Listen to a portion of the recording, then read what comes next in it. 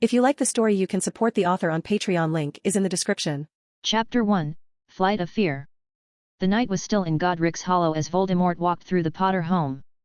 James Potter, caught wandless, fell quickly to a flash of green light. Upstairs, Lily Potter stood between her son and the Dark Lord, her voice breaking as she begged. "Please, not Harry. Take me instead." Voldemort's lip curled in disdain. "Stand aside, you silly girl. No, please. Have mercy." Tears streamed down Lily's face as she spread her arms wide, shielding the crib behind her. Voldemort raised his wand, annoyance flickering across his serpentine features. Avada Kedavra. The green light rushed forward. In her final moment, Lily's eyes widened at something beyond Voldemort's shoulder before she crumpled to the floor. Looking down at the toddler, Voldemort frowned. This small creature was supposed to be his prophesied downfall? Better to eliminate any threat now, no matter how insignificant it seemed. Avada Kedavra, he spoke again, but this time something unexpected happened. A mirror materialized from nowhere, catching the curse and sending it hurtling back toward its caster. Voldemort had no time to react before his own spell struck him. His body fell, and from it rose a dark wraith that lingered only briefly before fleeing into the night. The silence that followed was broken only by Harry's cries until a figure appeared soundlessly in the room. He could have been Harry Potter grown to adulthood, the same untidy black hair, the same brilliant green eyes. On the back of his hand was a curious symbol, a triangle containing a circle, bisected by a vertical line. The man watched the retreating wraith with contempt before turning to the crying child. "An unfulfilled prophecy, it could be a good source of power in the future," he whispered. From his robes, he drew an unusual wand, its shaft smooth and unadorned, its handle formed by two joined spheres. With a casual wave, he vanished. Moments after his departure, a deep blue light fell upon the toddler. Harry's cries subsided as the light covered him, sinking into his skin. His green eyes flickered darker 3 times before he drifted into a long and peaceful sleep. Ironclaw Cunning, MTG, Homeland's free roll. The Ironclaw orcs were one of the greatest Orcish bands in Dominaria, as they were magically bound by their camp wizards never to attack any force stronger than themselves. While most warring cultures viewed this as a detriment, this curse was what made the Ironclaw clan one of the strongest and most successful Orcish clans in known history. They never fought battles they couldn't win, and never fought for hopeless causes. While you aren't bound by their curse, you do share the cunning of the Ironclaw. Thanks to this, you'll always know when you can or can't defeat someone. You'll never underestimate your opponents, and know when it would be best to carefully pull back and make plans for another day. You've also become pretty good at that, taking note of the opposing force's strength and figuring out ways in which you could still win against them. Nutrition, The Witcher novel's free roll. In these times, famine is a real danger and many people spend long exhausting time at work just to keep themselves fed. Food is bland for the poor, and what they eat depends on the time of the year and their location. Only the rich and powerful can allow themselves diversity and delicacies like Catoblepa's meat. Before you start to rage at the world for lacking fast food chains, know that now that while you may not enjoy taste of your food, it is much more filling for you, as you need very little to sustain yourself.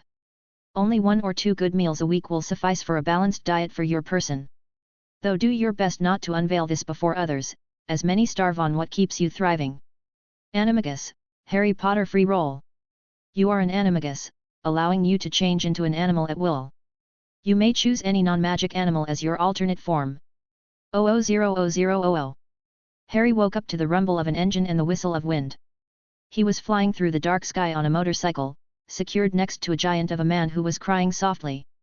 "Poor James and Lily," Hagrid sniffled, wiping his eyes with a tablecloth-sized handkerchief. The sight of the enormous man sent Harry into immediate panic. Tears welled up in his eyes as he began to wail. This person was far too big, far too scary. There, Harry," Hagrid tried to comfort him, his voice wobbling. "We're going to see Professor Dumbledore. He'll know what to do."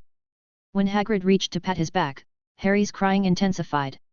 Something deep inside told him this giant could crush him without effort. The toddler squirmed desperately, trying to escape the gentle but firm grip. Seeing Harry's distress, Hagrid carefully placed him back in the motorcycle's sidecar, fretting over what to do with the distraught child. Suddenly, Harry felt something shift within him, a way out. His tiny body twisted and changed, and within moments, a small golden eagle sat where the toddler had been. The young bird let out harsh croaks, wriggling free of the confining blankets. Hagrid turned at the strange sound and his jaw dropped as he watched the eagle that was definitely not a baby boy mere seconds ago. Before he could react, Harry spread his wings and leaped from the motorcycle. "Harry!" Hagrid shouted, frantically searching the blankets before reality caught up with him. "Blimey, that eagle is airy!" High-pitched whistles echoed through the night as Harry plummeted through the air. The ground rushed up to meet him, lights from the small town below growing larger by the second.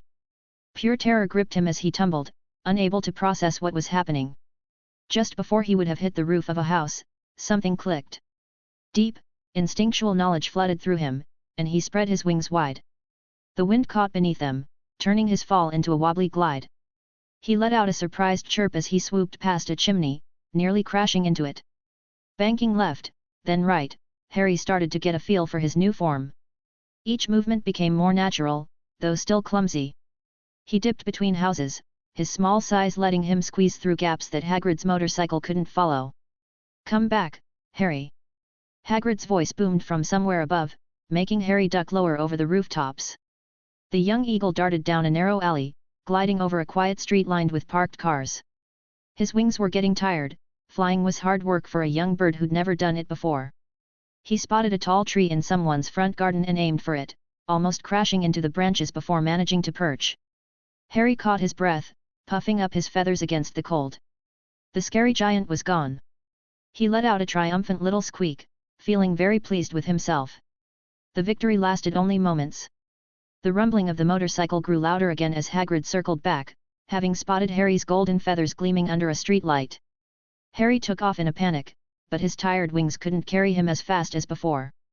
"Got no choice," Hagrid muttered, pulling out his pink umbrella while steering with his other hand.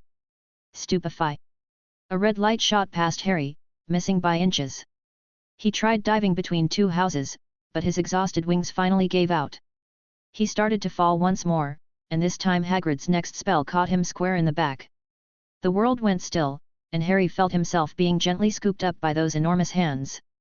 Despite his fear, they were surprisingly careful and warm. "There now," Hagrid said softly, cradling the frozen eagle against his coat. "Let's get ya somewhere safe, shall we? Though Professor Dumbledore's never gonna believe this one." 000000. Dumbledore and McGonagall paused their conversation about the Dursleys as the rumble of an engine grew louder. A motorcycle descended from the cloudy sky, landing with a gentle thud on Privet Drive. Hagrid's large form dismounted, still cradling something carefully in his arms. "Professor Dumbledore, sir." "Professor McGonagall," Hagrid said shakily. "We, had a bit of trouble on the way." "What kind of trouble, Hagrid?" Dumbledore asked, stepping closer. "Is Harry safe?" McGonagall moved forward as well, her eyes widening as she spotted not a baby, but a small, stunned golden eagle in Hagrid's hands. "Well, yesy." Hagrid shifted uncomfortably. "Little Harry here, he got scared of me size, I reckon. Started cryin' something awful. Then" he gestured helplessly at the eagle. "He just changed. Right there in the sidecar. Flew off before I could stop him." "Impossible," McGonagall breathed. "An animagus transformation? At his age? Had to stun him to catch him again," Hagrid continued apologetically. "Poor little thing was exhausted from flying anyway." Dumbledore stroked his beard thoughtfully, examining the unconscious eagle. "Most unusual. I've never heard of such a thing. Perhaps a new bloodline gift? He is related to the Blacks and they're known for their Metamorphmagus gift, though this is something different." He raised his wand. Hominis Reverto. The yellow spell hit the eagle, and within moments, a sleeping toddler lay in Hagrid's arms instead. Harry's face was peaceful now, showing no signs of his earlier distress. McGonagall frowned and kept her eyes fixed on the sleeping child. "Albus, bloodline abilities don't simply appear from nowhere. The Potters have never shown such gifts, and while the Blacks have their metamorphs." "Indeed," Dumbledore nodded, "yet I confess I'm at a loss to explain this development." McGonagall's gaze shifted between Harry and number 4, Privet Drive. Suddenly, her expression brightened. "Albus, surely you see we can't leave him here now? The entire wizarding world is celebrating the boy who lived, and he's apparently an innate animagus. How could Muggles possibly handle this?" He could transform and fly away at any moment. Dumbledore remained silent as McGonagall continued with her voice rising with each word. I've watched these people all day, Albus. They're the worst sort of muggles. Their son was kicking his mother down the street, screaming for sweets. And that husband, I've never seen anyone more opposed to imagination or anything unusual. Minerva. Dumbledore started, but she continued ranting. They'd panic at the first sign of accidental magic, let alone an animal transformation. What happens when young Harry gets upset and suddenly there's an eagle flying around their house? Dumbledore stroked his beard, deep in thought. The blood wards would provide the strongest protection, but if Harry's new ability meant he could simply fly away, the risks might outweigh the benefits. You make valid points, Minerva, he sighed heavily. But we must consider Harry's safety above all else. Death Eaters are still at large, seeking revenge. Even if we find someone trustworthy, can they truly protect him? Begging your pardon, Hagrid shifted the sleeping toddler in his arms, but why not keep little Harry at Hogwarts? Safest place there is, in it. McGonagall turned to Hagrid with a weary expression. A child needs more than safety, Hagrid. He needs a family, proper care, and attention. Who would raise him at Hogwarts? We're all teachers with responsibilities, not nursemaids. Perhaps, Dumbledore said slowly, we have no better options at the moment. He adjusted his half-moon spectacles and looked at Harry's peaceful face. The castle is indeed one of the safest places in Britain, and while I don't mean to sound presumptuous, few would dare attempt harm with me nearby. Albus, you can't seriously be suggesting. It's temporary, Minerva, Dumbledore raised a hand to calm her protests. We'll need to find a more permanent solution, but for now, Hogwarts can provide both safety and the space for young Harry to learn control over his Animagus transformation. Better that than risk exposure in the Muggle world or make him an easy target elsewhere. McGonagall pressed her lips together, clearly wanting to argue further but unable to deny the logic. And who will look after him day to day? I believe, Dumbledore's eyes twinkled, we have a staff meeting to call first thing tomorrow morning. With the House Elves' assistance and a careful schedule, we can arrange suitable care for young Harry without overburdening anyone. The castle has raised many children over the centuries, it knows how to adapt. Chapter 2, Ironclaw Influence.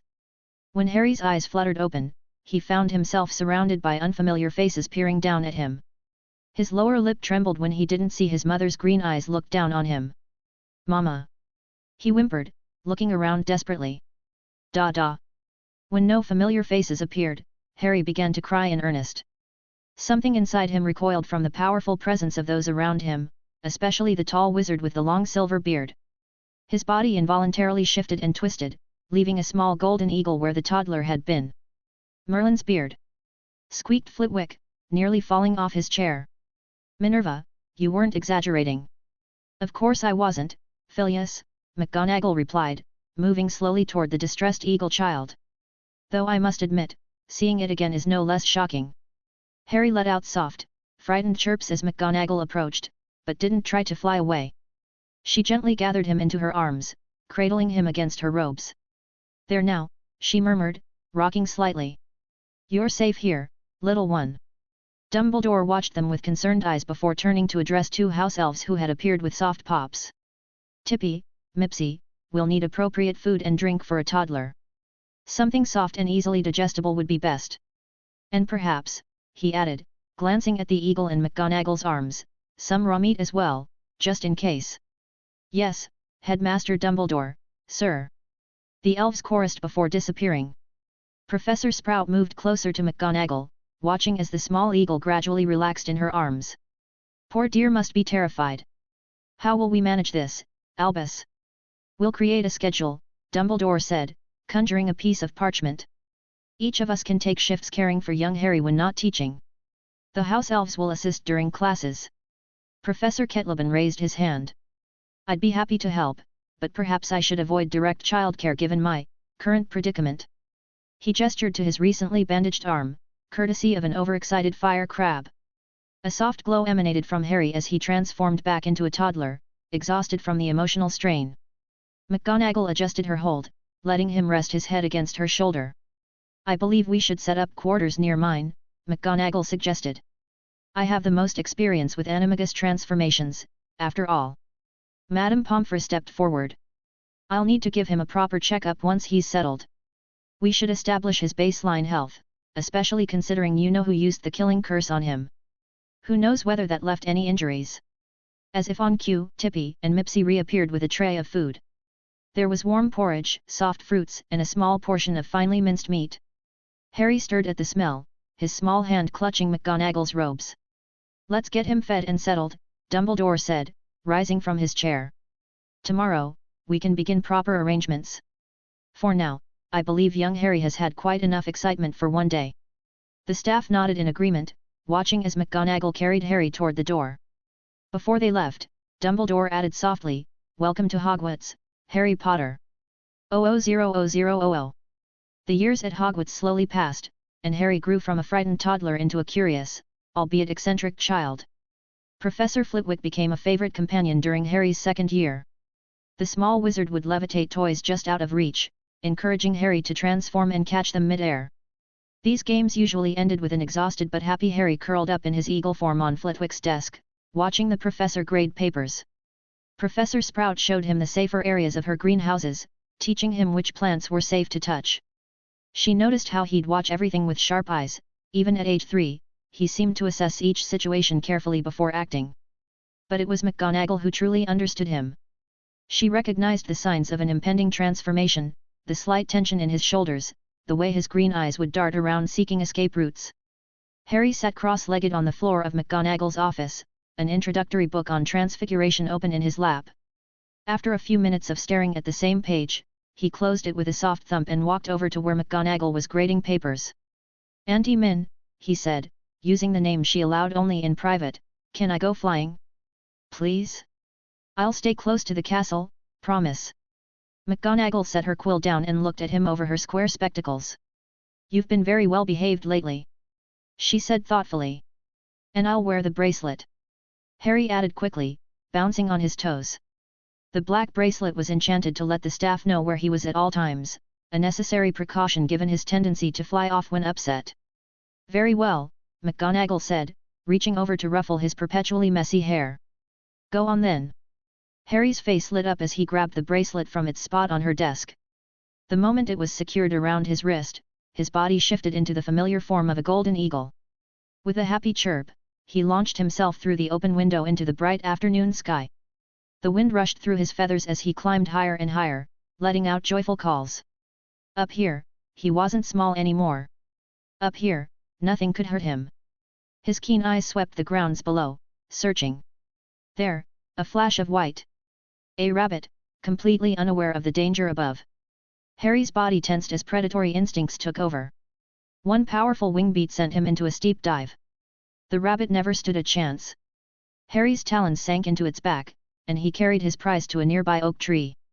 Landing on a thick branch, he kept the creature pinned down, watching it struggle with cold satisfaction. Here was something smaller than him. Something he could control. After years of being surrounded by wizards and witches who could destroy him with a single spell, after feeling that constant awareness of danger, it felt good to be the powerful one for once. Harry gripped the rabbit tighter as it squirmed, tilting his head to examine his catch. Just like the castle cats with mice, he loosened his hold slightly, allowing the rabbit to think it could escape before snatching it back. The rabbit's heart pounded against his talons as he repeated this game several times. When the rabbit's movements grew weak, Harry peered down at the ground far below. He released the rabbit, watching it tumble through the branches. Before it could hit the ground, he swooped down and caught it again, letting out an excited screech. "Harry James Potter!" McGonagall's voice cut through his play. She stood at the base of the oak tree, hands on her hips. Harry dropped the now lifeless rabbit and glided down to a lower branch, ducking his head. "Transform back this instant, young man." With a small pop, Harry changed back to his human form, perched carefully on the branch. "Sorry, Auntie Min," he mumbled, knowing he was in trouble but not quite sure why. "We do not play with our food," she said firmly. "If you're going to hunt like an eagle, you must be quick and clean about it. Now come down here." Harry carefully climbed down the tree, helped by McGonagall's levitation charm for the last few feet. She took his small hand in hers and began leading him back to the castle. "But the cats play with mice," Harry protested, having to skip every few steps to keep up with her longer strides. "And you are not a cat, are you?" You are a boy who can become an eagle. Both boys and eagles should know better. But why? Harry whined, dragging his feet as they walked. The rabbit was smaller than me. And weaker. McGonagall stopped walking and knelt down to his level. That's exactly why we must be kind to those smaller than us, Harry. Just because we can hurt something doesn't mean we should. Harry scrunched up his nose, unconvinced. The rabbit was weak, he knew that as surely as he knew the sky was blue. Just like he knew he could never beat Auntie Min in a fight, or any of the big students with their wands. But the rabbit was mine, Harry said stubbornly. I caught it fair and square. And it couldn't hurt me back, not even a little bit. That's not the point, McGonagall began. Is too. Harry stamped his foot. Everyone's bigger than me except the rabbits and mice. And the cats get to play with their food, and the older students get to practice spells on smaller things, and... Harry James Potter, McGonagall's tone was stern. Being stronger than something doesn't give us the right to be cruel. Harry crossed his arms and pouted. He didn't think he was being cruel. The rabbit was his prey, and he'd caught it all by himself. If it was too weak to get away, then that was its fault, wasn't it? Just like how he had to be careful around the big people with their wands because they were stronger than him. Don't want to be kind, he muttered. Want to be strong. McGonagall sighed and took his hand again. Come along. I think someone needs a snack and a nap before we discuss this further. Am not hungry, Harry mumbled. Everyone knows I don't need to eat lots. McGonagall slowed her pace, looking down at the small boy. Are you quite sure? You've been flying for a bit. Don't want food, Harry insisted, swinging their joined hands back and forth. The house elves always give me too much anyway. McGonagall pressed her lips together. It was true, Harry ate far less than any child his age should, yet he remained healthy and energetic.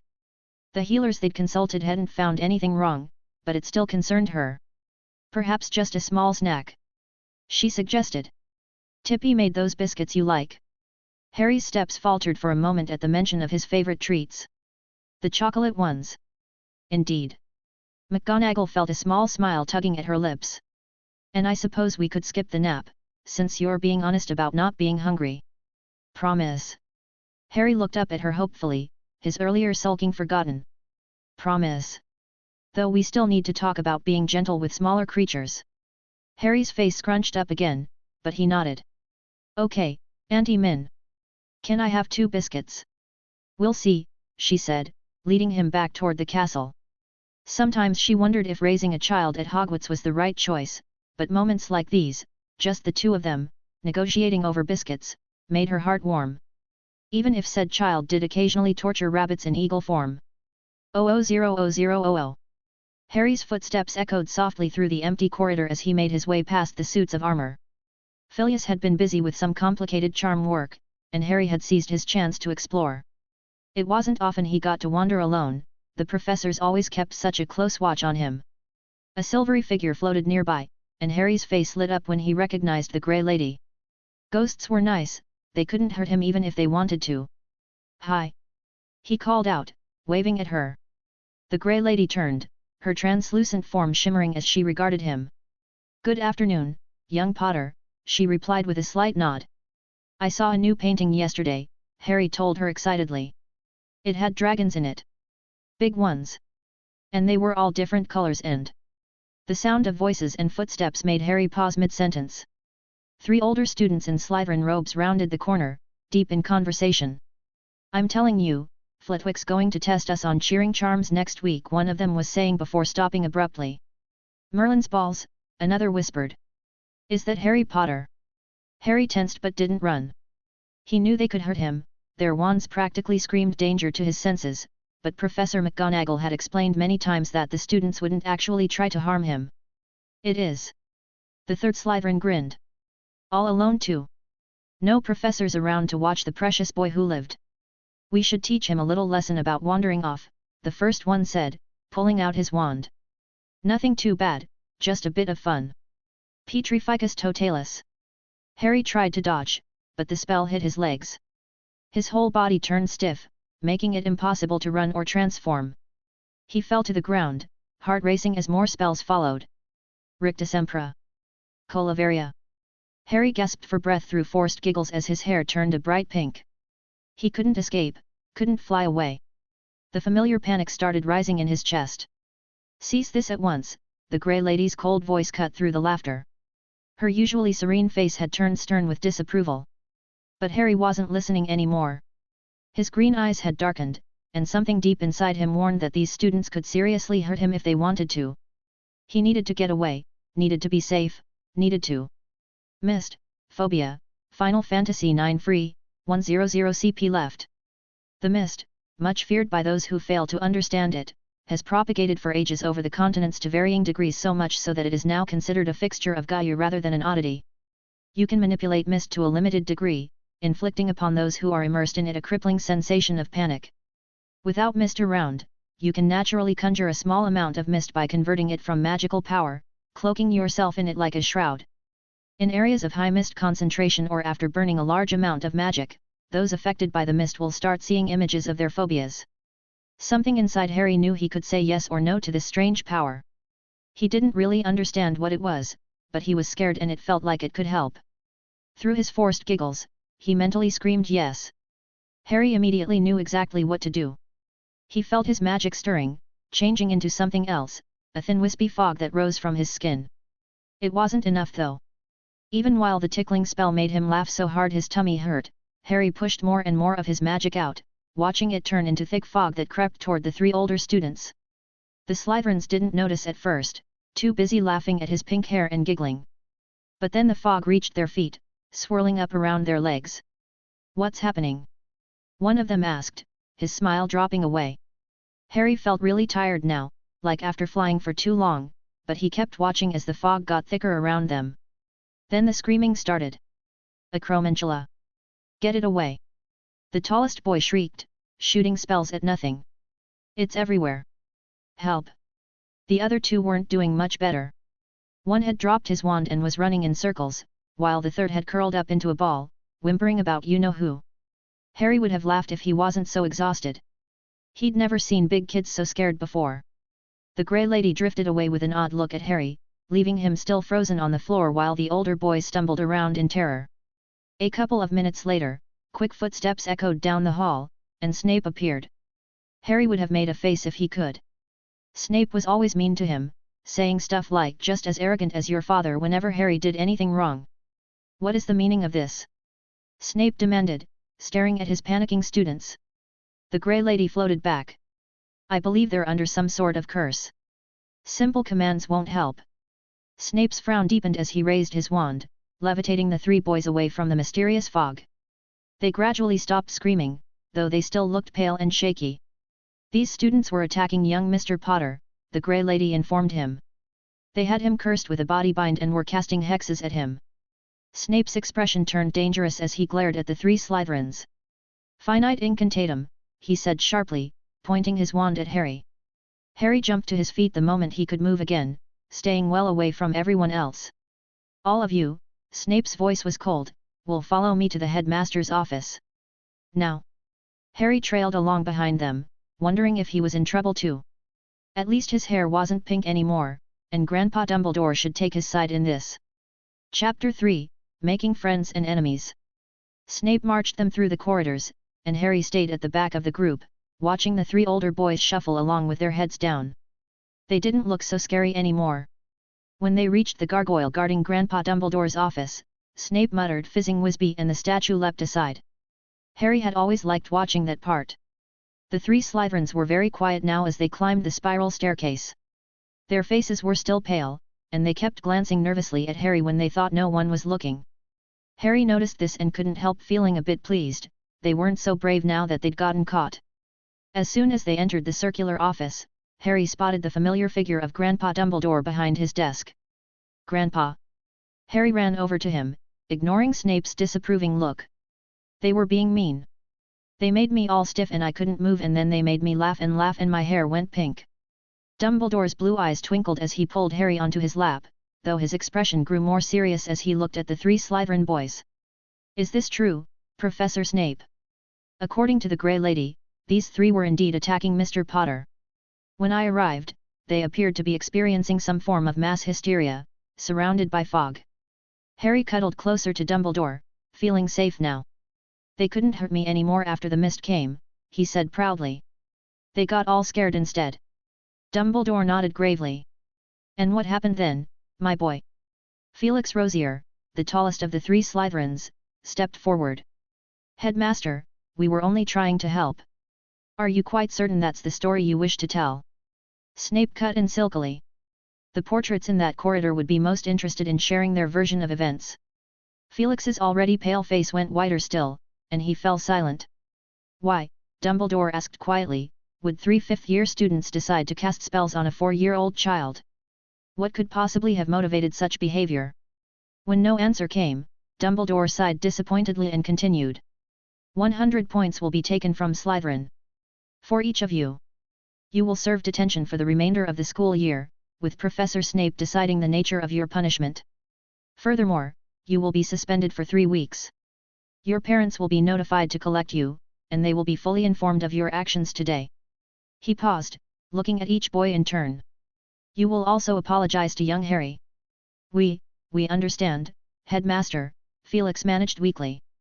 Follow me, Snape commanded, his expression promising further consequences once they reached the Slytherin common room. The 3 boys shadowed their head of house, shoulders slumped. Once they were gone, Dumbledore looked down at Harry, who was practically vibrating with glee. Now then, what's this about mist? Oh. Harry beamed up at him. When they were being mean, something told me I could make mist. And it said, his face scrunched up in concentration as he tried to remember the exact words, it said I could make people panic if they're in it. And if I use lots of magic, they see things they're really scared of. Did it now? Dumbledore's eyebrows rose slightly. And how exactly did you learn about this spell? I dunno, Harry shrugged, playing with the sleeve of his robe. It just popped in my head when I got scared. Like magic. Dumbledore stroked his beard thoughtfully, watching the small boy bounce on his feet. Could you show me this mist, Harry? Right now. Harry's green eyes lit up with excitement. But who should I use it on? I don't want to make you scared, Grandpa. Ah, not to worry. Dumbledore smiled warmly and raised his hand. A small snap later, and 3 colorful canaries appeared, chirping merrily as they fluttered around the office.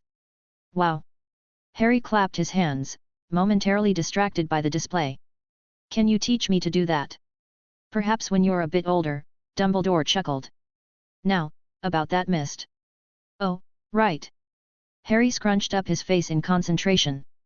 Just like before, wispy tendrils began rising from his skin, gradually thickening into a swirling fog. The mist crept across the floor toward the birds, who were still singing cheerfully. The moment the fog touched them, their sweet songs turned to frightened chirps. The birds began flying erratically around the office, bumping into each other in their panic.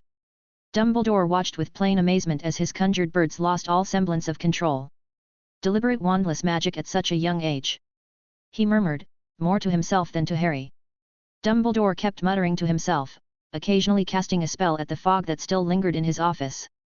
The frightened birds had finally calmed down after the mist dissipated around them, returning to their cheerful chirping. Harry, Dumbledore said after a while, lowering his wand. Could you do something for me? What is it, Grandpa? Harry asked, swinging his legs as he sat in the big chair across from Dumbledore's desk. I'd like you to look into my eyes and think very hard about when that something told you about making the mist. Can you do that for me? Harry nodded eagerly, always happy to help his grandpa. He squeezed his eyes shut for a moment, remembering the strange words that had appeared in his head. Opening his eyes again, he met Dumbledore's blue gaze. A few seconds passed before Dumbledore let out a relieved breath. Well, that's rather interesting, he said, reaching for his candy bowl. Lemon drop. Yes please. Harry grabbed the offered sweet, popping it into his mouth.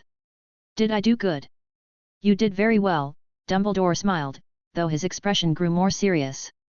But, we need to talk about this new spell of yours. Am I in trouble?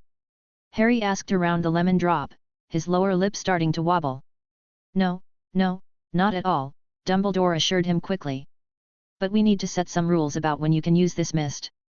You see, making people see their fears isn't very nice. But they were being mean first.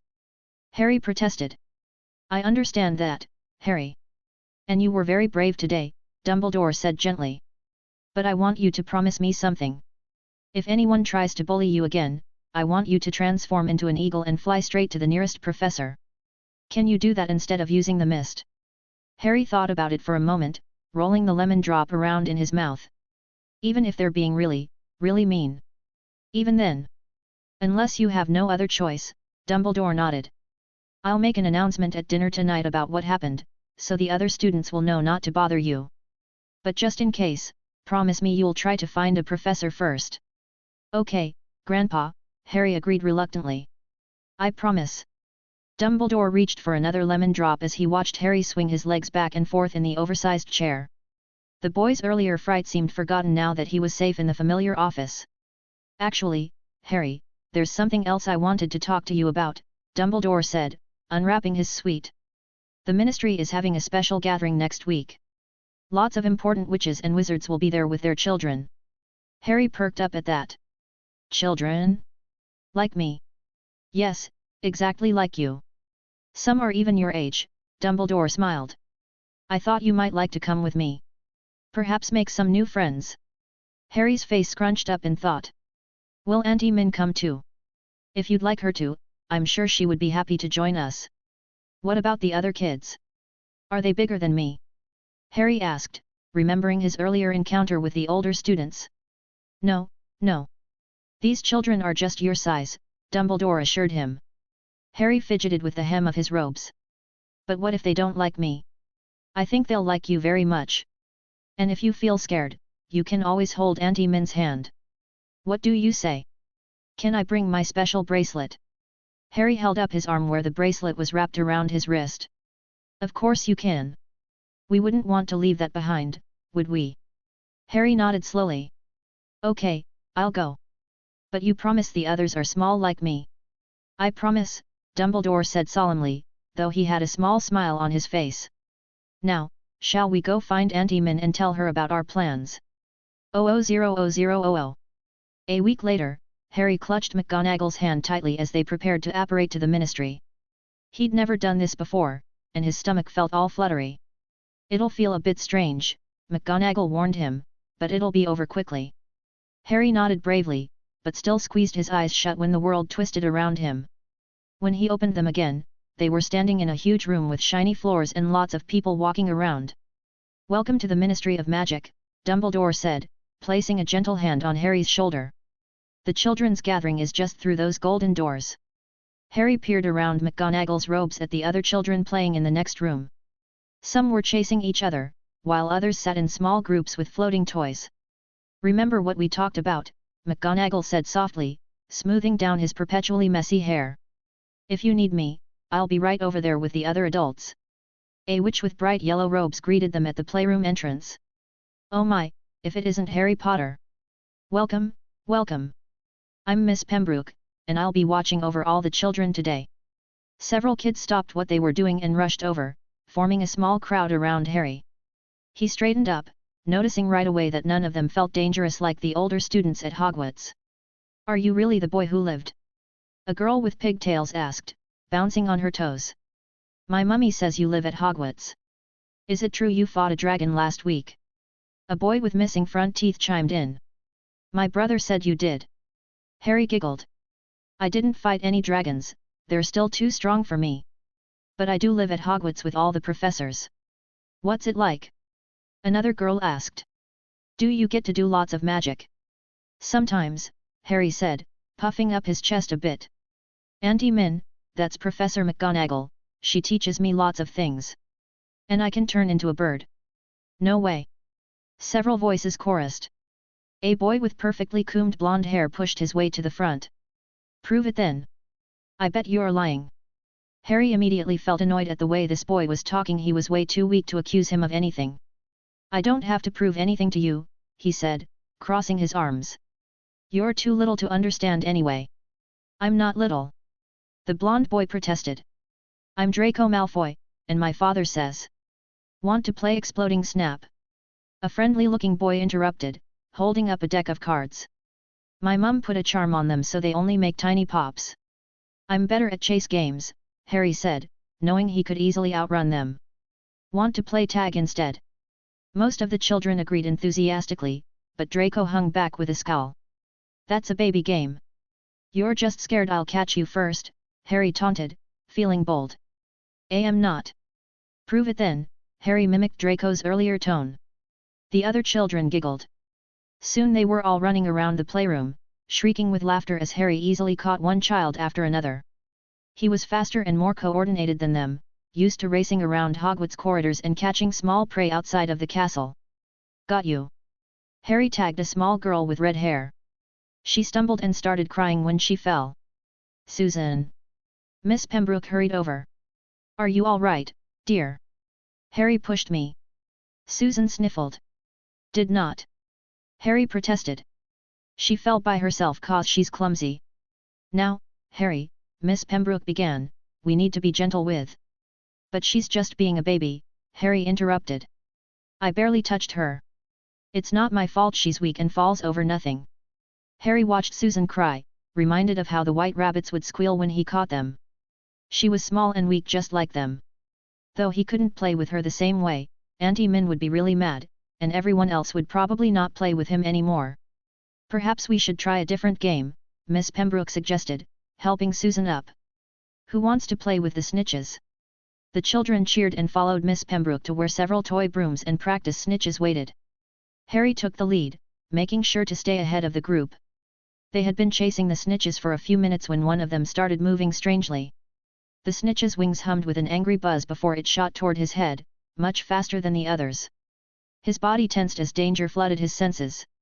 Without thinking, Harry transformed into an eagle, the snitch whizzing past where his head had been moments before. Immobiles. The ministry worker supervising them quickly froze the malfunctioning snitch. I am so sorry about that. These are supposed to be child-safe. Harry changed back, still tense at the unexpected danger. The other children crowded around him, their eyes wide with excitement. That was so cool. Can you teach me? Do it again. How'd you learn that? It's only because he lives at Hogwarts, a boy with dark hair cut in. And has no parents. If I lived there, I could do it too. Harry felt his face get hot. What's your name? He demanded. Theodore Not, the boy said, lifting his chin. Well, Theodore, Harry stepped closer, you're wrong. I can do it because I'm the boy who lived. Not 'cause I don't have. He trailed off, getting angrier. At least I have parents. Theodore shot back. Harry went very still. His angry expression melted away into an odd smile that didn't reach his eyes. Want to be friends, Theo? He asked sweetly, holding out his hand. Theodore stared at the offered hand. Why? Just shake it, Harry insisted, grabbing Theodore's hand before he could pull away. A thin wisp of mist curled around their joined hands, cool and damp against their skin. The air grew heavy with an unnatural chill that made Theodore's fingers tremble in Harry's grip. Theodore's eyes went wide with fear. His lower lip trembled as he tried to tug his hand free. Still think you can do everything I can? Harry asked quietly. Theodore shook his head quickly, tears forming in his eyes. Harry let go of his hand and grinned at the other children who were watching. Let's keep playing. I bet I can catch the snitch first. Theodore stood frozen in place as Harry ran off with the others. Harry glanced back, feeling confused. Why had Theodore tried to be mean to him? Everyone should know better, just like how Harry knew not to bother the students because they were stronger than him. Weird, Harry muttered to himself as he chased after a practice snitch. Maybe Theodore was just dumb, like those rabbits that tried to fight back instead of running away. And that Draco boy too, acting all important when Harry could tell neither of them could hurt him at all. Harry! Harry, look! Susan had long forgotten about their little fight and was now pointing at something. The snitch is stuck in the curtains. Harry zoomed over on his toy broom, spotting the golden ball trapped in the heavy fabric. He reached out to grab it, but paused when he noticed Theodore staring at him from across the room. The boy quickly looked away when their eyes met. Got it! Harry announced, snatching the snitch and holding it up. The other children clapped and cheered, making him smile. This was better, they were acting right now, being nice to someone stronger than them. Miss Pembroke called them all for snacks soon after. Harry sat between Susan and a quiet boy named Neville, deliberately ignoring Theodore who kept stealing glances at him. Want my biscuit? Neville offered shyly. Graham says sharing is nice. Harry grinned. thanks. But I'm not very hungry. Auntie Min says I don't need to eat much. Who's Auntie Min? Susan asked through a mouthful of juice. Professor McGonagall. But I only call her that when there's other students nearby, Harry explained proudly. She teaches me lots of stuff, and doesn't get mad when I turn into an eagle inside. The other children looked impressed, except for Theodore, who was still pretending not to listen. Harry wondered if maybe he should use the mist again, just to remind him who was stronger. But Grandpa had made him promise. Chapter 4, Confusing Feelings. Thank you for coming today, Harry, McGonagall said as they prepared to leave the playroom. Some of the other children were already heading out with their parents, Draco Malfoy strutting ahead of his father while showing off his new toy snitch. Auntie Min, did you see me catch all the snitches? Harry chattered excitedly next to her. Even the fast ones. And I made new friends and... He stopped mid-sentence, his smile fading. Something in the corner of his eye made his tummy feel funny. Not hungry funny or sick funny, but the same way it felt when the bigger students were nearby. His eyes darted around until he spotted it, a small brown weasel near a potted plant. Harry frowned, grabbing McGonagall's hand tightly. The weasel felt wrong. Not as strong as Grandpa or Auntie Min, but way stronger than any animal should be. Like when he saw the 6th years practice dueling, but even stronger somehow. Auntie Min, he whispered, tugging on her robes. That weasel, it's dangerous. He didn't know how to explain it better. How do you tell someone that a little weasel felt more dangerous than most of the adults? McGonagall looked down at him, noting his sudden change in demeanor. Harry wasn't usually this quiet unless something was truly wrong. She followed his gaze to the weasel, tensing as she registered the unnatural stillness of the creature. Harry, get behind, she started, but the weasel had already noticed them watching. And suddenly there was a scary wizard there instead, with wild eyes and torn black robes. Harry had never felt danger like this directed at him before. The famous boy who lived, the wizard snarled, his wand already moving. My lord's killer. Several things happened very fast. McGonagall's shield charm blocked the first spell. Harry transformed into an eagle purely because his body told him to, wings beating frantically as he tried to get away. And Draco Malfoy, who had been showing off his snitch catching near the door, shouted, "Watch this, Harry!" and unknowingly ran right into the path of the wizard's second spell. A flash of purple light hit Draco in the chest. The blonde boy crumpled to the ground with a small whimper that made Harry's eagle heart skip. That spell had been meant for him. And now Draco, who wasn't even close to being as strong as Harry, was hurt because of it. The scary wizard laughed, an awful sound that reminded Harry of the time he'd heard a fox killing its prey. Crucio! He shouted, aiming at Harry again. But then Grandpa was there, appearing between Harry and the bad wizard like he'd always been there. Harry had never felt power like this from him before, it was like watching a dragon fight an ant. Rookwood, Dumbledore said quietly, but his voice carried through the whole room. With just a wave of his hand, the bad wizard's spell was blocked by a pane of glass that immediately exploded into glass shards. The wizard, Rookwood, turned into black smoke that immediately flew straight for the exit at speeds even Harry couldn't match so quickly as an eagle, but Dumbledore's magic grabbed him like invisible hands. Harry watched in awe as his grandpa forced the scary wizard to his knees without even using his wand. You dare, Dumbledore's voice was colder than Harry had ever heard it, attack children in my presence. Harry landed on McGonagall's arm, transforming back but keeping his eyes fixed on the scene. He could hear Draco crying softly where his father was holding him, could hear other children sniffling too. He killed our lord. Rookwood spat, struggling against Dumbledore's magic. The Dark Lord would have given us everything. And this brat. Silencio, Dumbledore said almost lazily, and Rookwood's voice cut off. More Aurors were rushing in now, led by the scary eye wizard from before. But Harry wasn't really listening anymore. He was thinking about Draco getting hurt. About how he'd felt the danger but hadn't said anything fast enough. Grandpa? He asked in a small voice. Is Draco going to be okay? Dumbledore's face softened as he looked at Harry, though his magic still held Rookwood firmly. He will be, my boy. Though I believe we need to have a talk about what happened today. Harry nodded, watching as the Aurors took Rookwood away. He noticed that none of the other children would look at him now. They huddled with their parents, stealing scared glances his way. It made his tummy feel funny again, but not like danger funny. More like lonely funny. He'd just started making friends, and now. I should have said something sooner, he whispered to McGonagall. About the weasel feeling wrong. Then Draco wouldn't. You did very well, Harry, McGonagall said firmly, but Harry could feel her hand trembling slightly where it rested on his shoulder. You noticed the danger when none of us did.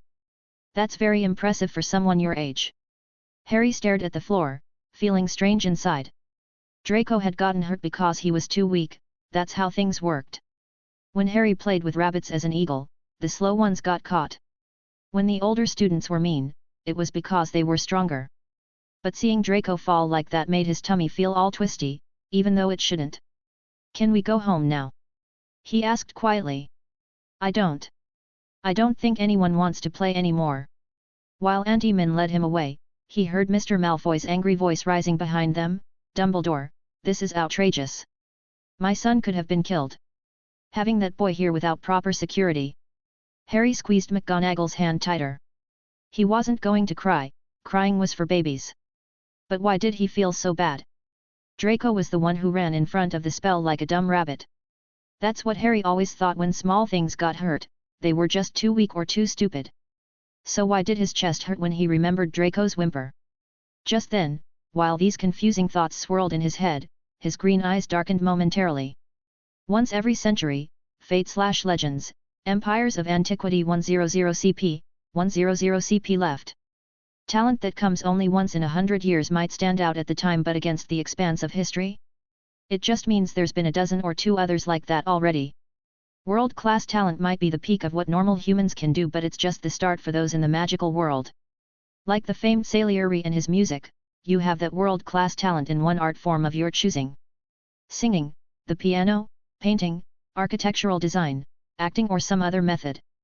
With just this and the right connections, you could certainly go down in the history of the mundane as one of the greatest performers of your art to ever live. But you've got the potential to go further, as you find yourself having a moderately easier time learning magical spells and abilities closely associated with your chosen art, as well as such things becoming easier to use and somewhat more powerful as well.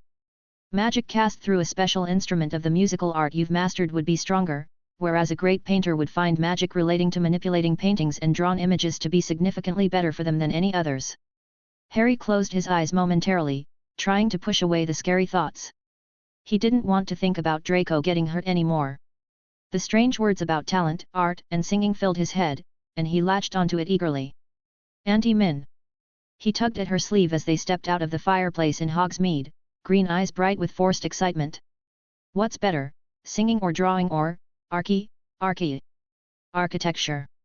McGonagall offered gently. She noticed how quickly he'd switched topics, but didn't comment on it. If focusing on something new helped him cope with what happened, she would follow his lead. What's that mean? Harry asked, deliberately jumping into a puddle. Water splashed everywhere, but he didn't care, puddles were fun, and fun things made bad memories go away. McGonagall sighed fondly and cast a cleaning charm on his shoes. It means designing buildings, like castles and houses. Oh. Harry wrinkled his nose. That's boring. But what about the other things? Can you do magic with singing? McGonagall nodded as they walked along the path to Hogwarts. Some wizards and witches use music in their spells. Professor Flitwick leads a choir with the older students. Really? Harry bounced on his toes, genuinely interested now. But what about drawing? Like the pictures in the castle that talk to me? That's right. Magical artists can create all sorts of wonderful things. Portraits that move and speak, paintings you can step into. Could I make my dragon drawings fly around for real? Harry bounced excitedly beside her. With proper training, yes. Though that's very advanced magic, McGonagall smiled down at him, noting how the tension had slowly left his shoulders as they walked. Would you like to learn more about magical art? Yes. Yes. Harry nodded enthusiastically. Can we ask Uncle Phileas for more crayons? And maybe some of those special paints that change color? I suppose we could, McGonagall said. But you'll have to promise not to draw on the castle walls again. That was one time. Harry protested. And the suit of armor said he liked his new mustache. McGonagall tried to hide her smile. Nevertheless, paper only from now on. Deal. Deal. Harry grinned, then immediately got distracted by a chocolate frog hopping across their path. "Look! Can I catch it? We're almost late for dinner as it is," McGonagall said, gently steering him back toward the castle. "Perhaps tomorrow we can ask Phileas about those art supplies." Harry skipped alongside her, already planning all the magical pictures he would make. Maybe he could even draw something scary enough to keep the mean older students away, though it probably wouldn't be as scary as his mist. Chapter 5, Helpful Talents. 2nd of May, 1986. The spring breeze ruffled Harry's golden feathers as he soared through one of Hogwarts' many open corridors. Flying was still the best thing ever, even after doing it for years. He liked how the castle looked different from up here, all the little nooks and passages he couldn't reach as a human were perfect for an eagle. As he glided past the 5th floor, voices caught his attention. A group of students were huddled around what looked like a frozen suit of armor, frost creeping up the stone walls around it. "Incendio!" A red-headed boy with a Gryffindor tie called out, orange flames shooting from his wand. The ice hissed but barely melted. "You're doing it wrong," a girl with brown hair said, pushing up her sleeves. "Professor Flitwick said we need to concentrate the flame more, like this." Her spell came out stronger, making the ice crack slightly. She paused mid-cast, looking up as Harry flew overhead. "Hey, look! That's Harry Potter, isn't it?" "Focus, Lottie," the red-headed boy said. "This ice is spreading faster than last time." Harry circled once more, curious. He'd heard the older students talking about something called a cursed vault making ice appear everywhere. It seemed silly that Grandpa hadn't fixed it yet, he could probably melt all the ice with just one spell. But grown ups were weird sometimes. Flapping his wings, Harry continued up toward the astronomy tower. It was empty this early in the afternoon, which was perfect.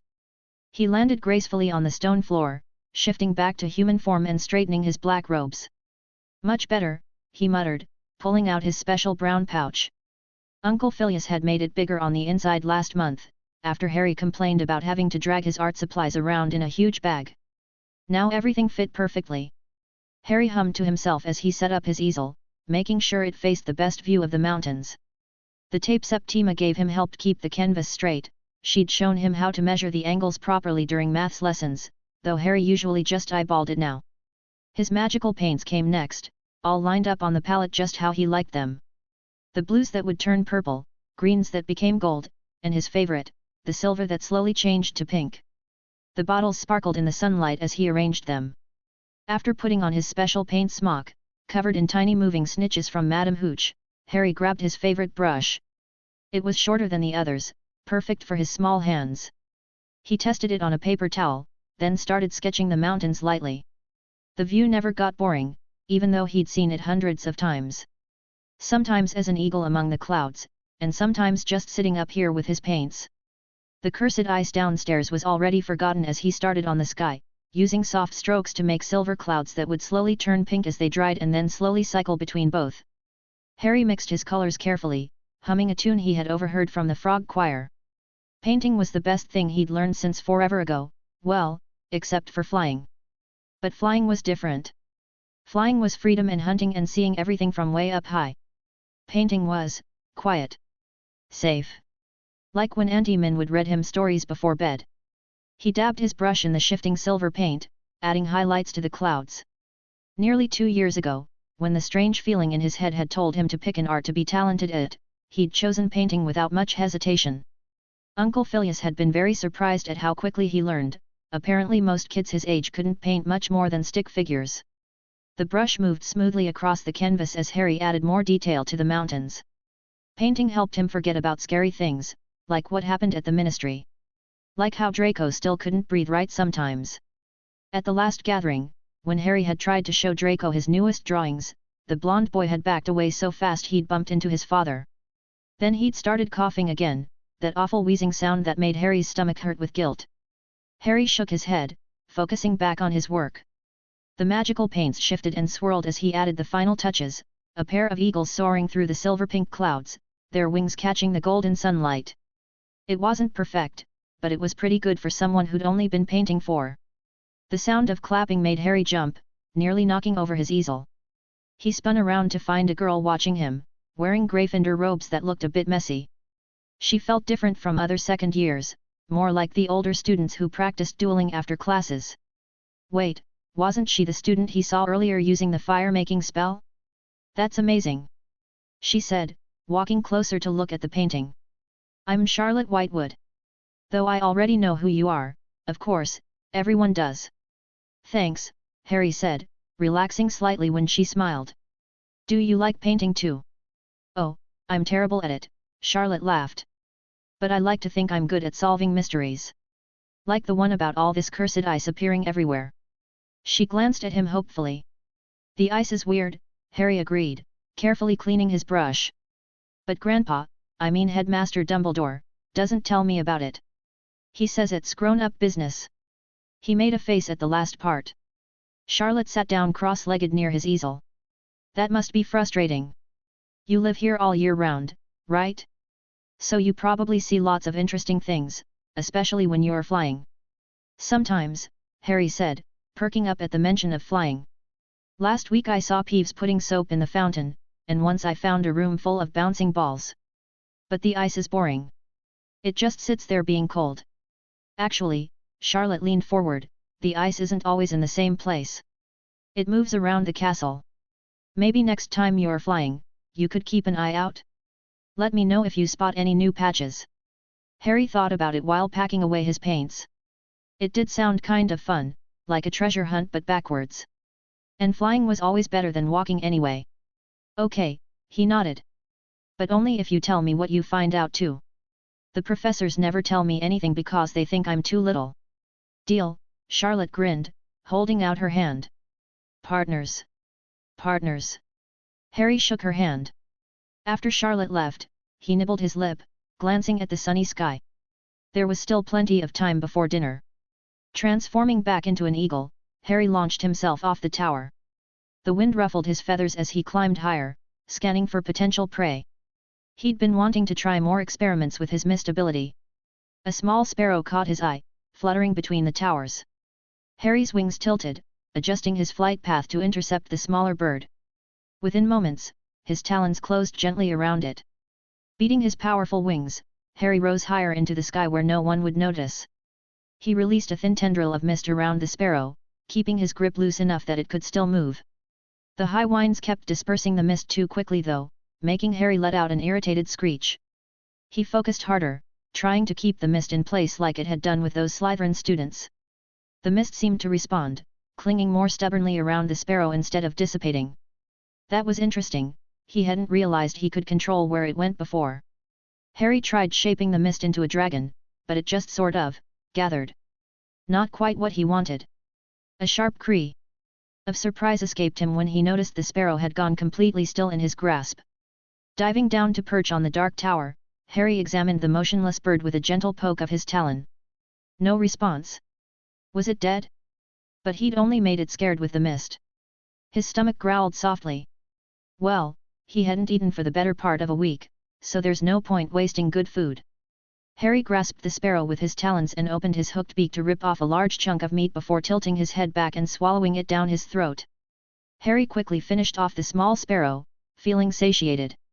Tossing the stripped sparrow off the dark tower, he looked toward Dumbledore's office before remembering his grandpa was probably at the ministry today. Aunt-Min and Uncle Phileas would be teaching too. He needed help figuring out how to shape the mist, but the new defense teacher was still basically a stranger even now. Movement caught his eye, 3 Hufflepuff girls walking along the covered bridge. Maybe they could help instead? With a quick hop off his perch, he let gravity pull him into a dive. The wind whistled past his feathers as he swooped down, beating his wings back as he landed on the bridge's wooden guardrail. The girls screamed, jumping back. One of them nearly dropped her books. Harry let out an annoyed screech. Couldn't they tell he was friendly? He hopped down from the rail, transforming mid-jump and landing on his feet. I need help, he announced, not bothering to introduce himself. Everyone knew who he was anyway, he was the only kid who lived in the castle. The girls exchanged looks before the one with bright pink hair stepped forward. Watcher. I'm Tonks. These are Penny and Kiara, she gestured to the blonde girl and the silver-haired one. Harry's eyes fixed on Kiara. Something felt weird about her. She wasn't super dangerous like the professors, but there was something else. Why do you feel funny? He asked bluntly, tilting his head. Not funny like haha, but funny like, different. Kiara's face went white. I don't know what you mean, she stammered, taking a small step back. Yes you do, Harry insisted, curiosity making him bold. You feel like two different dangerous things at once. How come? Please, Kiara whispered, her hands trembling slightly. It's just something private. A family thing. Can we not talk about it? Harry scrunched up his nose, not liking that answer. But the way Kiara hunched her shoulders reminded him of how scared the other kids looked after the bad wizard attacked. He didn't want to make anyone feel that way. Sorry, he mumbled, kicking at the wooden planks of the bridge. I didn't mean to be mean. Tonks cleared her throat, glancing between them before her hair shifted to a cheerful yellow. So what kind of help did you need, Harry? I need help with a spell, Harry said, brightening up. But it's not a normal spell. It's mine. Yours? Penny asked, adjusting her books. What do you mean? I can make this mist that scares people, Harry explained proudly. But I can't make it do shapes yet. It just goes everywhere. Tonks raised her eyebrows. Harry, kids your age aren't supposed to do magic yet. You need a wand and everything. But I can. Harry protested. Watch. Before any of the girls could stop him, Harry concentrated hard. A thin wisp of grey mist curled from his fingers, making all three girls step back instinctively. See? Harry said, frowning as the mist dispersed. But I want it to make cool shapes, like dragons. Can you help? Mid-sentence, Harry suddenly froze, his finger shooting up to point at Tonks. Wait a minute, your hair. It was pink before, and now it's yellow. How did you do that? Tonks grinned, her hair cycling through several bright colors. I'm a metamorphmagus, means I can change how I look whenever I want. That's so cool. Harry bounced on his toes. Can you teach me? Sorry kiddo, you have to be born with it, Tonks said. But about this mist of yours, does Professor Dumbledore know you can do this? Ahoy! Grandpa said not to use it on students unless I really have to, Harry nodded. But he didn't say anything about practicing with it. Penny and Kiara exchanged worried looks, but Tonks seemed intrigued. Well, most magic needs a lot of focus and practice. Maybe try picturing exactly what you want the mist to do. Harry scrunched up his face in concentration. Another wisp of grey mist appeared, slightly thicker this time. He tried to make it look like a snake, but it just wobbled in the air before fading away. It's not working, he pouted. How come your magic does what you want it to? Years of practice, Tonks said. Plus we use wands to help control our magic better. Maybe you should wait until you're older. But I don't want to wait. Harry stomped his foot. The older kids are mean sometimes and I need better ways to scare them away. The three girls looked at each other with concern. Penny knelt down to Harry's level. Are students bullying you? Not anymore, Harry said proudly. They learned not to after I showed them my mist. But what if they forget? I need it to be scarier, like a big dragon made of mist. Kiara and Penny shared another worried look, but Tonks seemed more interested in the magic itself. Her hair shifted from pink to blue as she thought. Hey, Squirt, before we talk about making scary dragons, how about we try something simpler? Tonks sat down cross-legged on the bridge, patting the spot next to her. Come here. Harry plopped down beside her, swinging his legs through the gaps in the bridge's railing. But simple stuff is boring. Not always, Tonks grinned. Watch this. Her nose suddenly grew into a duck's bill, making Harry giggle. See? Simple, but fun. I had to start with easy changes before I could do the cool stuff. I guess, Harry mumbled, kicking his feet. So what do I gotta do? Close your eyes, Tonks instructed. Now think about something easy, like a ball. Can you picture it? Ahoy! Like the bouncy one Uncle Phileas lets me play with. Perfect. Now try making your mist look like that. Harry screwed up his face in concentration. A thin wisp of grey mist curled from his fingers, wobbling in the air. It's not working right. You're trying too hard, Penny said gently. When you draw, you see the picture in your head first, right? Before you put it on paper. Harry nodded eagerly. Yeah. Like when I paint eagles, I think about how I look when I'm flying. Try that with the mist, Penny suggested. Just like painting, but instead of using colors, you're using the mist. That made more sense to Harry. He closed his eyes, imagining the round bouncy ball Uncle Phileas gave him.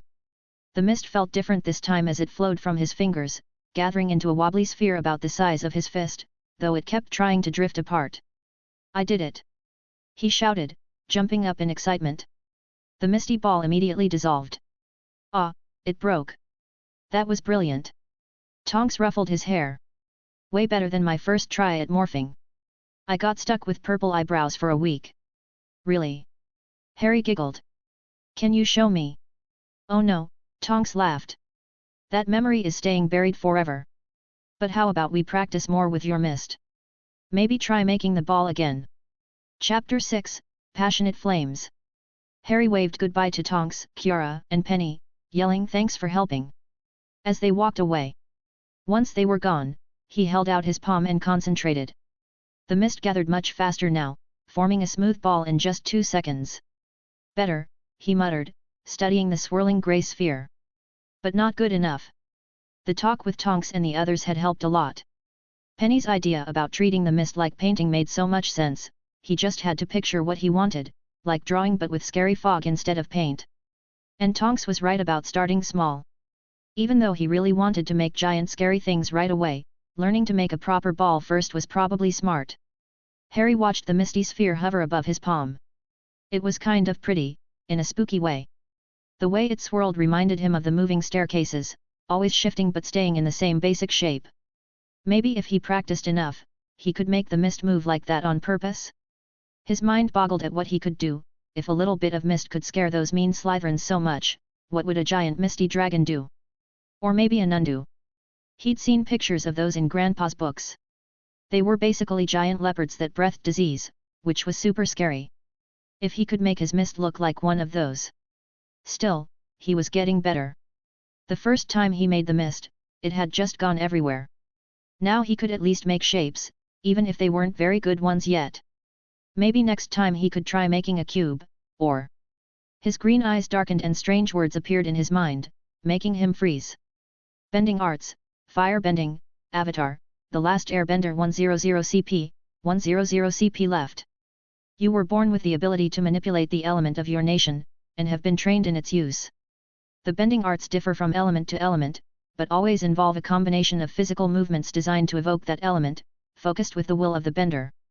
Bending an element provides substantial control over it, allowing you to move it, shape it, and direct it, though the exact nature of each depends on the individual element. It should be noted, however, that you cannot actually create an element, though firebenders can transform their body heat into a raging inferno and airbenders can make the breath from their lungs into a gale. Waterbenders and earthbenders must have a source of their element to bend. The description that followed made Harry's eyes go wide. This was just like when he got his mist and painting talent. He'd learned by now that other kids probably didn't get special abilities like this. Even Tonks, who could change how she looked, was born that way like he was with his innate Animagus ability. This was different, this was his own special thing. It was probably a perk of being the boy who lived.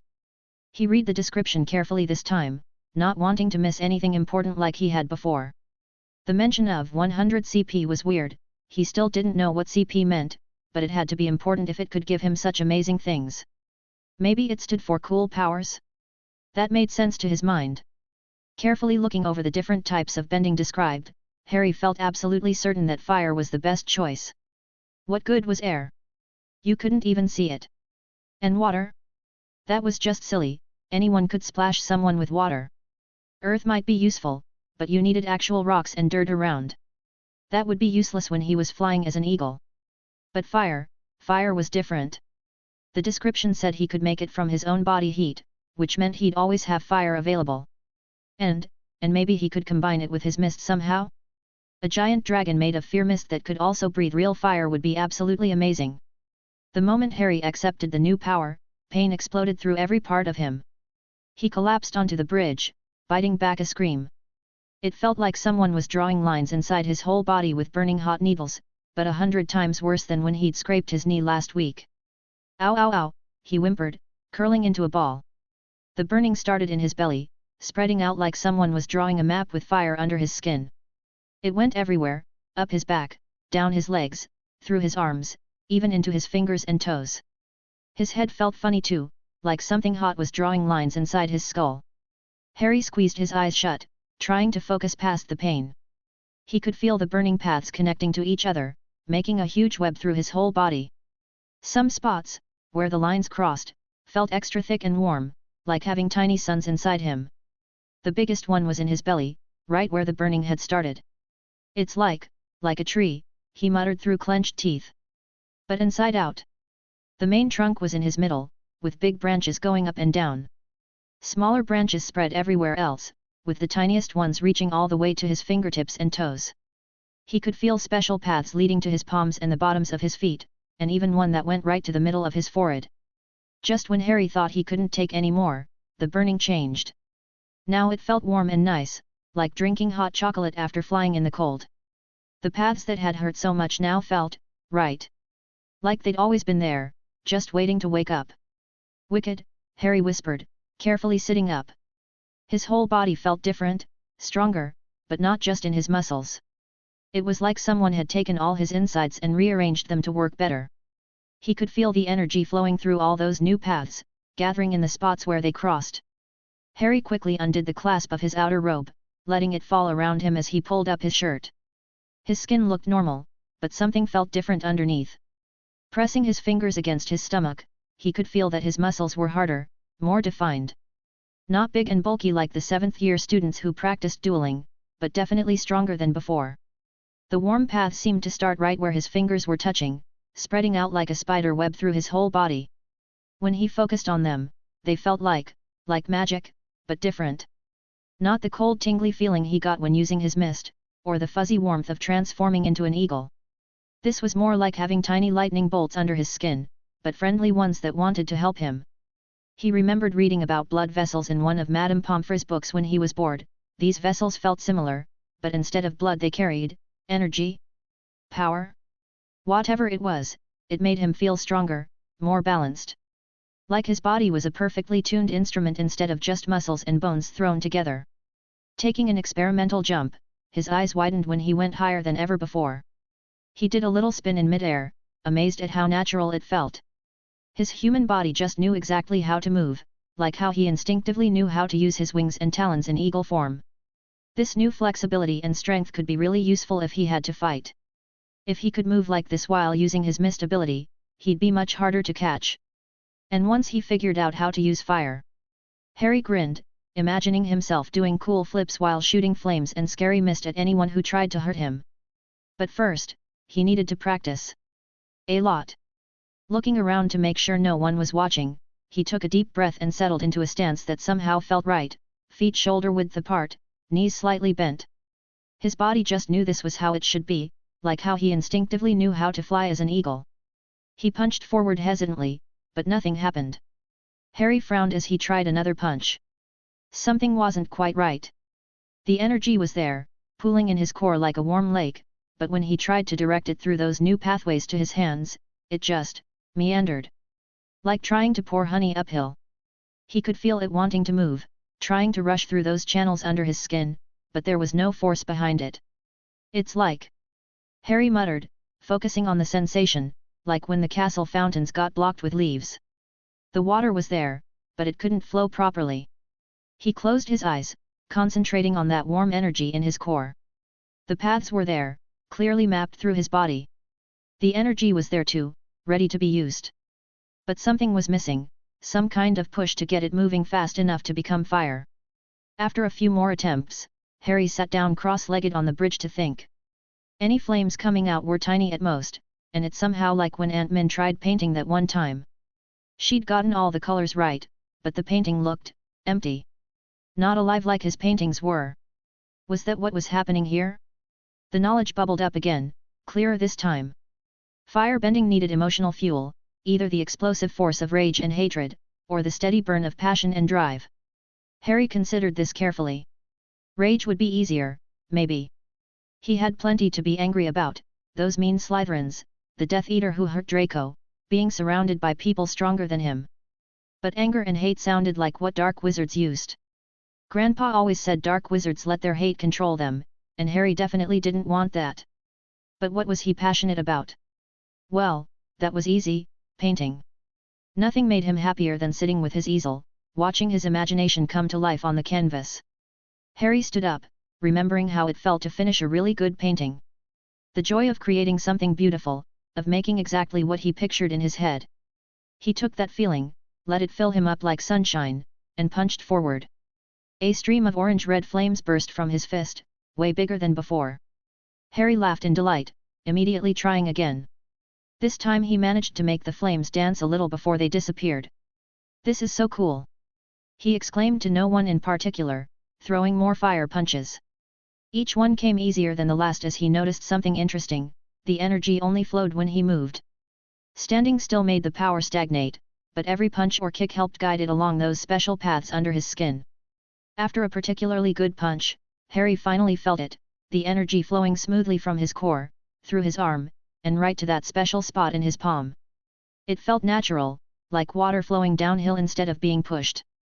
But after about 2 minutes of constant practice, Harry had to stop. His arms felt like jelly and he was breathing hard, even though his regular magic felt completely fine.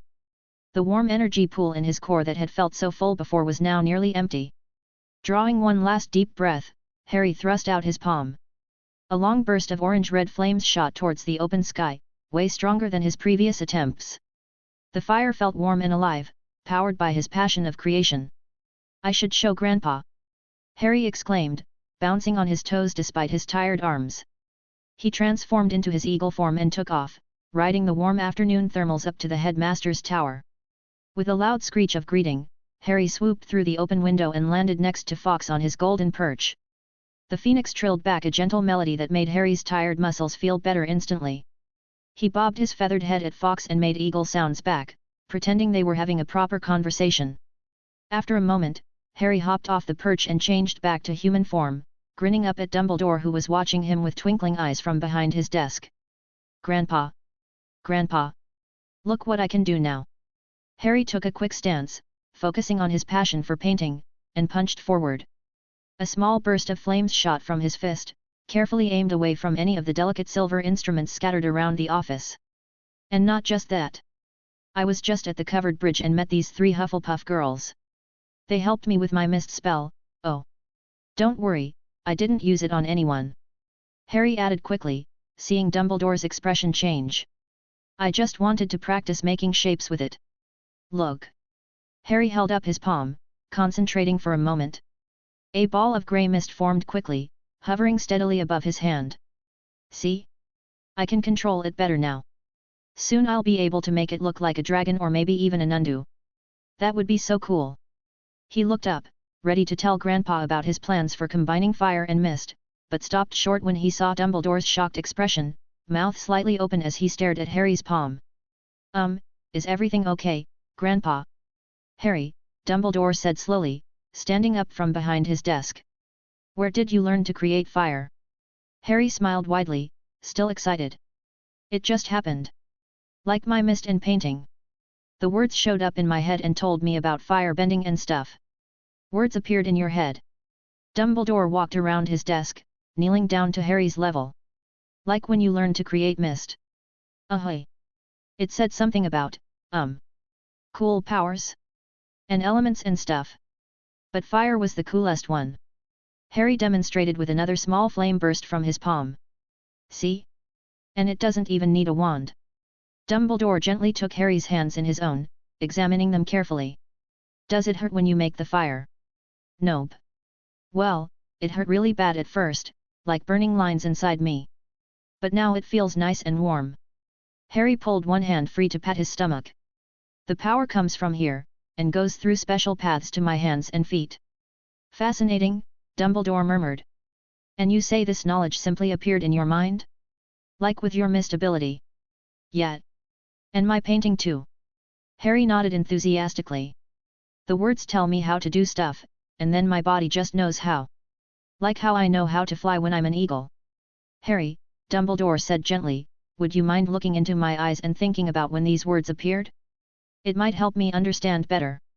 Harry nodded, meeting his grandpa's bright blue eyes. They always reminded him of sunny days when he could fly really high. He thought hard about the burning lines under his skin and the strange words that had popped into his head. After a few seconds, Dumbledore sat back on his heels with a puzzled look. Most peculiar, he muttered, almost like he'd forgotten Harry was there. No trace of outside influence, no magical residue, not even a hint of how. It's as if the magic simply manifested from nowhere, perfectly formed. Is that bad? Harry asked, suddenly worried. Had he done something wrong? No, not at all, Dumbledore said quickly, his eyes refocusing on Harry.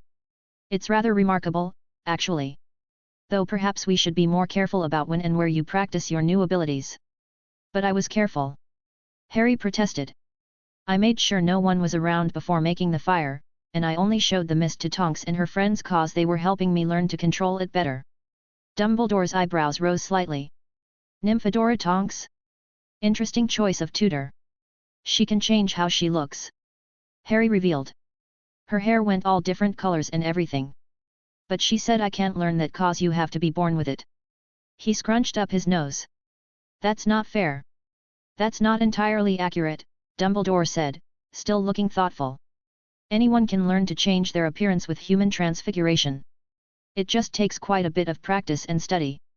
Really? Harry whispered. So I could make my hair different colors too. When you're older, yes. Dumbledore blinked, seeming to come back from his thoughts. Harry, you mentioned this happened with your painting as well? What exactly occurred then? Oh. Well. Harry plopped down cross-legged on the floor. I was really sad about what happened at the ministry with the bad wizard, and then the words showed up in my head. They asked me to pick what kind of art I wanted to be good at. And I picked painting cause it looked fun. Dumbledore leaned forward in his chair. And these words, they were similar to what you saw today. Kind of. They both had the CP thing, but the painting one was different. It said something about being really good at art, like only once every 100 years good. Harry beamed proudly. That's why my paintings are so pretty now. Indeed they are, Dumbledore agreed, but his blue eyes had that faraway look again. Most remarkable. Well, Harry, Dumbledore said, adjusting his half-moon spectacles, would you promise me something? Harry nodded eagerly. He liked making promises to Grandpa, it made him feel grown up. Next time these special words appear in your head, come tell me right away. Even if it's during the night or when I'm busy. It's very important. But why? Harry asked, fiddling with the hem of his robes. Is it bad? The words always give me cool things. No, not bad at all, Dumbledore smiled warmly. Think of it like getting a new toy. It's exciting, but sometimes we need to make sure the toy is safe to play with first. Harry scrunched up his nose. Like when Uncle Phileas checks my painting supplies for dangerous stuff. Exactly like that, Dumbledore reached out to ruffle Harry's messy black hair. I just want to make sure you're safe. Can you do that for me? Okay. Harry jumped up, ready to show off more fire tricks, but Dumbledore held up a gentle hand. Perhaps we should save the fire practice for tomorrow? When you're less tired. Harry wanted to argue, but a big yawn escaped instead. Making fire was harder work than it looked. Can we practice outside? I want to try making bigger flames. We'll see, Dumbledore chuckled. For now, I believe it's almost dinner time. Shall we head down to the Great Hall? Chapter 7, Vault of Ice. 3rd of June, 1986. Harry perched on the railing of the astronomy tower in his human form, legs swinging as he watched Charlotte Whitewood examine another patch of strange ice that had appeared overnight. It's getting bigger, he complained, pointing at how the ice was slowly spreading across the floor. Can't reach me when I'm flying, but it's super annoying when I want to paint up here. Charlotte nodded absently, scribbling something in her notebook. Thanks for keeping an eye out this past month, Harry. You've been a big help. Harry beamed at the praise, then brightened further as he spotted a familiar redhead coming up the stairs. Hi Bill. Bill Weasley waved back with an easy smile. All right there, Harry. Are you guys gonna make the ice go away? Harry asked hopefully, swinging his feet faster. Bill shook his head. Not exactly. We've got something else to take care of, but it's meant to be a secret. Bill, Charlotte interrupted, closing her notebook. Maybe we should bring Harry along? He could watch from above in his eagle form. The ice can't trap him when he's flying. I don't know. Bill frowned, running a hand through his long hair. We don't know what we'll find in that place. It could be dangerous. But Harry can just fly away if there's trouble, right? Charlotte pressed. And having someone keep watch would be smart. Bill studied Harry for a long moment, then slowly nodded. I suppose you have a point. What are you talking about? Harry bounced excitedly on the railing. What place? Charlotte turned to him with a serious expression. We found it, Harry, the cursed vault that's making all this ice appear. We're going to try to open it and stop the curse. Under her breath, she added, and maybe finally find out what happened to Jacob. Harry's first thought was that he should probably tell Aunt Min about this. But, this sounded like a real adventure. And he was much stronger now with his fire and mist powers.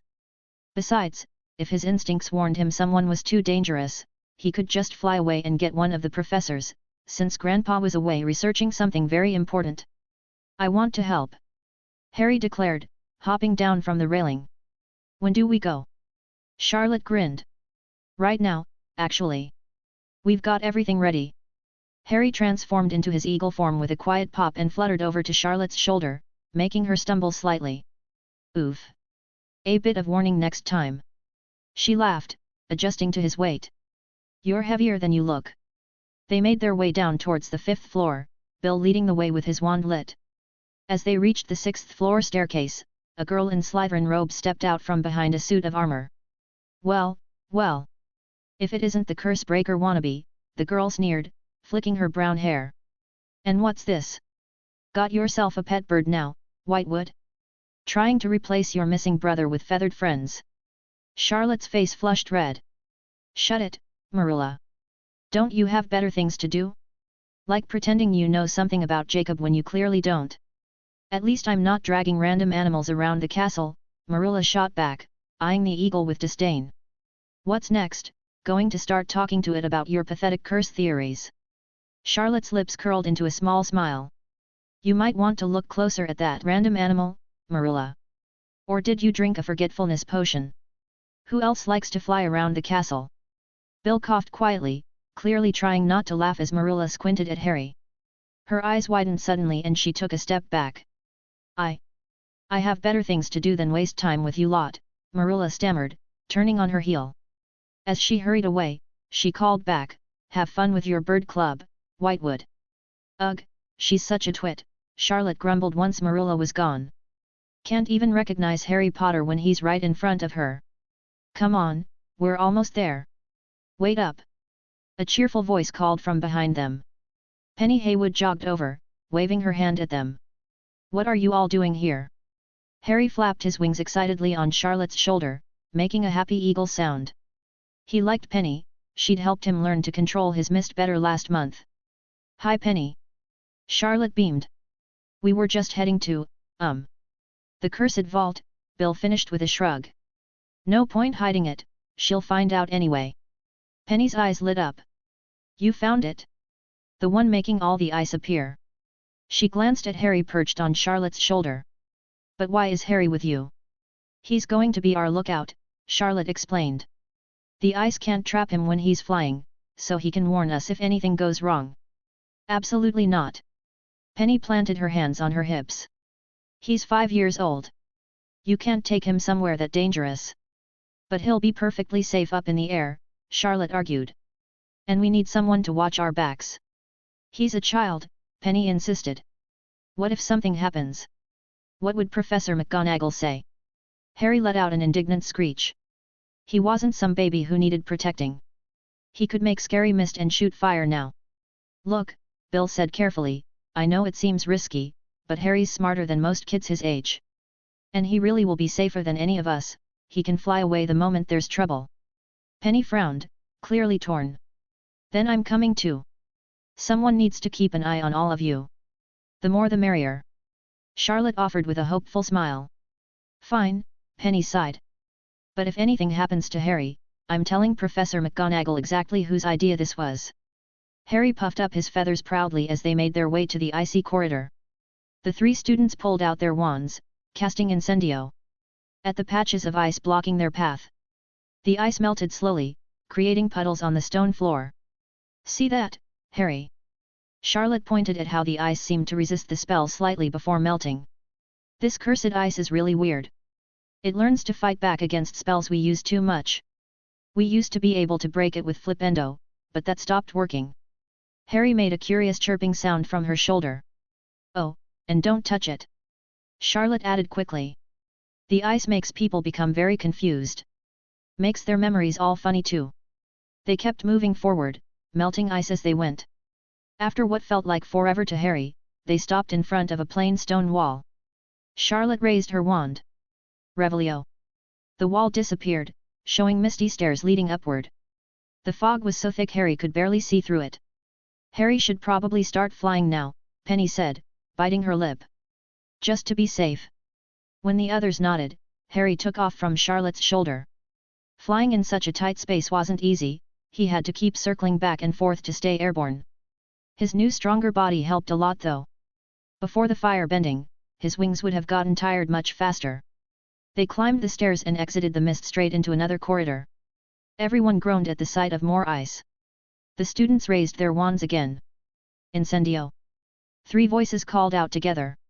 Nothing happened. Merlin's saggy pants. Charlotte burst out. It can't be. The ice is immune to the fire-making spell now, Bill sighed deeply. Either of you know any stronger fire spells? Both girls shook their heads. Harry flew down in front of them, changing back to human form with a big grin. I can do it. Charlotte and Bill exchanged skeptical looks while Penny gave him a gentle smile. That's sweet, Harry, but your mist spell won't help here. We need real fire to melt this ice. No, no. Watch. Harry took a quick stance, remembering how it felt to paint something really pretty, and punched forward. A burst of orange flames shot from his fist, much bigger than the students' incendio spells had been. The ice actually sizzled where his flames hit it, starting to melt at the edges. Bloody hell! Bill yelped, jumping back. Since when can you do that? Language! Penny scolded automatically, but she was staring at Harry with wide eyes. Since last month. Harry beamed proudly. It's called firebending. I can make lots of fire without a wand. He demonstrated with another flame punch, melting more ice. Not the boy who lived for nothing, I guess, Charlotte muttered, watching the ice melt faster than any spell they'd tried. Harry grinned and bounced on his toes. Watch this. He jumped up, spinning in midair to kick downward. A wave of orange flames swept across the floor, clearing a path through the cursed ice.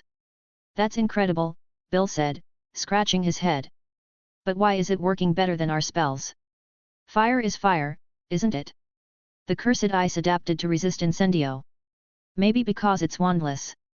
Penny suggested, but she didn't sound convinced. They made their way down the cleared corridor, Harry occasionally sending out bursts of flame to melt any ice blocking their path. Soon they reached a massive door covered in frost, with an enormous snowflake pattern carved into its surface. Here goes. Harry took a deep breath and leaped up, kicking out toward the door. A stream of fire shot from his foot, melting the ice completely. The door swung open with a loud creak. Before anyone could look inside, 2 huge suits of armor burst through the doorway. Ice covered their metal bodies, and they drew sharp-looking swords out of worn leather sheaths. Everyone back! Charlotte shouted, raising her wand.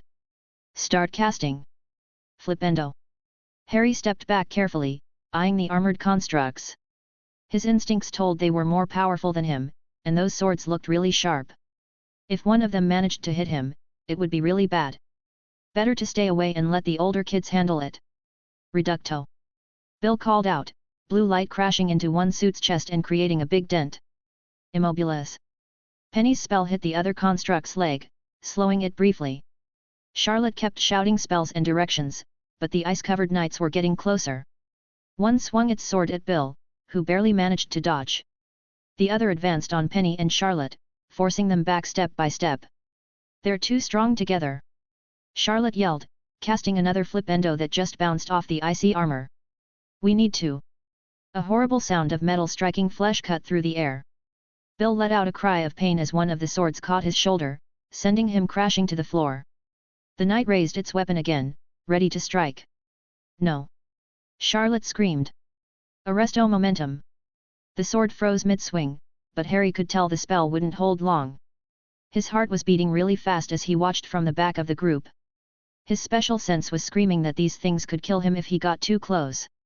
But seeing Bill on the ground, bleeding, it reminded Harry of Draco at the Ministry.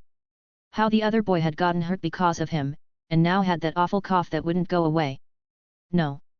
He wouldn't let someone else get hurt when he could do something about it. Harry transformed into his eagle form and shot upward, using his new stronger muscles to climb fast. Right above the night-threatening Bill, he changed back to human. For a split second he hung in the air, then brought his leg down in a powerful kick. Fire exploded from his foot, way bigger than before, maybe because he was so scared and angry at the same time. The flames crashed into the suit of armor. Harry was already transforming back to eagle form, wings spreading to carry him away from danger. He landed next to Penny and changed human again, watching as the ice melted off the first night. Without the cursed ice covering it, the armor fell apart with a loud clatter. "Harry, that was brilliant!" Charlotte shouted. "Quick, we need you to do it again. Penny, help me slow the other one down. Immobilis. Impedimenta." The second knight stumbled as both spells hit it at once, giving Harry the opening he needed. Harry took a deep breath and jumped high, flames trailing from his hands as he spun through the air. This time he aimed both palms at the knight's chest, letting his fire pour out in a massive burst. The ice coating the armor melted instantly, steam hissing into the air. Like its partner, the second suit of armor crashed to the ground in pieces. "Bill!" Penny rushed over to where the older boy lay clutching his shoulder. "How bad is it?" "Not too deep," Bill winced, letting her examine the cut. "But it stings something fierce." "I can fix this." Penny pulled out a small green bottle from her robes. "It's a Wiggenweld potion, should stop the bleeding at least." Harry bounced from foot to foot nearby, still buzzing with leftover energy from the fight. "Are you gonna be okay? Those knights were really dangerous." "Thanks to you, mate," Bill managed a smile despite the pain. "That was some impressive flying and firework. Drink this." Penny held the green bottle to Bill's lips. "All of it." Bill gulped down the potion, making a face at the taste. After a few seconds, the cut on his shoulder started closing up. "Much better. Thanks, Penny. Can we go in now?" Harry asked, peering through the doorway. Charlotte nodded, but held up her hand. "Everyone stay close together. We don't know what else might be in there." They walked into the vault carefully. Harry looked around, a bit disappointed. It was just a small round room with stone walls. He'd expected something more impressive. There wasn't even any ice, which seemed weird for a place called the Vault of Ice.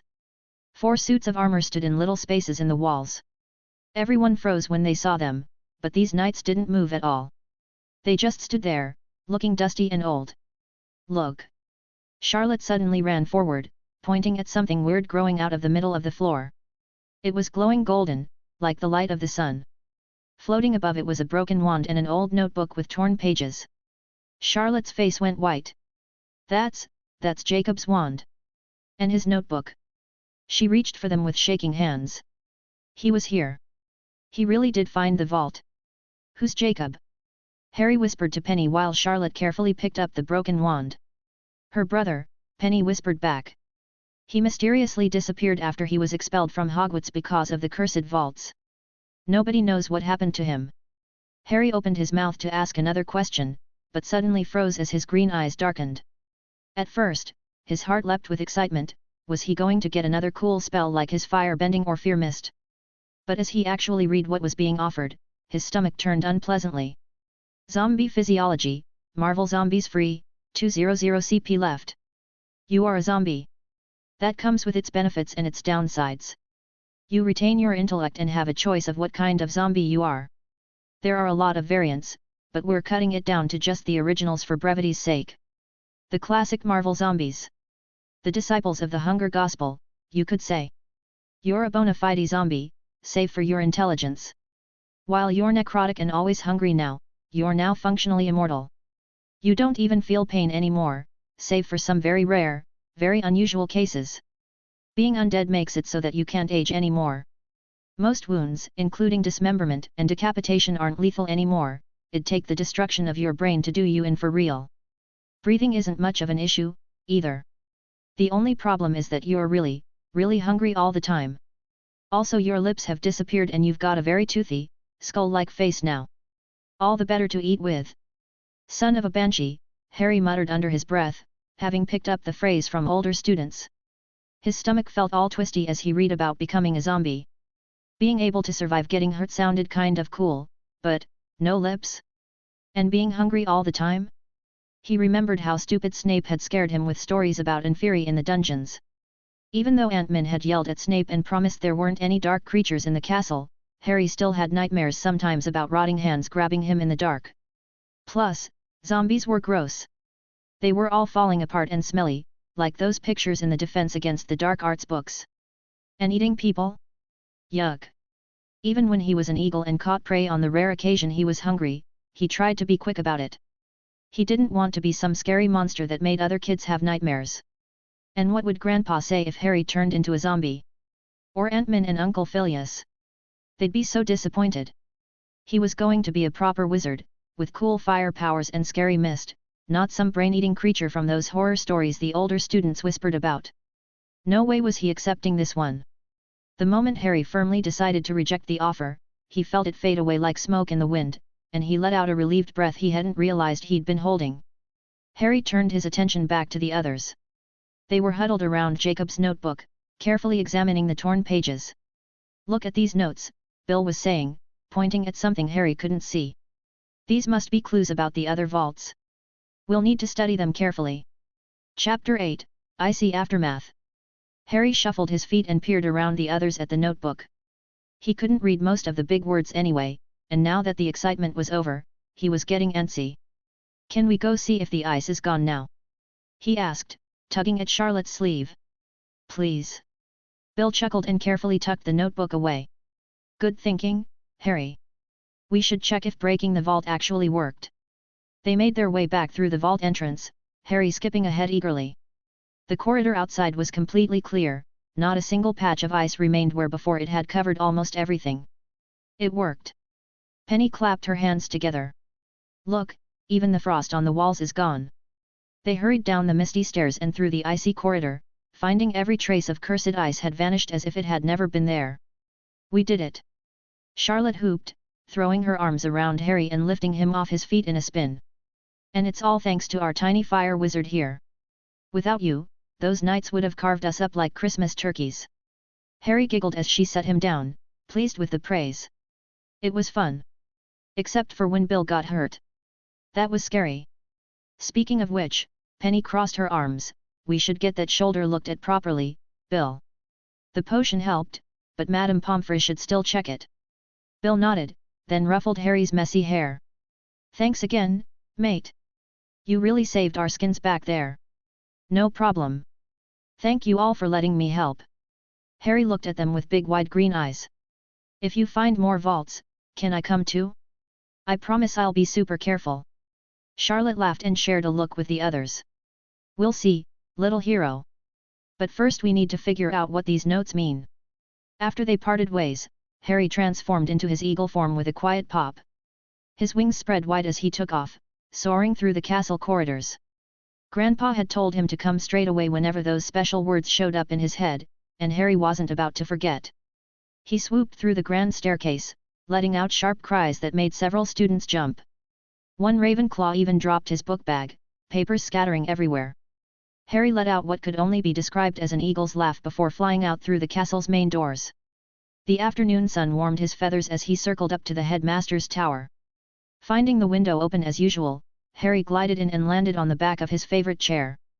The office was empty, but moments later a burst of flames announced the arrival of Fox and Grandpa. Harry changed back to human form so fast he almost fell off the chair. "Grandpa! Guess what? All the cursed ice is gone. Every single bit." Dumbledore's eyes twinkled as he settled behind his desk. "Is that so? And would you happen to know anything about how that came to be?" "Well..." Harry squirmed a bit in his seat. "Me and Charlotte and Bill and Penny found this ice vault thing, and there were these scary knights, but I helped beat them with my fire. And then we found a broken wand and some papers, and when we left all the ice was gone.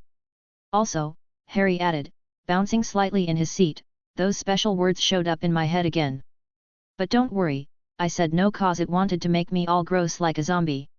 I see, Dumbledore said, though his eyes had lost their usual twinkle. And this adventure you mentioned, were you hurt at all? Harry shook his head quickly. Nope. Bill got a cut from one of the ice knights, but Penny had this green potion that fixed him up. I was super careful and stayed flying most of the time. Only came down when I needed to use my fire to help. That's good, Dumbledore said distractedly, clearly more concerned about something else. He leaned forward in his chair. Harry, about these words, I need you to tell me exactly what they said. Try to remember every detail. Well. Harry swung his legs, looking up at the ceiling. It was called Zombie Physiology from Marvel Zombies. And it said I could pick what kind of zombie I wanted to be, but only from the original ones. Something about being a disciple of Hunger Gospel. Harry wrinkled his nose. It said I'd keep my brain working right, but I'd be all dead and gross. And I wouldn't feel pain anymore, which sounded kind of cool I guess. But then it said I couldn't die unless someone smashed my head, and even if someone cut off my arms or head, I'd be fine. He shuddered. But the worst part was that it said I'd be super hungry all the time, and my face would look like a skull cause my lips would disappear. That's so yucky. And it was free, but I still said no cause I don't want to be a monster. Dumbledore knelt in front of Harry's chair, his blue eyes serious behind his half-moon glasses.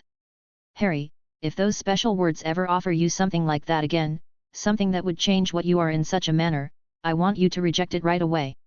It might even make you lose your magic. No more mist, no more fire, and no more special painting magic in the future. You wouldn't want that, would you?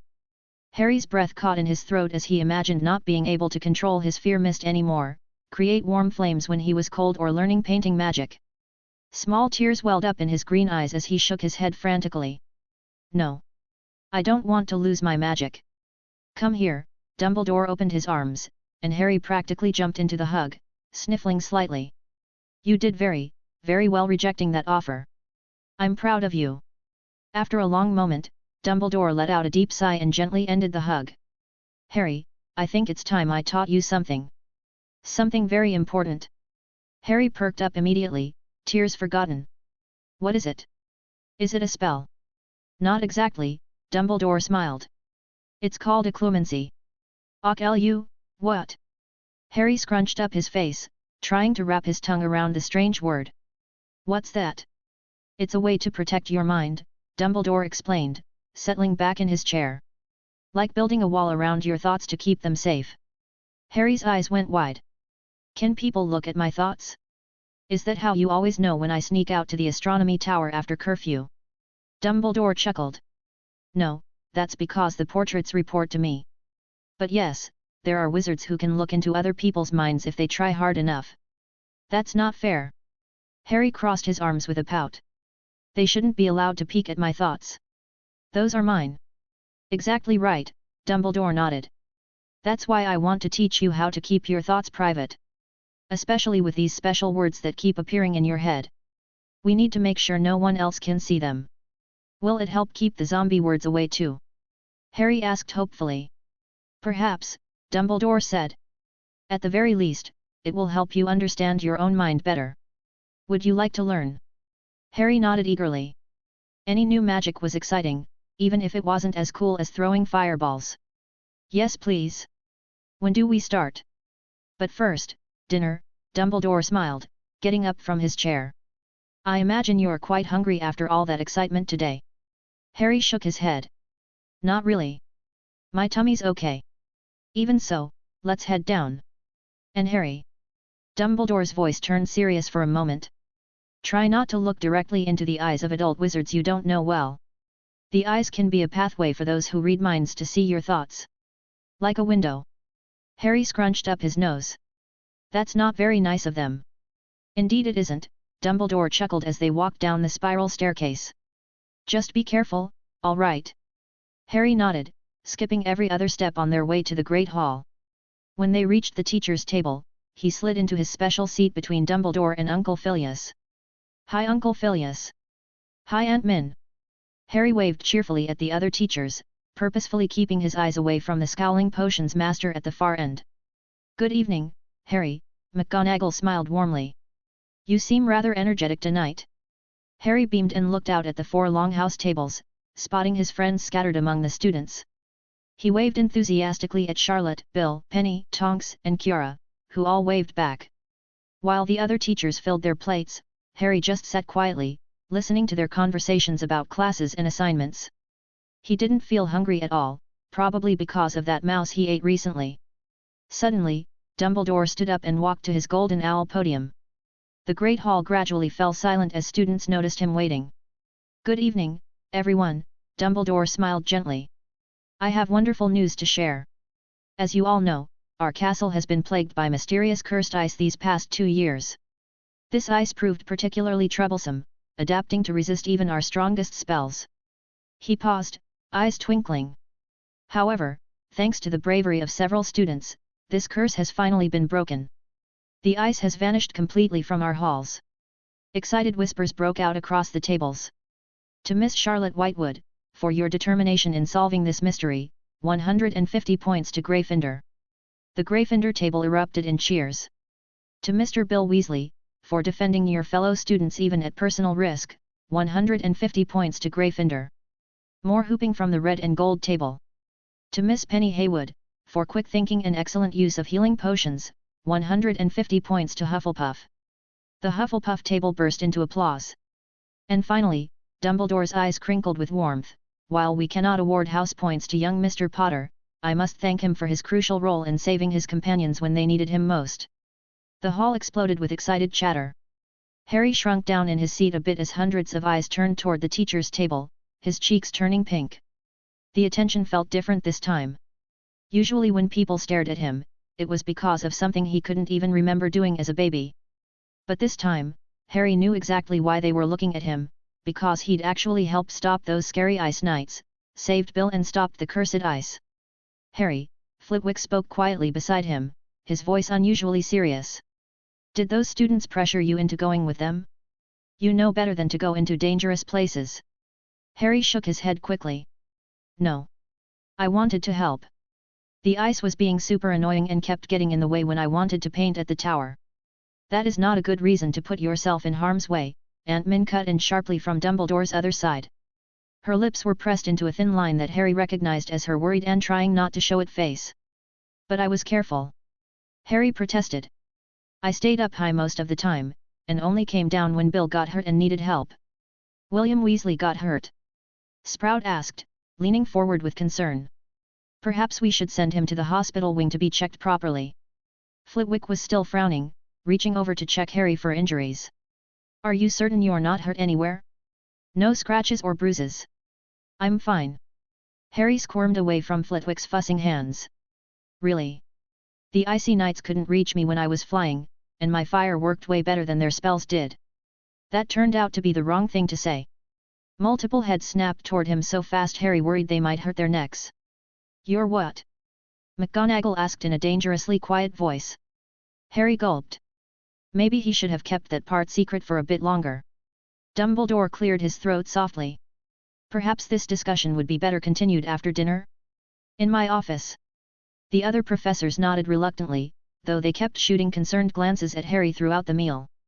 Harry picked at his food, not really hungry but knowing Aunt Min would worry more if he didn't eat anything. He had a feeling this was going to be a very long evening. Chapter 9, Journal of the Hero. The Great Hall slowly emptied as dinner came to an end. Professor Sprout stood up, brushing crumbs from her robes. "I'll go check on young William, make sure he doesn't need Poppy's attention." Harry watched her leave, then turned to see Aunt Min and Uncle Phileas waiting expectantly. With a small sigh, he hopped down from his seat and followed them and Grandpa up to the familiar office. The walk felt longer than usual, especially since he usually flew up to the tower. When they finally reached the office, Harry settled into his usual chair while Aunt Min and Uncle Phileas took seats facing Dumbledore's desk. Now then, McGonagall's Scottish brogue was more pronounced, a sure sign she was worried. "What's this about fire, Harry?" "Indeed," Flitwick added seriously. "Fire magic is extremely dangerous, especially without proper training." Before Harry could answer, Dumbledore raised a gentle hand. "Perhaps I can explain. Harry has shown a remarkable aptitude for wandless magic recently. It seems he's developed the ability to create and control flames." Harry relaxed slightly, grateful for Grandpa's intervention. When Dumbledore nodded encouragingly at him, Harry held out his right palm. A small flame sprouted above it, dancing merrily in the air. McGonagall leaned forward, her stern expression softening into concern. "It's not hurting you?" "No," Harry shook his head. "It feels warm and nice. Like when I'm painting and everything just flows right." Flitwick circled Harry's chair, examining the flame from different angles. "Fascinating. The control is remarkable for one so young. But Harry, you must promise to be very careful with this ability. Fire can be dangerous." "I know," Harry said earnestly. "I only use it against someone, or something that wants to hurt me, like today with the Ice Knights. And I practice lots to make sure I don't burn anything I don't mean to." "You've been practicing?" McGonagall's eyebrows shot up. "Where? When?" "Well..." Harry squirmed in his seat, glancing between the professors. "Just out on the grounds. And I had Grandpa watching me the first couple times." Dumbledore gave Harry an exaggerated look of betrayal, holding his hand against his heart. "Throwing me to the wolves already, Harry?" McGonagall turned her stern gaze on the headmaster. "Albus! You knew about this and didn't inform us." "I assure you, Minerva, I kept a close eye on Harry's practice sessions. The ability manifested quite recently, and I wanted to understand its nature before causing undue concern," Dumbledore explained calmly. "Undue concern?" Flitwick squeaked. "Such a young child wielding wandless fire magic is absolutely due cause for concern." Harry made the flame dance between his fingers, trying to show how well he could control it. "But I'm really careful. Look, I can make it smaller than a candle or bigger than a torch. And I haven't burned anything I didn't mean to since I first got it." "That's not the point, Harry," McGonagall sighed, rubbing her temples. "We're responsible for keeping you safe. How can we do that if we don't know what abilities you're developing?" "But I did tell Grandpa," Harry protested, letting the flame fade away. "And he helped me practice so I wouldn't hurt myself or anyone else." "Perhaps we should focus on establishing some ground rules," Dumbledore suggested mildly. "Harry has shown remarkable control over both his mist and fire abilities. What he needs now is guidance, not restrictions." Flitwick nodded slowly. Yes, that makes sense. "Harry, would you be willing to practice with me sometimes? We could work on precision exercises." Harry perked up immediately. "Really? That would be amazing. Can we start tomorrow?" "Not so fast," McGonagall cut in. "First, we need to discuss safety measures. No practicing inside Hogwarts without supervision. And absolutely no using this fire against other students.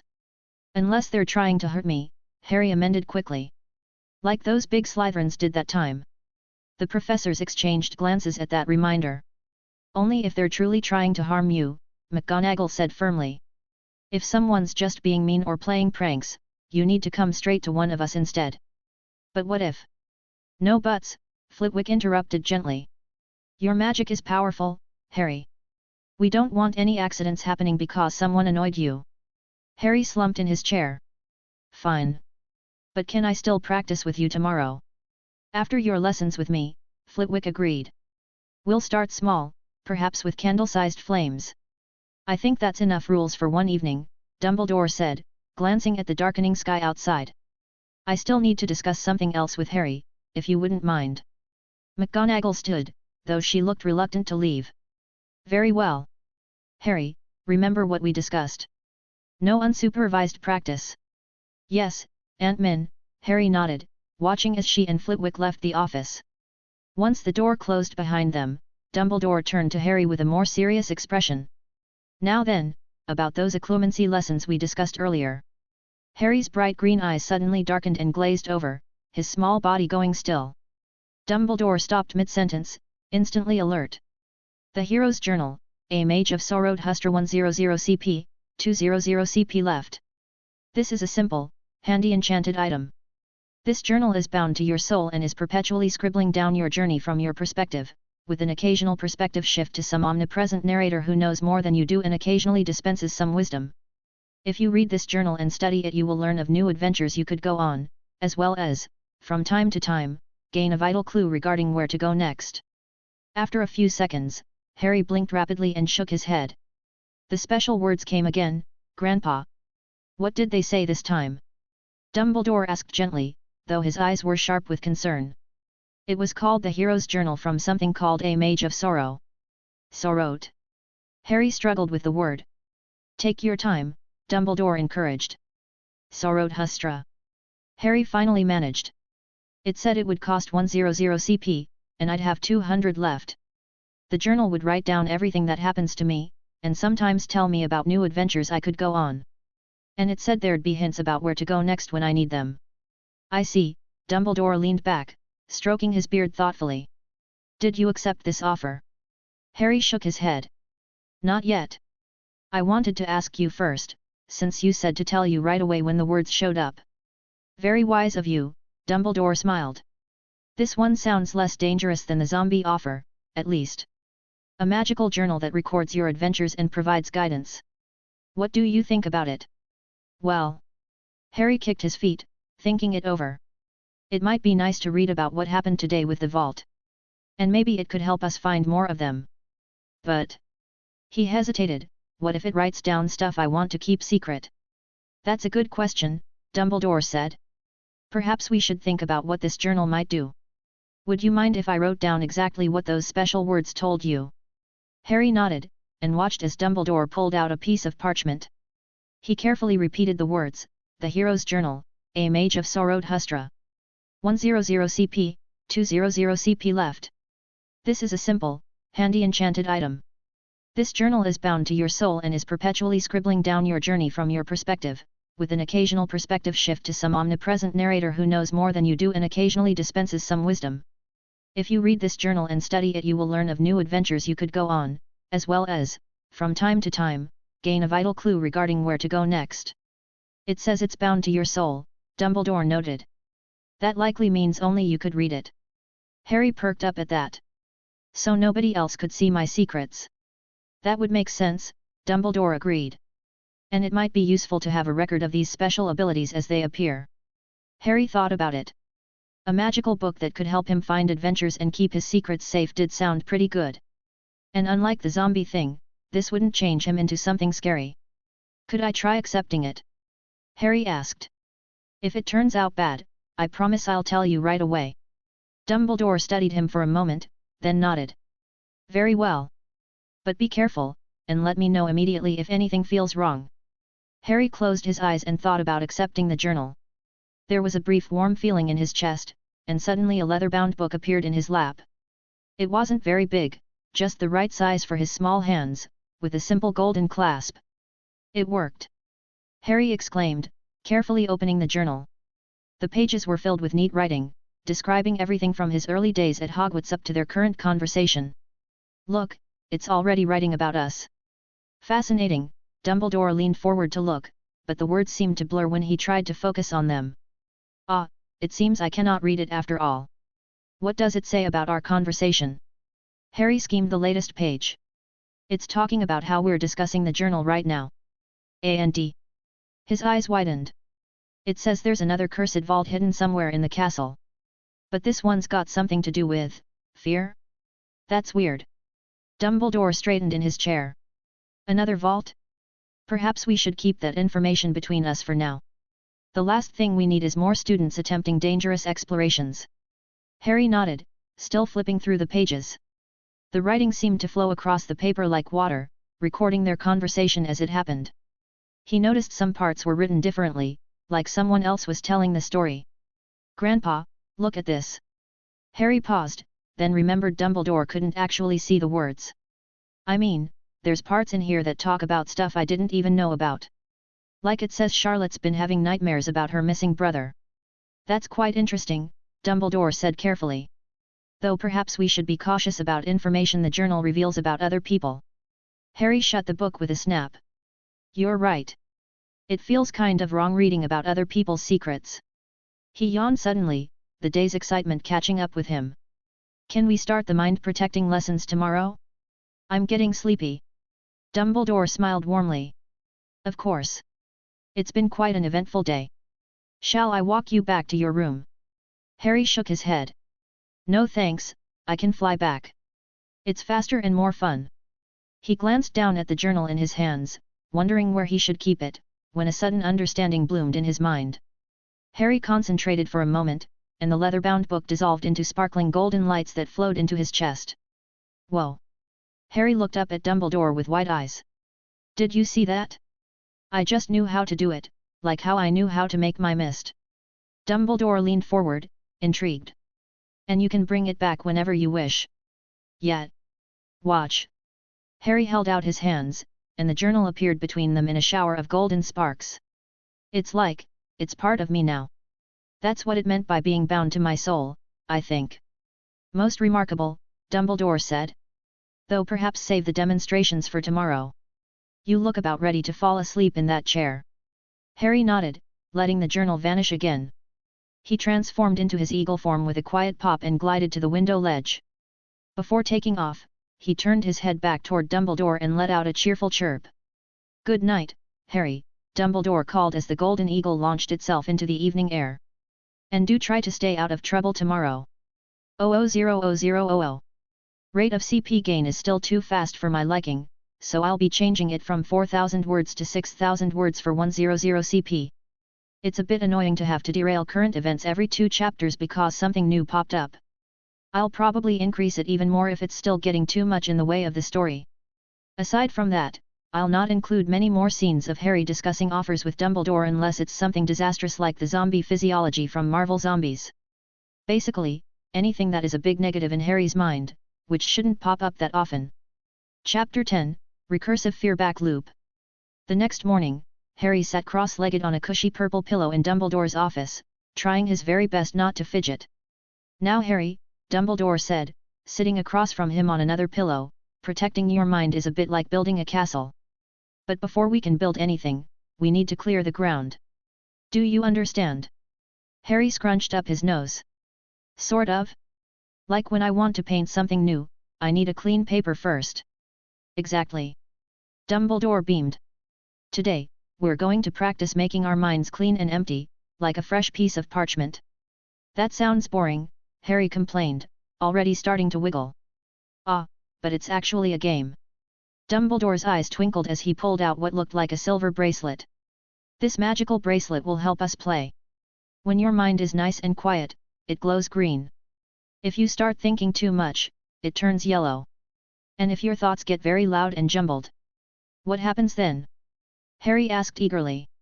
It gives you a tiny tickle, Dumbledore demonstrated by tapping the bracelet with his wand. Harry giggled as a slight tingling sensation ran up his arm. Let's try for 1 minute first, Dumbledore suggested, setting an hourglass on the floor between them. Just sit still and try to think about nothing at all. Harry closed his eyes tight and tried to empty his head. But thoughts kept popping up like persistent bubbles, what he'd paint later, whether Charlotte had figured out the notebook yet, if UMI had caught any mice. Zap. The bracelet tickled him. Maybe try focusing on your breathing, Dumbledore suggested gently. In and out, like waves on a beach. Harry tried again, thinking about painting waves. But that just made him excited about trying to paint the ocean, and zap. Went the bracelet again. This is hard. Harry opened his eyes with a huff. Can't I just think about nice calm things? The goal is to think of nothing at all, Dumbledore explained. Imagine you're floating in space, where everything is quiet and still. But space has stars and planets and stuff. Harry protested. And magical creatures flying about on moonbeams, and zap. Perhaps we need a different approach, Dumbledore mused, stroking his beard. He waved his wand, and suddenly the office disappeared. They were sitting in what looked like a blank white room that stretched forever in all directions. Ooh!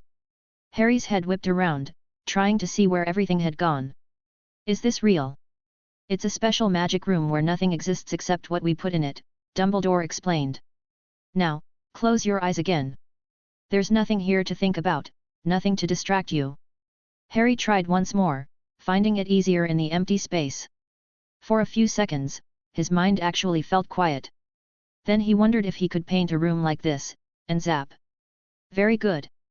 Dumbledore praised, even though Harry hadn't managed more than a few seconds. You're already doing better than most beginners.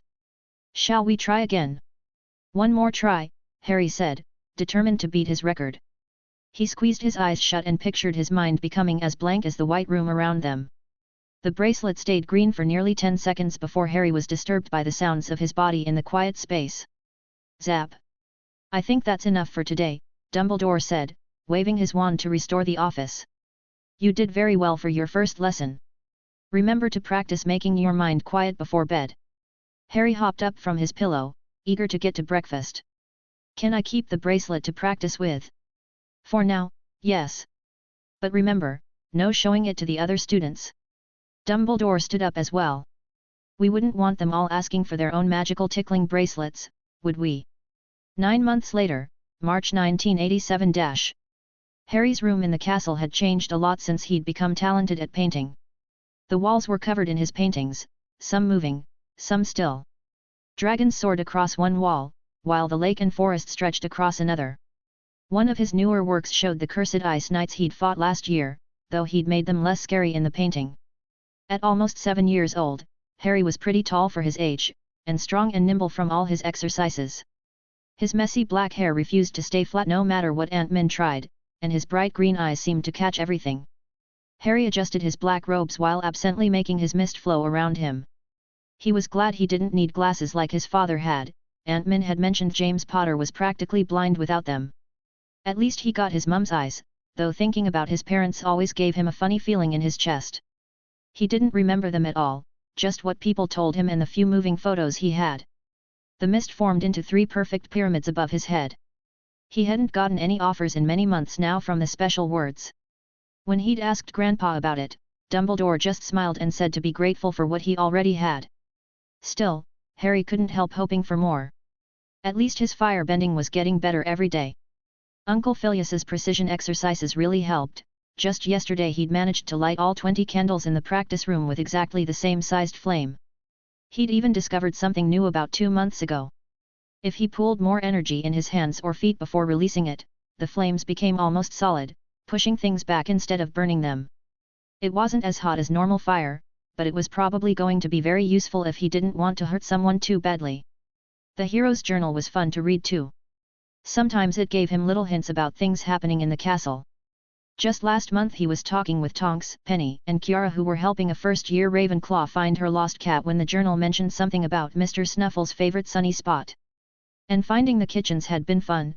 The journal had written something about ticklish fruit and helpful beings, which confused him until one of his caretakers, Mipsy, explained about the pear painting when he complained that it didn't make any sense. Harry reached for his pouch in the closet, and something burst out at him. He stumbled back, heart racing, then froze. It was himself. But wrong. Powerless. The other Harry looked weak and hurt, blood seeping from a chest wound just like what had happened to Draco at the Ministry. The figure coughed painfully, reaching toward him with shaking hands. Harry's initial fear faded quickly as his instincts kicked in. Whatever this thing was, it couldn't actually hurt him. He'd gotten pretty good over the years at telling just how dangerous things were, and this wasn't dangerous at all. Harry scowled at the pathetic display before him.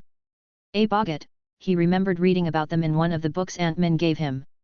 It was trying to scare him with himself being weak? Being hurt like Draco was? That's not very nice, Harry said coldly, his earlier fear replaced with anger. How dare this weak creature, this thing that couldn't even hurt him, try to use his memories against him? The fake Harry whimpered, still reaching toward him with bloody hands. His mist responded to his intentions, seeping from his skin in thick coils. Harry directed it toward the Boggart, wanting to show it what real fear felt like. The creature, still wearing his face, tried to change shape again, but the mist enveloped it too quickly in a spherical prison. For a brief moment, nothing happened. Then the Boggart screamed. The sound made Harry jump back. The mist surrounding the creature began to pulse and writhe, growing darker and thicker. The Boggart kept changing forms rapidly, a wounded Harry, a Dementor, a dragon, back to Harry, each form letting out increasingly terrified shrieks. Harry's satisfaction quickly turned to concern as the Amortal non-being thrashed wildly in his mist, its transformations becoming more erratic. This wasn't supposed to happen. The mist was meant to show fears, yes, but the Boggart, it fed on fear. His mist was making it see its own fear, which was making it feed on itself, which his mist was then amplifying. Stop! Harry tried to pull the mist back, but it wasn't listening anymore. The Boggart's screams were getting higher and higher pitched, its form blurring so fast Harry couldn't make out what it was trying to become. Harry stumbled back as the Boggart's screams reached a pitch that made his teeth hurt. The mist swirled faster and darker, almost black now, feeding off the creature's terror and reflecting it back. His bedroom walls seemed to vibrate with each shriek. "Please stop!" Harry waved his hands frantically, trying to disperse the mist, but it had taken on a life of its own. The Boggart was spinning in place now, its form a twisted blur of colors and shapes that made his head spin. He could see fragments of things, claws, teeth, blood, darkness, all mixing together in a horrible mess. Something cracked. Harry looked up to see hairline fractures spreading across his painted walls, the pictures warping and twisting. His beautiful dragon painting split in half as the surface buckled. The door burst open. "Harry! What's happening?" Flitwick's voice cut off in shock. "Uncle Phileas! Help!" Harry shouted over the noise. "It's a Boggart, but my mist, I can't make it stop." Flitwick raised his wand, but before he could cast anything, the Boggart let out one final glass-shattering shriek, and exploded.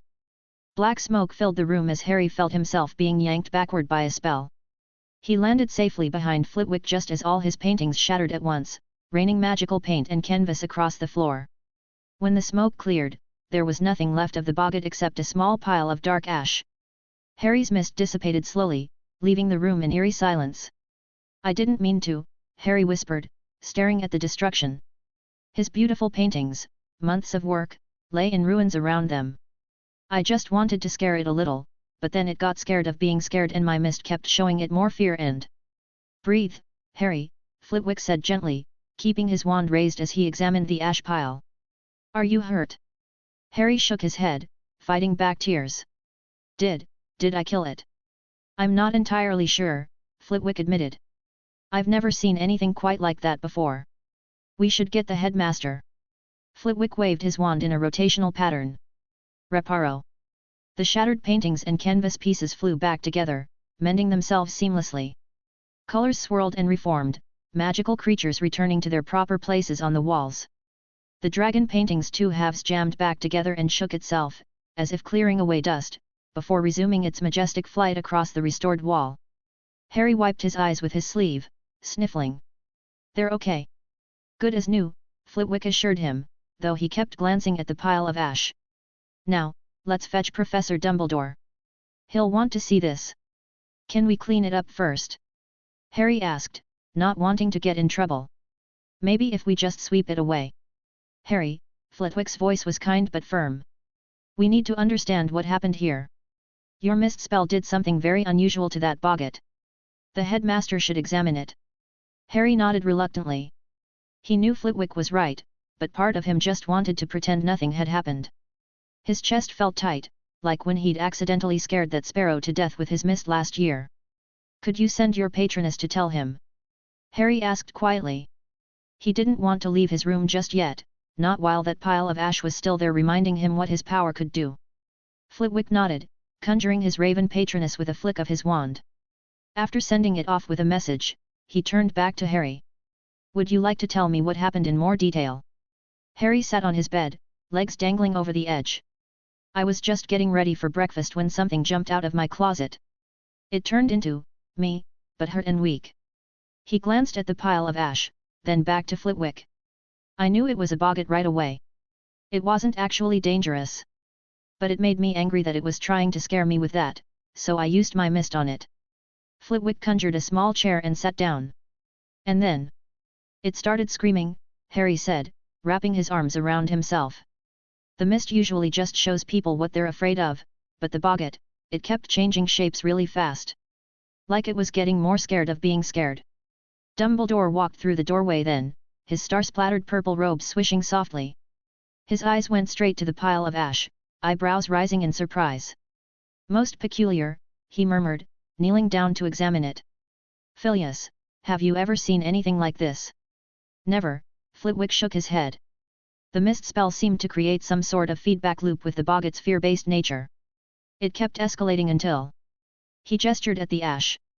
"Fascinating," Dumbledore pulled out his wand and cast several detection spells. "An immortal being should not be capable of death. They simply exist or cease to exist. This is unprecedented." Harry watched them discuss it, feeling smaller by the minute. Am I in trouble? No, my boy, Dumbledore turned to him with gentle eyes. This was an accident, and quite an educational one at that. Though perhaps we should not cast a fear-based spell on an entity that feeds on fear. I didn't mean to kill it, Harry said in a small voice. I just wanted to teach it a lesson. Perhaps we can learn from this, Dumbledore said, vanishing the ash with a wave of his wand. Would you show us your mist again, Harry? In a controlled manner this time. Harry nodded, glad he wasn't in trouble. He held out his hand, letting the familiar silvery mist seep from his skin. It pooled in his palm like water made of moonlight. Remarkable, Dumbledore murmured, raising his wand. Golden light danced around the mist as he cast detection spells. Phileas, look at how it responds to the Anima Revelio. Flitwick cast his own spell, and raised his eyebrows in surprise. Almost like a patroness, but different. Harry sat quietly while they worked, making his mist form different shapes to keep himself entertained. A tiny hut rose from his palm, complete with a garden and pen. When that got boring, he made it into a stick figure made out of cubes. The sun climbed higher in the sky as Dumbledore cast spell after spell. The composition is fascinating, Dumbledore said after what felt like forever. He stroked his beard, watching the mist swirl around Harry's fingers. It's not purely magical energy. There's something else, something almost spiritual. Like ghosts? Harry asked, bored out of his mind. Similar, yes. Dumbledore shared a look with Flitwick. The mist seems to share properties with ghosts and soul magic, though how you're creating it. I just do, Harry shrugged, making the mist disappear. Like how I know when someone's dangerous, or how to transform into an eagle. I've noticed more Boggarts in the castle lately, Flitwick mentioned to Dumbledore, his small form perched on the edge of his conjured chair. Just last week we found 3 in the third-floor classrooms. Harry's eyes lit up, remembering what his journal had written about another vault connected to fear. He squirmed in his seat, catching Dumbledore's eye. Grandpa, you know, the thing we talked about. Ah yes, Dumbledore's eyes twinkled as he caught Harry's meaning. Perhaps we can investigate that connection another time. For now, I believe you are late for breakfast. But what about the Boggarts? Harry asked, sliding off his bed. Shouldn't we do something? While concerning, a few extra Boggarts aren't particularly dangerous, Dumbledore assured him. At least, not under normal circumstances. He glanced meaningfully at the spot where the ash had been. Harry felt his cheeks grow warm. I promise not to use my mist on any more Boggarts. Chapter 11, Violent Mystery. Harry stood at the edge of the Great Lake, carefully going through his fire-bending forms. He'd dragged one of the smaller mirrors from an unused classroom out here, with Mipsy's help of course, and propped it against a large rock so he could watch himself practice. The spring air was crisp but not too cold, perfect for training. Punch, step, twist, kick, he muttered to himself, watching his reflection carefully. The instincts that came with fire-bending always told him when a move felt wrong, but seeing it helped too. Sometimes his foot would be slightly off, or his arm not quite straight enough. His thoughts kept drifting back to last week's Boggart incident. Even though Uncle Phileas fixed his paintings and Grandpa wasn't mad, Harry couldn't stop thinking about those horrible screams. The way the creature had twisted and warped before exploding into black ash. Stupid Boggart, Harry growled, his next punch producing bigger flames than he'd meant to. Stupid mist. Stupid everything. He dropped into a wider stance, planting his feet firmly on the ground like roots of a tree. With his eyes closed, Harry drew in the deepest breath he could, feeling his chest expand. The energy in his core swirled and built as he held that breath, compressing tighter and tighter until his whole body felt like it might burst. 1, 2, 3, 4, 5, 6. Harry's eyes snapped open as he exhaled explosively, throwing his right fist forward with everything he had. The fire that erupted from his hand wasn't its usual cheerful orange, instead, deep red flames roared across the lake's surface, spreading out nearly 30 feet and turning the water beneath to steam with angry hisses. Bloody hell! Merlin's pants! Harry spun around at the surprised yelps, spotting Tonks and Penny approaching from the castle path. Tonks's hair had turned a shocked white color, while Penny was clutching her books to her chest with wide eyes. The bracelet on Harry's wrist was zapping him repeatedly now, glowing a deep warning yellow. Taking a quick breath, Harry closed his eyes and fell into the familiar routine of clearing his thoughts, something he practiced every night before bed. Empty and quiet, like the White Room. No anger, no frustration, no remembered screams. His shoulders slowly relaxed as he counted his breaths like Grandpa had taught him. After several long moments, he opened his eyes, managing a slightly wobbly smile. His voice was quieter than usual, but steady enough. "Hi Tonks. Hi Penny. Did you come to watch me practice?" The two girls walked over just as his bracelet finally stopped its tickling.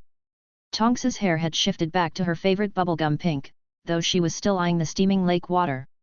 "We saw you from Charm's class," Penny said, tucking a strand of blonde hair behind her ear. "Thought we'd come say hi before dinner." "Where's Kiara?" Harry asked, looking around for their quiet friend. "She's usually with you guys." Tonks's smile turned awkward. "Ah, she's got some girl stuff going on right now. Nothing for little boys to worry about." "I'm not that little," Harry protested, but didn't push it. He knew when grown UPS, or almost grown UPS, were trying to keep secrets. "That was some pretty intense fire though," Tonks said, gesturing at the lake. "Way bigger than what you showed us before." Penny nodded. "Even when we were dealing with the ice, it wasn't quite that explosive."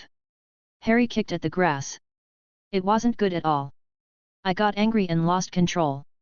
"That doesn't mean it wasn't cool though," Tonks grinned, her hair shifting to flame red. "Just needs a bit more control, yet. I guess," Harry shrugged, then brightened. "Oh. Mipsy." With a soft pop, the house elf appeared beside him, her large ears perking up. "Young Master Harry is calling. Could you take the mirror back to where we got it from? Please." "Of course." Mipsy is happy to help. She snapped her fingers, making both herself and the mirror vanish. "Dinner's soon," Penny said, checking with Tempest. "Want to walk back with us?" Harry nodded, falling into step between them as they headed toward the castle. "So what made you all grumpy anyway?" Tonks asked as they walked. "Usually you're way more careful with your fire stuff whenever you show off your progress." Harry kicked a small rock along the path. "Just thinking about stuff that happened last week. Made me mad. Want to talk about it?" Penny offered. "Not really," Harry mumbled, then perked up. "Oh. I didn't show you guys yet, but I did learn how to make the flames push things instead of burn them. Want to see?" "Maybe after dinner," Penny laughed. "I don't fancy getting singed before pudding." "You're like a tiny flamethrower," Tonks grinned. "Except way cooler." Harry scrunched up his face. "What's a flamethrower?" "It's this muggle weapon thing," Tonks explained, waving her hands excitedly.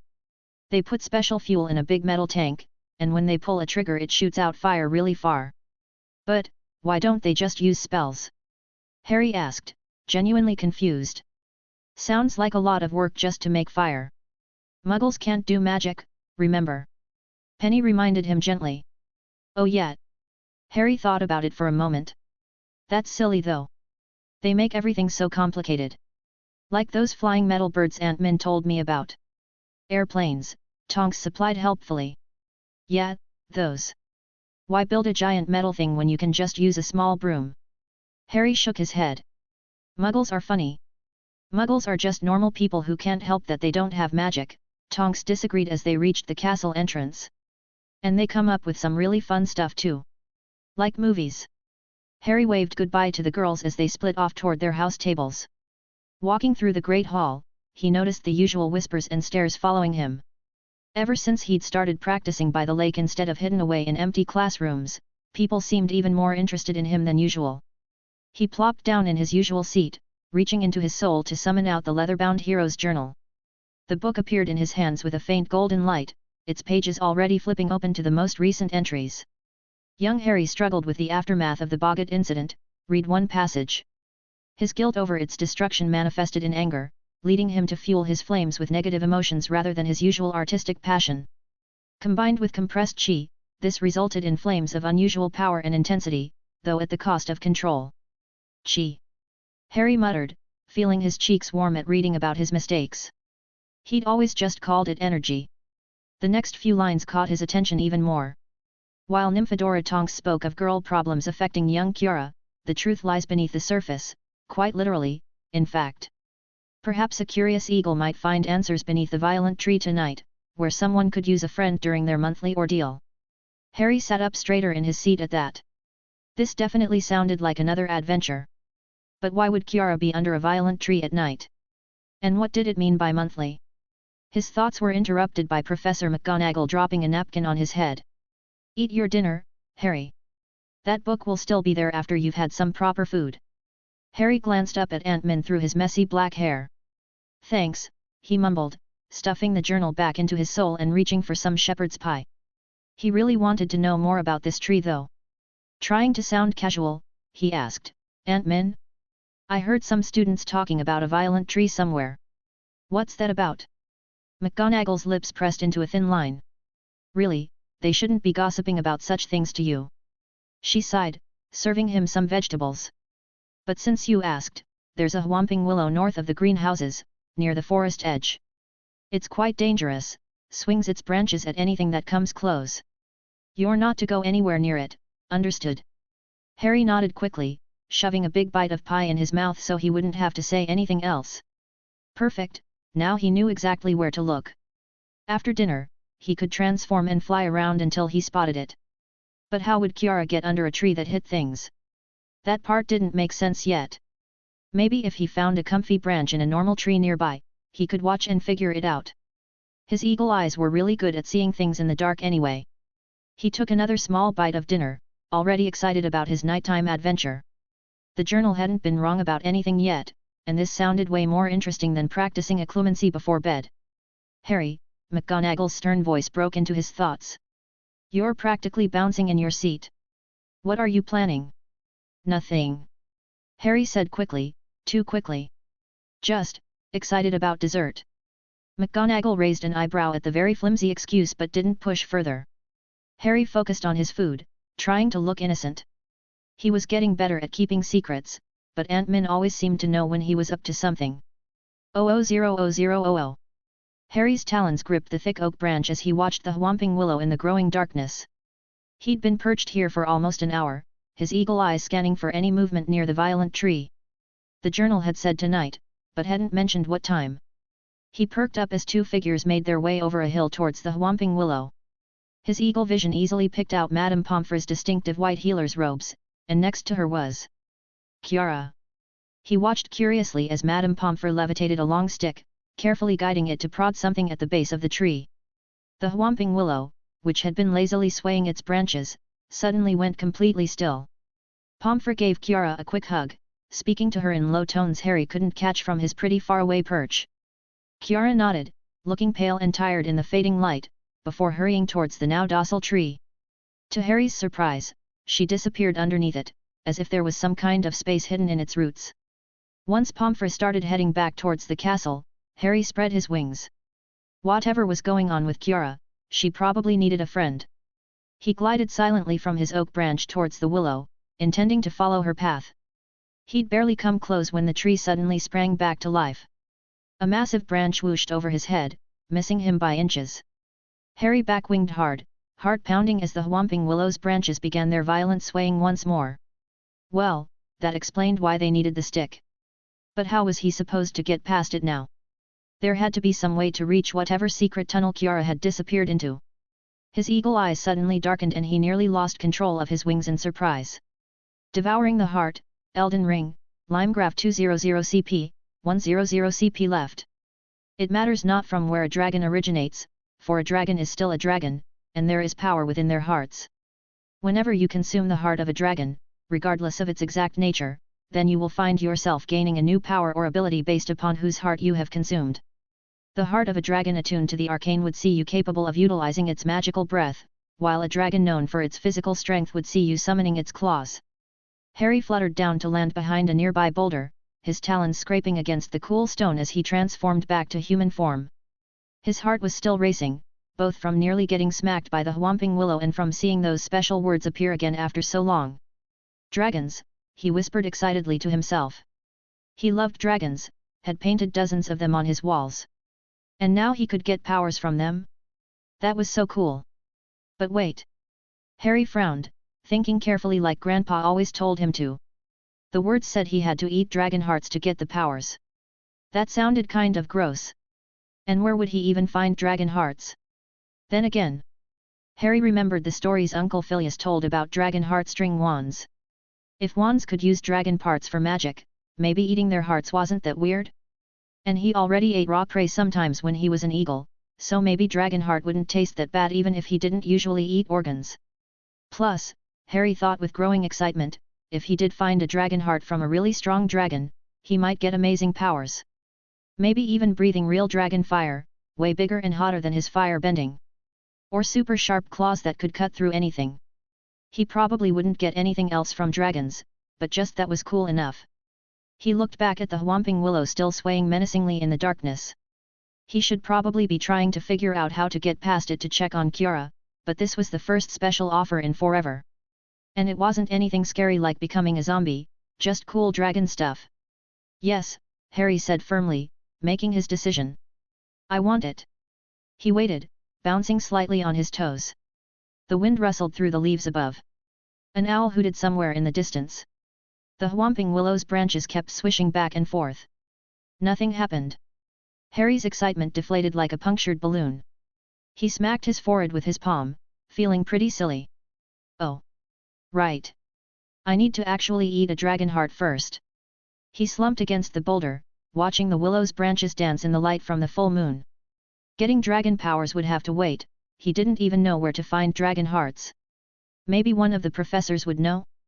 But then he'd have to explain why he wanted one, and he didn't want to seem weird for wanting to eat a dragon heart. Harry shook his head, pushing those thoughts away for now. He had something more important to do tonight.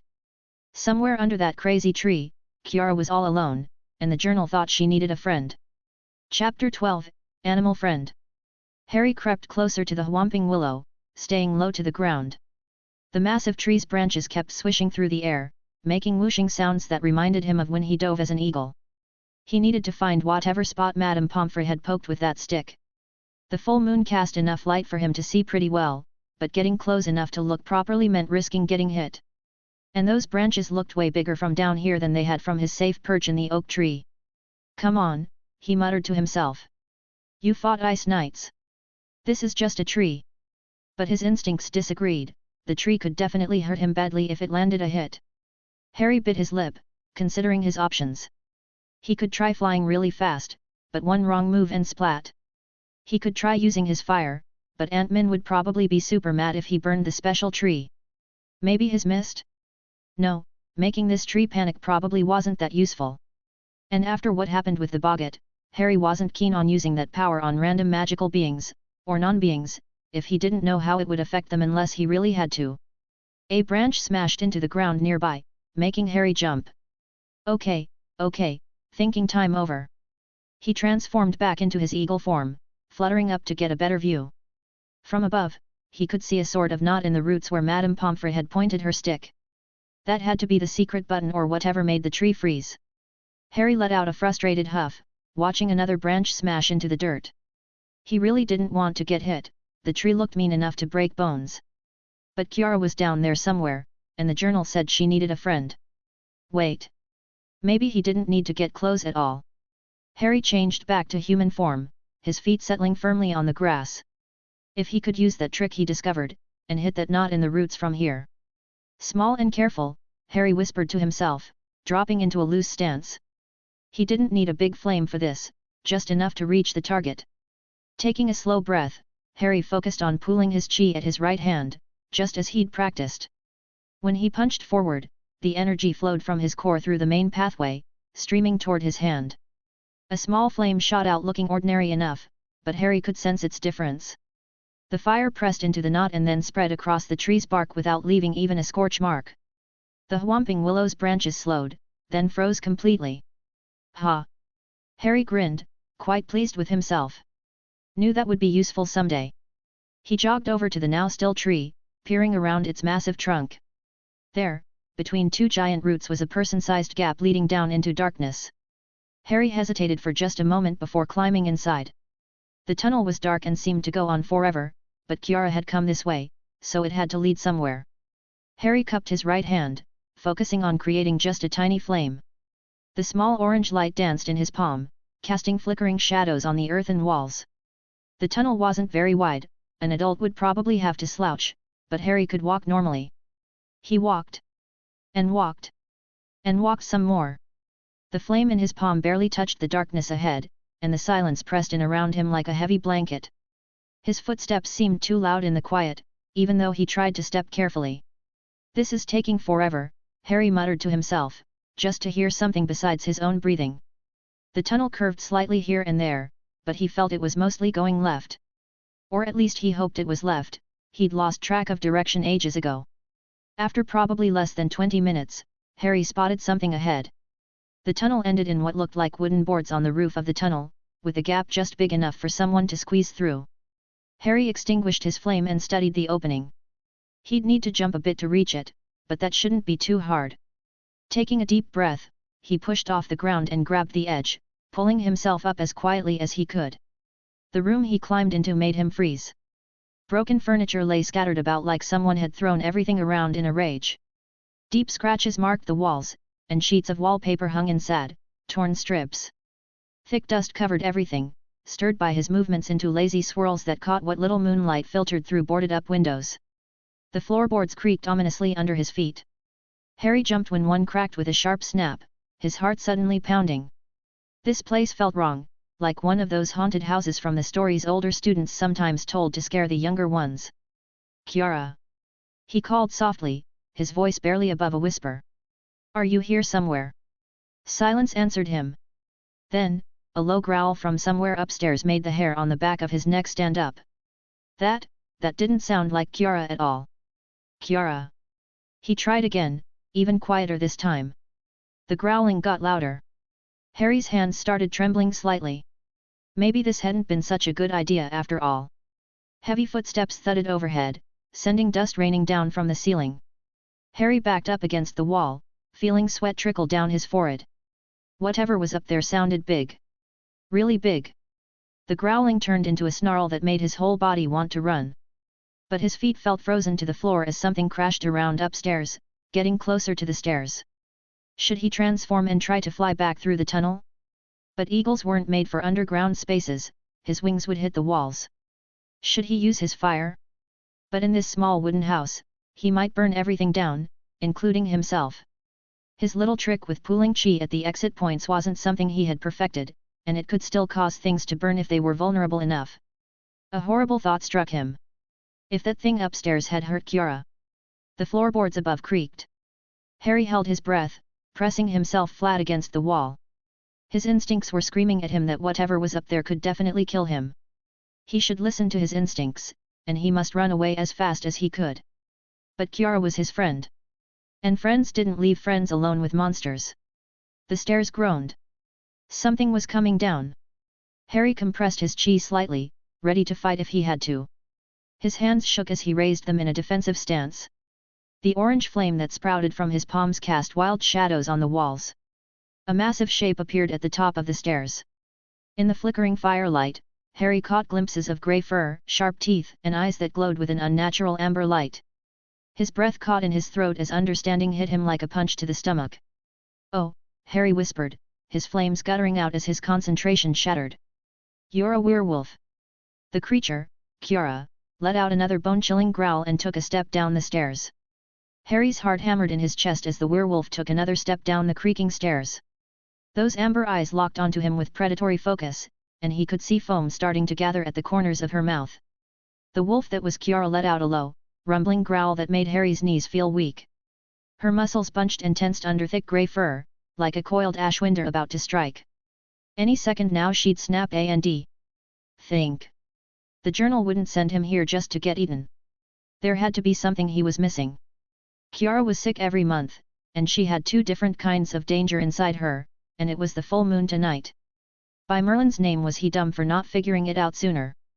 The werewolf's claws scraped against the wooden steps as she descended another step.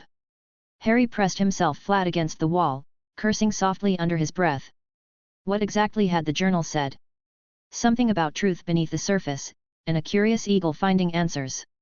Kiara's massive head tilted back, and she let out a howl that shook dust from the ceiling. The sound bounced off the walls, making Harry's ears ring. She was losing control fast. Eagle. That was it. The journal said Curious Eagle. Just as Kiara launched herself down the remaining stairs, Harry concentrated hard and transformed. His body shrank and shifted, feathers sprouting across his skin.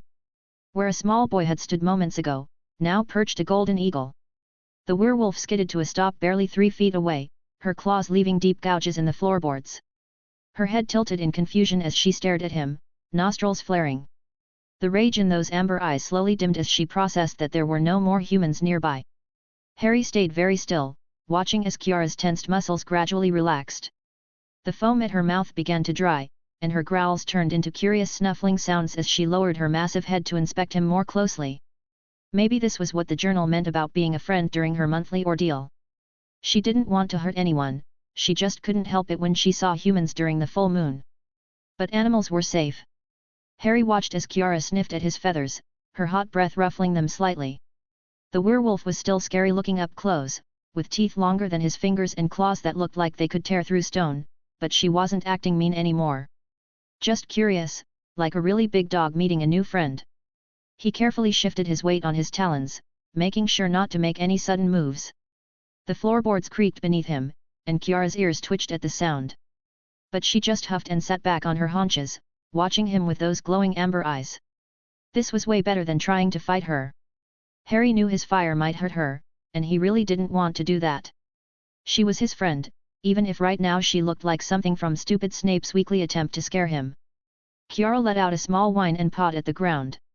She looked lonely, Harry realized. Maybe that's why she came down here every full moon, so she wouldn't accidentally hurt anyone, but that meant being all alone in this creepy old house. Making up his mind, Harry hopped closer and chirped softly. "See? Just a friendly bird. Nothing to worry about." The werewolf's tail actually wagged a little, thumping against the dusty floor. She lay down, resting her huge head on her paws, still watching him but in a sleepy sort of way now. Harry hopped closer to Kiara, looking around the broken-down house as he did. Chairs lay in pieces, tables had chunks missing, and deep scratches covered nearly every surface. He'd seen cats do something similar to furniture at Hogwarts, but on a much smaller scale. Did werewolves need to scratch things too? The house looked like it had been through several angry bears rather than just one werewolf. At least Kiara seemed calm now. She watched him with lazy interest as he explored, her tail occasionally thumping against the floor when he came near. Harry decided he might as well do something fun while keeping her company. It wasn't like he could sleep anyway, not with how exciting this whole night had been. Even in eagle form, Harry could still convert his magic into fear mist. He couldn't access his firebending like this, birds didn't have the right chi paths or whatever made firebending work. But the mist was different, more like part of his magic than his body. Harry concentrated, pulling at that familiar feeling. A small cloud of silvery mist formed in front of him, making Kiara's ears perk up. He shaped it carefully into a ball, then stretched it into a cube. The werewolf's amber eyes tracked the movement, her head tilting slightly. Encouraged by her interest, Harry made the cube spin slowly in the air. He'd gotten pretty good at this kind of movement lately, way better than those wobbly attempts with Tonks watching. The cube morphed into a pyramid, then back to a sphere. Kiara suddenly swiped at the misty shape with one massive paw. Harry quickly made it float higher, his eagle heart jumping a bit. The mist might make her panic if she touched it, and he really didn't want to find out if werewolves liked eating eagles. But she just watched the floating shapes with the same fascination his cat form aunt showed for the red dot from Flitwick's wand when he decided to tease her. Harry kept practicing, making triangles and squares dance through the air. He even managed to make 4 shapes at once, though keeping them all rotating smoothly at all times was tricky. The night went on, and Harry found himself getting sleepy. His shapes started getting wobblier, and keeping his eyes open got harder. Kiara hadn't moved much except to watch his mist show, and she really did seem more like a big furry dog than a monster now. Making up his mind, Harry let his mist fade away and fluttered over to where Kiara lay. She lifted her head slightly as he landed between her ears, but didn't seem to mind as he settled into her soft fur. Harry tucked his head under his wing, and slowly fell asleep. Chapter 13, Restricted Distraction. Harry woke to gentle fingers stroking his feathers. Still half asleep, he lifted his head and blinked blearily at Kiara, who was back to her normal self and looking at him with tired eyes. The early morning sunlight shone through the cracks in the boarded windows, creating small sunbeams across the room. For a moment, they just stared at each other. Then Kiara's eyes widened and she let out a startled shriek and scrambled backwards, nearly falling over a broken chair. Harry! What are you? How did you can't be here? Her voice cracked with panic as she pressed herself against the wall. Do you know what I am? What could have happened? Harry hopped down from where he'd been perched and transformed back into his human form, rubbing sleep from his eyes. Course I know. You're a werewolf. But it's okay, I figured out how to help. See, when I'm an eagle, you don't try to eat me or anything. You just act like a big friendly dog. Kiara's face had gone very pale. You stayed here all night? With me? As an eagle? Her voice was barely more than a whisper. Yet. I made shapes with my mist to entertain you and everything. You really liked chasing them around. Harry grinned, then yawned widely. Though I fell asleep on your head eventually. Your fur's really soft. But. Kiara seemed to be having trouble finding words. I could have killed you. What if I'd? Nah, Harry said confidently. Werewolf you was super dangerous to human me, but not to eagle me at all. That's why the journal told me to come help, it knew I'd be safe as long as I wasn't human. The journal. Kiara mouthed, but Harry was already talking again. It's this really neat book I got that only I can read. It tells me about adventures and stuff. Like how to find you. Though it was kind of tricky figuring out what it meant about the curious eagle part at first, Harry explained, brushing dust off his robes. But then when you came down those stairs all growly and scary, I remembered. Harry, Kiara interrupted, grabbing his shoulders gently. Her face was still pale, and her hands trembled slightly. Please, just stay still for a moment. I need to check if you're hurt anywhere. Are you absolutely sure I didn't bite or scratch you? I'm fine. Promise. Harry said, but let her check his arms and neck anyway. You weren't mean at all once I transformed. You just wanted someone to play with, right? Kiara's inspection slowed, and her shoulders started to relax as she found no injuries. I don't remember much from last night. Just fragments. But I do remember seeing something golden, and feeling less angry than usual. She finally stepped back, running a hand through her messy silver hair. You really stayed the whole night? Well, yeah. That's what friends do, right? Harry said, as if it was the most obvious thing in the world. Nobody should have to be all alone in a creepy old house. Even if they're all big and furry once a month. Tears started forming in Kiara's eyes. Harry shifted uncomfortably, he wasn't very good with crying. But before he could say anything, she pulled him into a tight hug. Thank you, she whispered. Just, thank you. You're welcome, Harry said, awkwardly patting her back. He wasn't used to hugs, most people at Hogwarts weren't very huggy, except maybe Hagrid, but those felt more like being squeezed by a friendly bear. When Kiara finally let go, she wiped her eyes with her sleeve. We should get back to the castle before anyone notices we're gone. Madame Pomfrey will be here soon to check on me. Harry nodded, then remembered something. Oh. I can show you the trick I used to get past the tree. It's pretty neat. They made their way back through the tunnel, Harry lighting the way with a small flame in his palm. Kiara kept glancing at him, like she couldn't quite believe he was real. Does it hurt? Harry asked suddenly. When you change, I mean. Kiara was quiet for a moment. Yes. But I'm used to it now. It's been happening since I was 7. That's not fair, Harry said, frowning. You're nice. Nice people shouldn't have to hurt. Life isn't always fair, Kiara said softly. But having friends who understand, it helps more than you know. They reached the end of the tunnel. Harry demonstrated how he'd used his chi-pooled fire to hit the knot in the whomping willow's roots, making the tree freeze again. That's amazing, Kiara said as they climbed out. I didn't know you could do that with fire. I figured it out while practicing.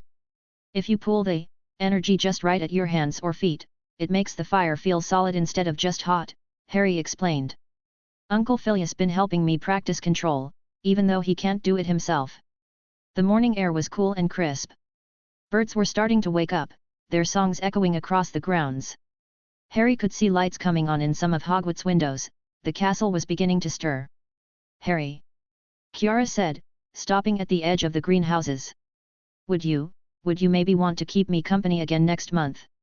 Course I will. Harry grinned. It was fun. Well, except for the part where you tried to eat me, but that was before I turned into an eagle. And I can practice making better shapes with my mist, maybe next time I can make them look like actual things instead of just simple shapes. Kiara laughed softly, shaking her head. You're a very strange person, Harry Potter. Most people would run away screaming if they found out what I am. Most people aren't like me, Harry said matter-of-factly. Besides, you're way less dangerous than most of the professors. If I can get used to their strength, I can get used to you. Kiara couldn't help but giggle at that comparison. Well, I should probably get back to my room before Aunt Min notices I'm gone, Harry said, scuffing his shoe against the stone steps of the castle entrance. She gets all worried and her lips go all thin when she can't find me at breakfast. Kiara smiled, though her eyes still looked tired from the long night. And I need to wait for Madame Pomfrey. She'll want to check me over like always. She hesitated for a moment, then pulled Harry into another quick hug. Thank you again. For not being scared of me. And Harry. She waited until he looked back at her. Maybe don't tell anyone else about this? About helping me? Harry nodded seriously. Course not. It's our secret. They split up then, Kiara heading toward the hospital wing while Harry transformed and took flight towards his room. He already had some ideas for next month, maybe he could practice making his mist look like little animals for werewolf Kiara to chase. That would be way more fun than just floating shapes, though he'd have to be very careful she doesn't manage to touch them. On second thought, let's not do that and get eaten. 000000. 2 weeks passed quickly for Harry. Between his lessons, regular painting sessions, firebending and mist control practice, and planning better ways to keep Kiara company next full moon, he barely noticed the time flying by. He was at his usual spot on the astronomy tower, working on a new painting of the Great Lake at sunset. The light was perfect today, all orange and purple, making the water look like it was on fire. He had just finished adding another layer to capture that effect when footsteps behind him made him turn around. Charlotte stood there, shifting from foot to foot and clutching a worn notebook. Her Gryffindor tie was crooked, and she looked like she hadn't slept much lately. Hi Harry, she said, trying to sound casual but failing pretty badly. Your painting looks really nice. Thanks. Harry beamed, always happy when people noticed his art. I'm trying something new with the colors. Want to see? Actually. Charlotte glanced around like she was checking if anyone else was nearby. I wanted to talk to you about something important. Remember how you helped with the ice vault? Harry nodded, putting down his brush. Yeah, that was fun. Well, except for the ice knights trying to squish us. Charlotte gave a weak laugh. Right. Well, I think I figured out what's causing all those Boggarts to show up everywhere. You know how they keep scaring everyone?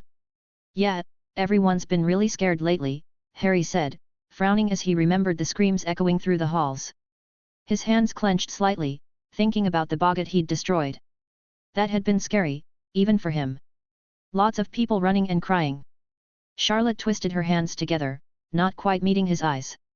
That's actually why I wanted to talk to you. See, I think all these Boggarts are coming from another vault. Like how the ice was spreading before. Harry put his paintbrush down carefully, making sure it wouldn't roll off the tower. Another vault? Is that why there's been so many scary things lately? Yes, exactly. Charlotte brightened, then seemed to catch herself. Her cheeks went pink as she glanced down at him. I know you're younger than most people I'd ask for help, but you were really brave with the ice vault. And your fire worked really well. How come you're not asking Bill or Penny? Harry asked, head tilted. They helped last time too. Charlotte's face fell slightly. Oh, well, they're busy with exams and. She trailed off, then sighed. Actually, they're not really talking to me right now. After the ice vault, everyone started whispering about how it's all happening again, just like with Jacob, and. She stopped, biting her lip. Harry noticed her eyes looked a bit watery. Your brother got in trouble for the vaults before, right? Harry asked. And now people think you're making more trouble. Charlotte nodded miserably. Everyone keeps saying I'm going to get expelled just like him. Even Bill and Penny have been avoiding me lately. But I have to figure this out, these vaults are dangerous. I can't just ignore them because people are being mean. Harry considered this. He didn't like seeing his friends scared by Boggarts, and Charlotte looked really sad standing there all alone. Plus, his journal had mentioned something about a fear vault. "Okay," he said. "I'll help. But we gotta be really careful, I don't want anyone else getting hurt like last time." "Thanks Harry," Charlotte smiled at him. "Come on, let's do this quickly, I already know where to look." They started walking to the library, with Harry feeling a bit unsure about the whole thing. "Won't we get in trouble if we're caught?" Charlotte shook her head. "The general library's still open for another hour, so we just need to be careful. I've got a plan to deal with Madame Pants." When they entered the library, Charlotte pulled out a small paper airplane from her robes. Harry peered at it curiously.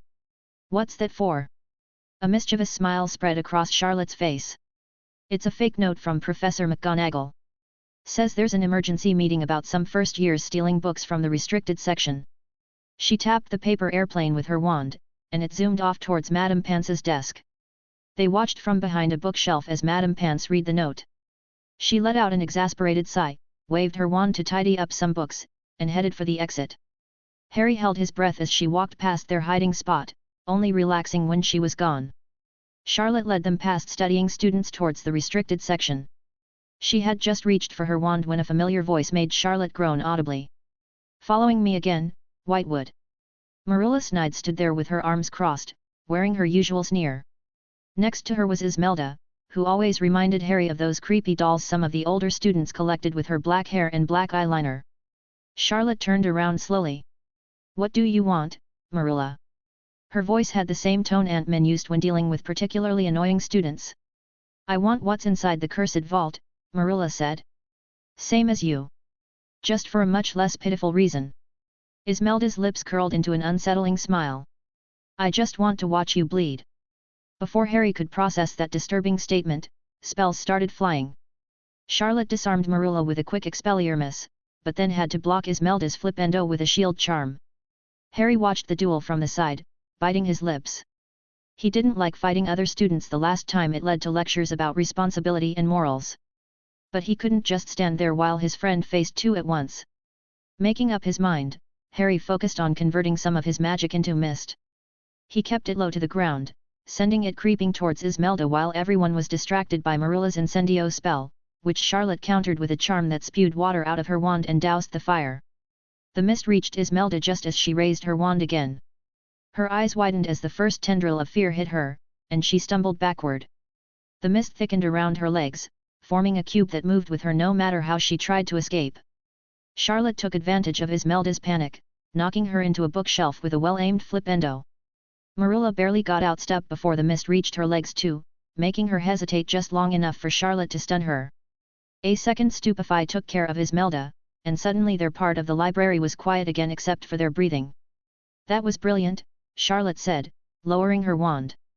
"But we should hurry, someone probably heard all that." Harry nodded, already wondering if Grandpa would consider this self-defense or not. Hopefully he never finds out. He had just walked past the gates Charlotte unlocked with the Alohomora charm when his green eyes darkened.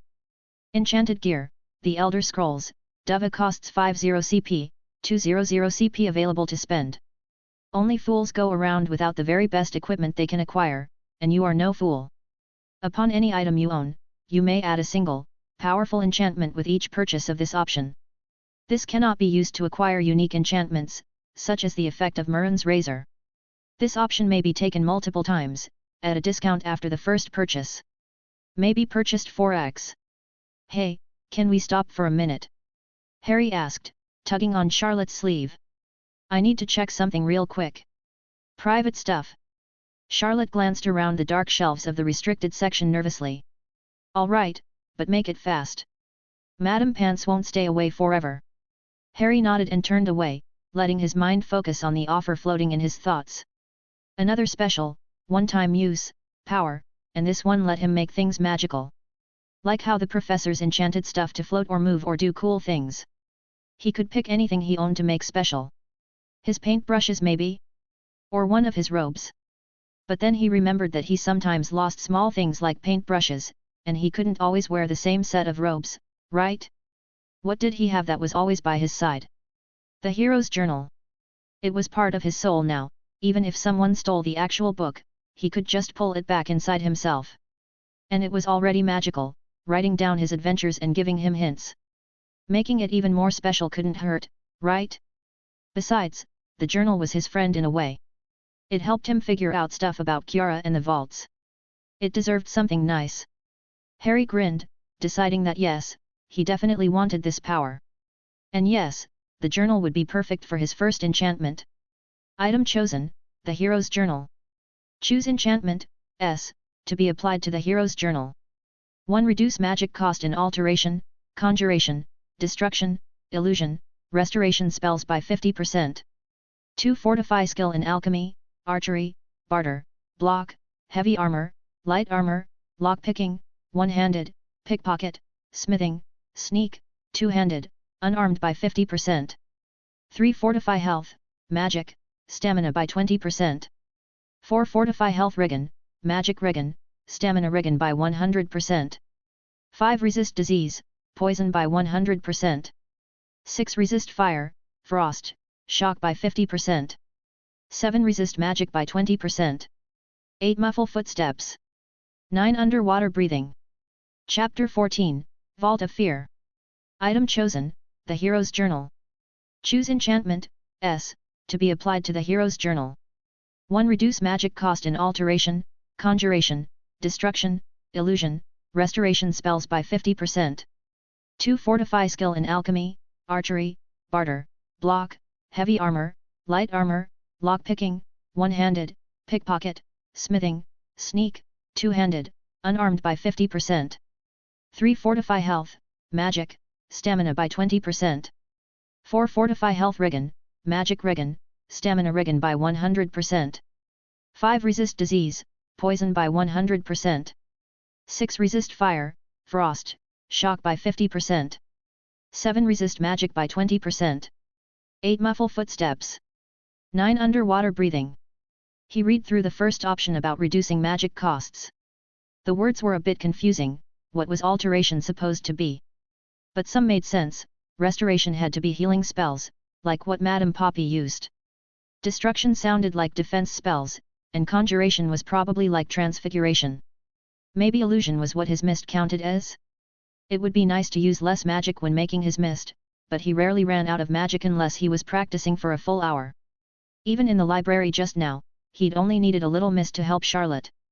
Maybe not worth picking, especially since he'd trained his control over his mist so much.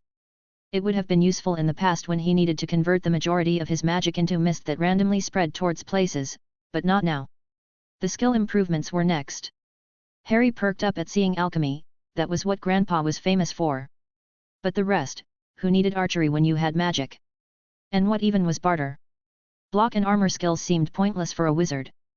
Lockpicking made no sense when unlocking charms existed. And pickpocketing? Harry wrinkled his nose.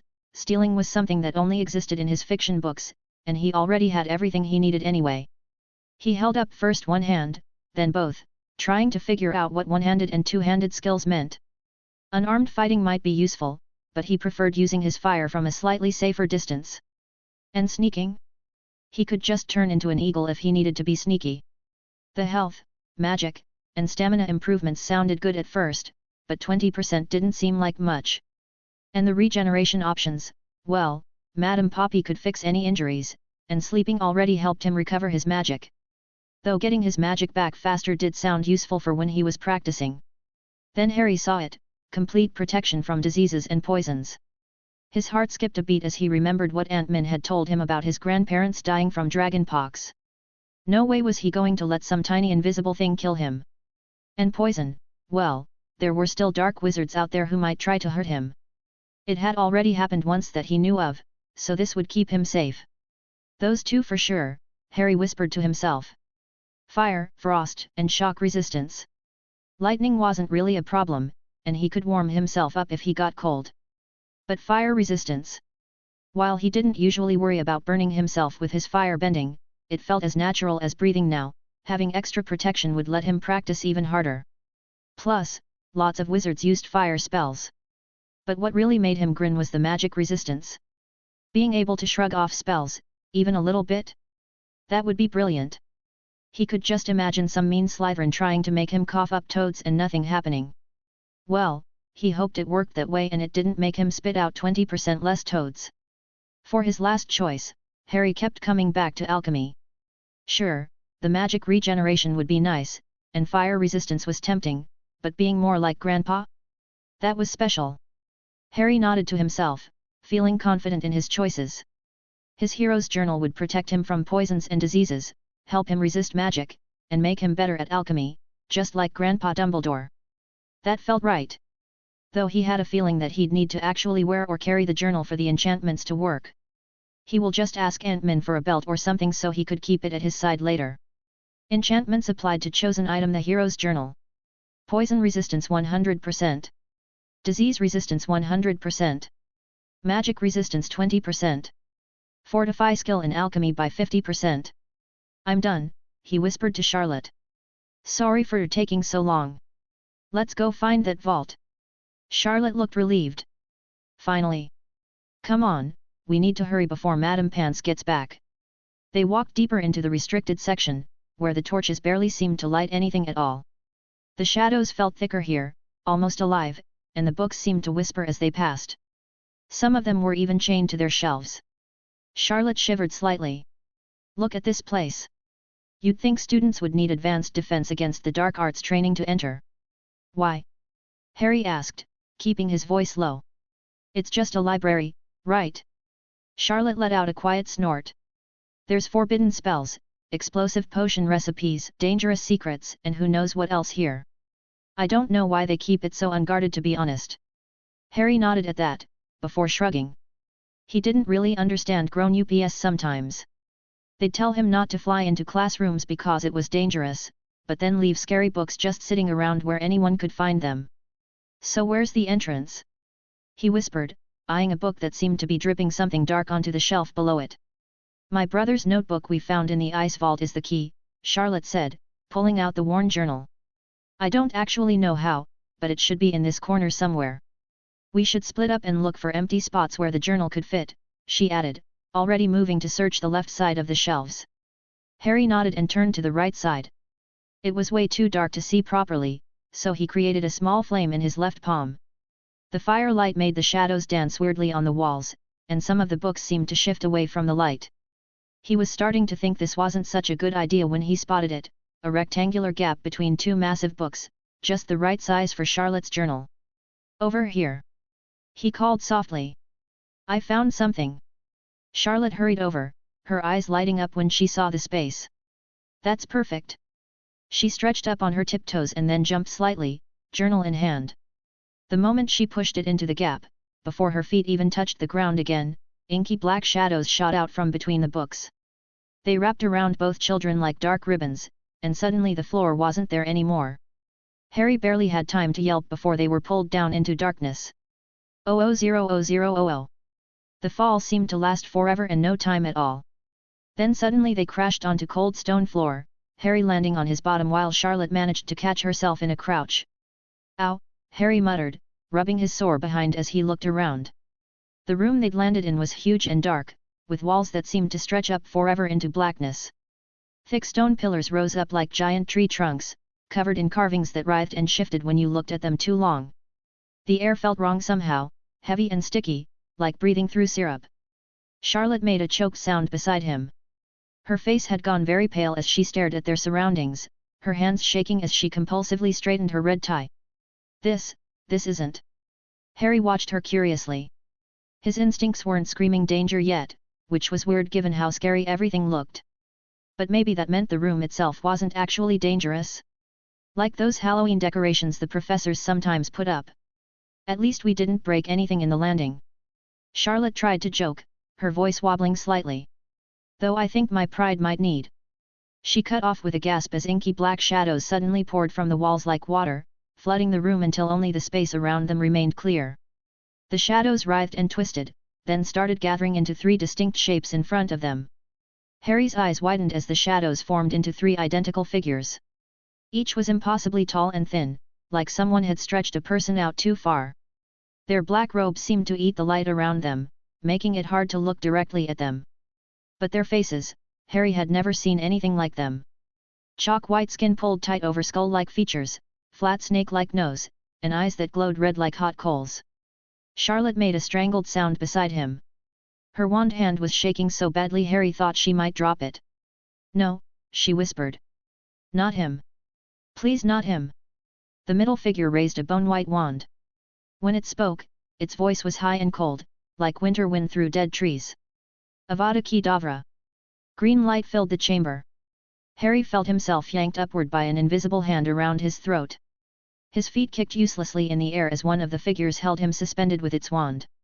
The red eyes studied him with cruel interest, like a cat watching a mouse it had caught. Harry's first instinct was to use his mist, he could already feel his magic starting to shift and cool. But something felt off. His instincts weren't screaming at him like it should if this dark wizard. "They're just Boggarts." Charlotte's voice cracked with panic.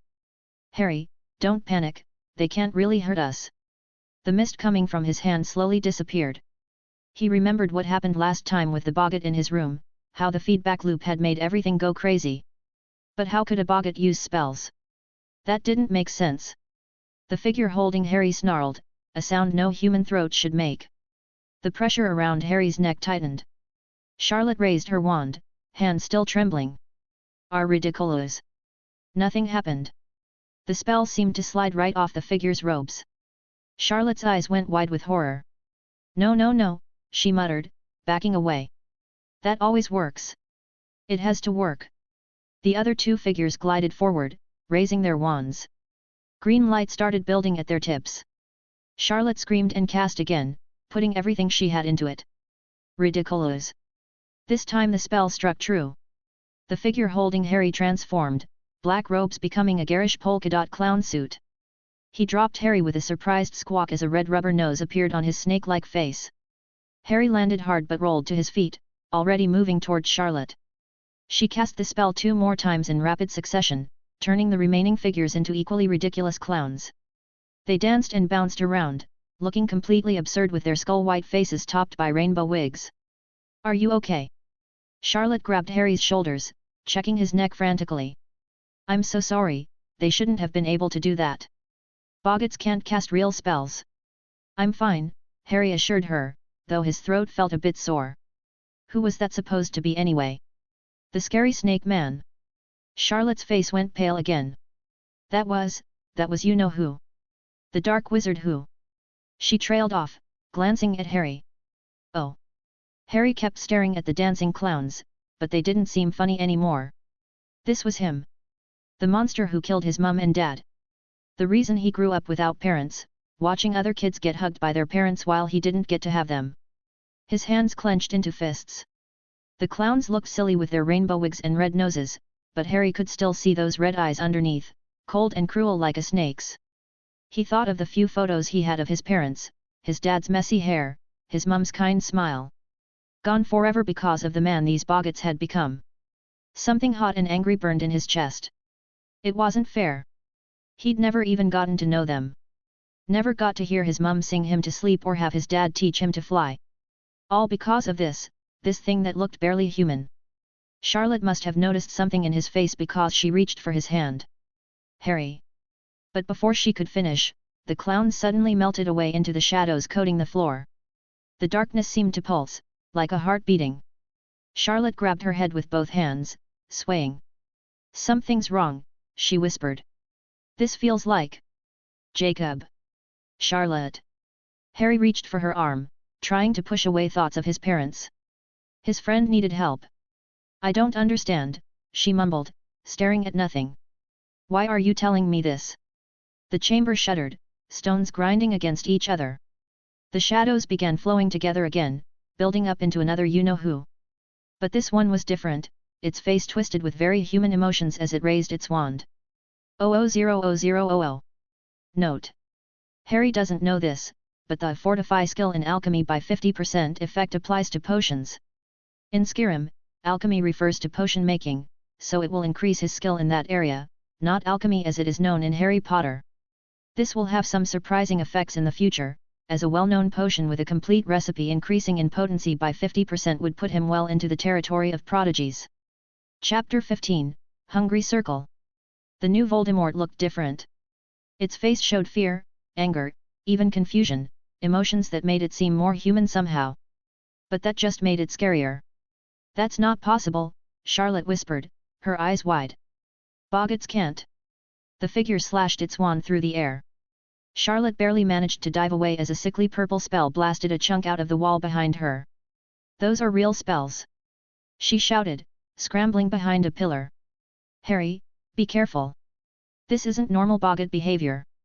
Another spell, deep red this time, shattered the stone where Charlotte had been standing.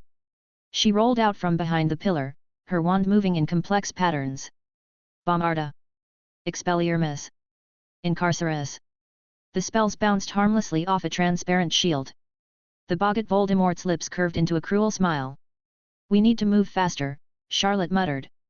Then, to Harry's amazement, she shrank and twisted until a black and white cat stood in her place. The cat darted between pillars as more spells crashed around it. You're an Animagus too! Harry yelped, then had to transform himself as a jet of orange light nearly hit him. His eagle form took to the air, wings spread wide as he circled overhead. The cat that was Charlotte paused just long enough to transform back and fire more spells before becoming feline again. Learned it last month, trying to find my brother. She called between transformations.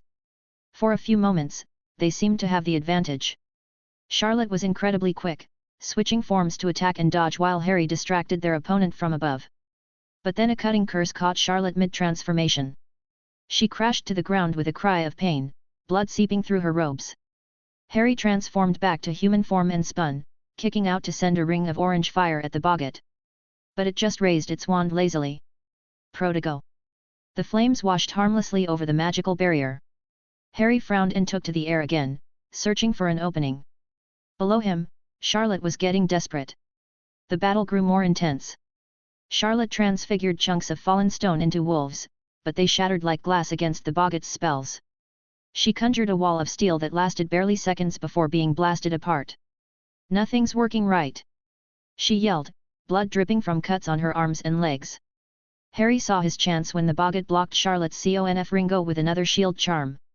He transformed mid-dive, landing behind the creature, and unleashed a continuous stream of flames from both palms. The Boggart Voldemort screamed as fire consumed its robes, revealing blackened flesh underneath. But then it raised its wand. Flammaglacis! Harry's flames still poured out, but they no longer seemed to hurt the creature at all. A large hole in its robes showed burned skin, but the flame-freezing charm had stopped any further damage. No fair! Harry shouted. His fire had worked on the cursed ice, but one simple charm made it useless? That wasn't right. Charlotte tried to take advantage of the distraction. Expelliarmus! The Boggart simply leaned aside, the spell missing by inches. Then it spun, wand flashing, and Charlotte flew backwards into a pillar with a sickening thud. Charlotte! Harry tried to run to her, but steel chains burst from the Boggart's wand, wrapping around him. He tried to transform into his eagle form, but the chains just shrank with him, squeezing tighter. Forced to change back, Harry could only watch helplessly as Charlotte struggled to stand. Blood ran down her face now too. She kept fighting, but her spells were getting weaker. The Boggart was toying with her, letting her fire off spells before hitting her with new cutting curses. Crucio! Charlotte's scream echoed through the chamber as she collapsed, thrashing on the ground. Harry had never heard anyone make sounds like that before. It was worse than when Draco got hit by that dark curse in the Ministry. Somehow worse than anything he'd ever heard, even the Boggart from last time. Stop it! Harry shouted, struggling against the chains. Leave her alone! The Boggart Voldemort just laughed, a high, cold sound that made Harry's skin crawl. It lifted the curse for a moment, letting Charlotte gasp for air, then cast it again. Her back arched as she screamed even louder than before. Harry felt something inside him snap. Charlotte's screams echoed in his head, making his chest hurt and his eyes burn.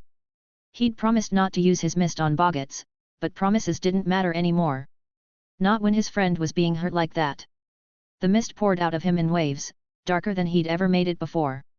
His body felt heavy and cold as more and more of his magic turned into the thick black fog. It rolled across the floor like storm clouds, reaching for the Boggart who had finally stopped hurting Charlotte. The moment his mist touched it, Harry knew this was different somehow from the other Boggart. This Boggart, which was greatly more powerful than it was supposed to be, was now being shown its own fears.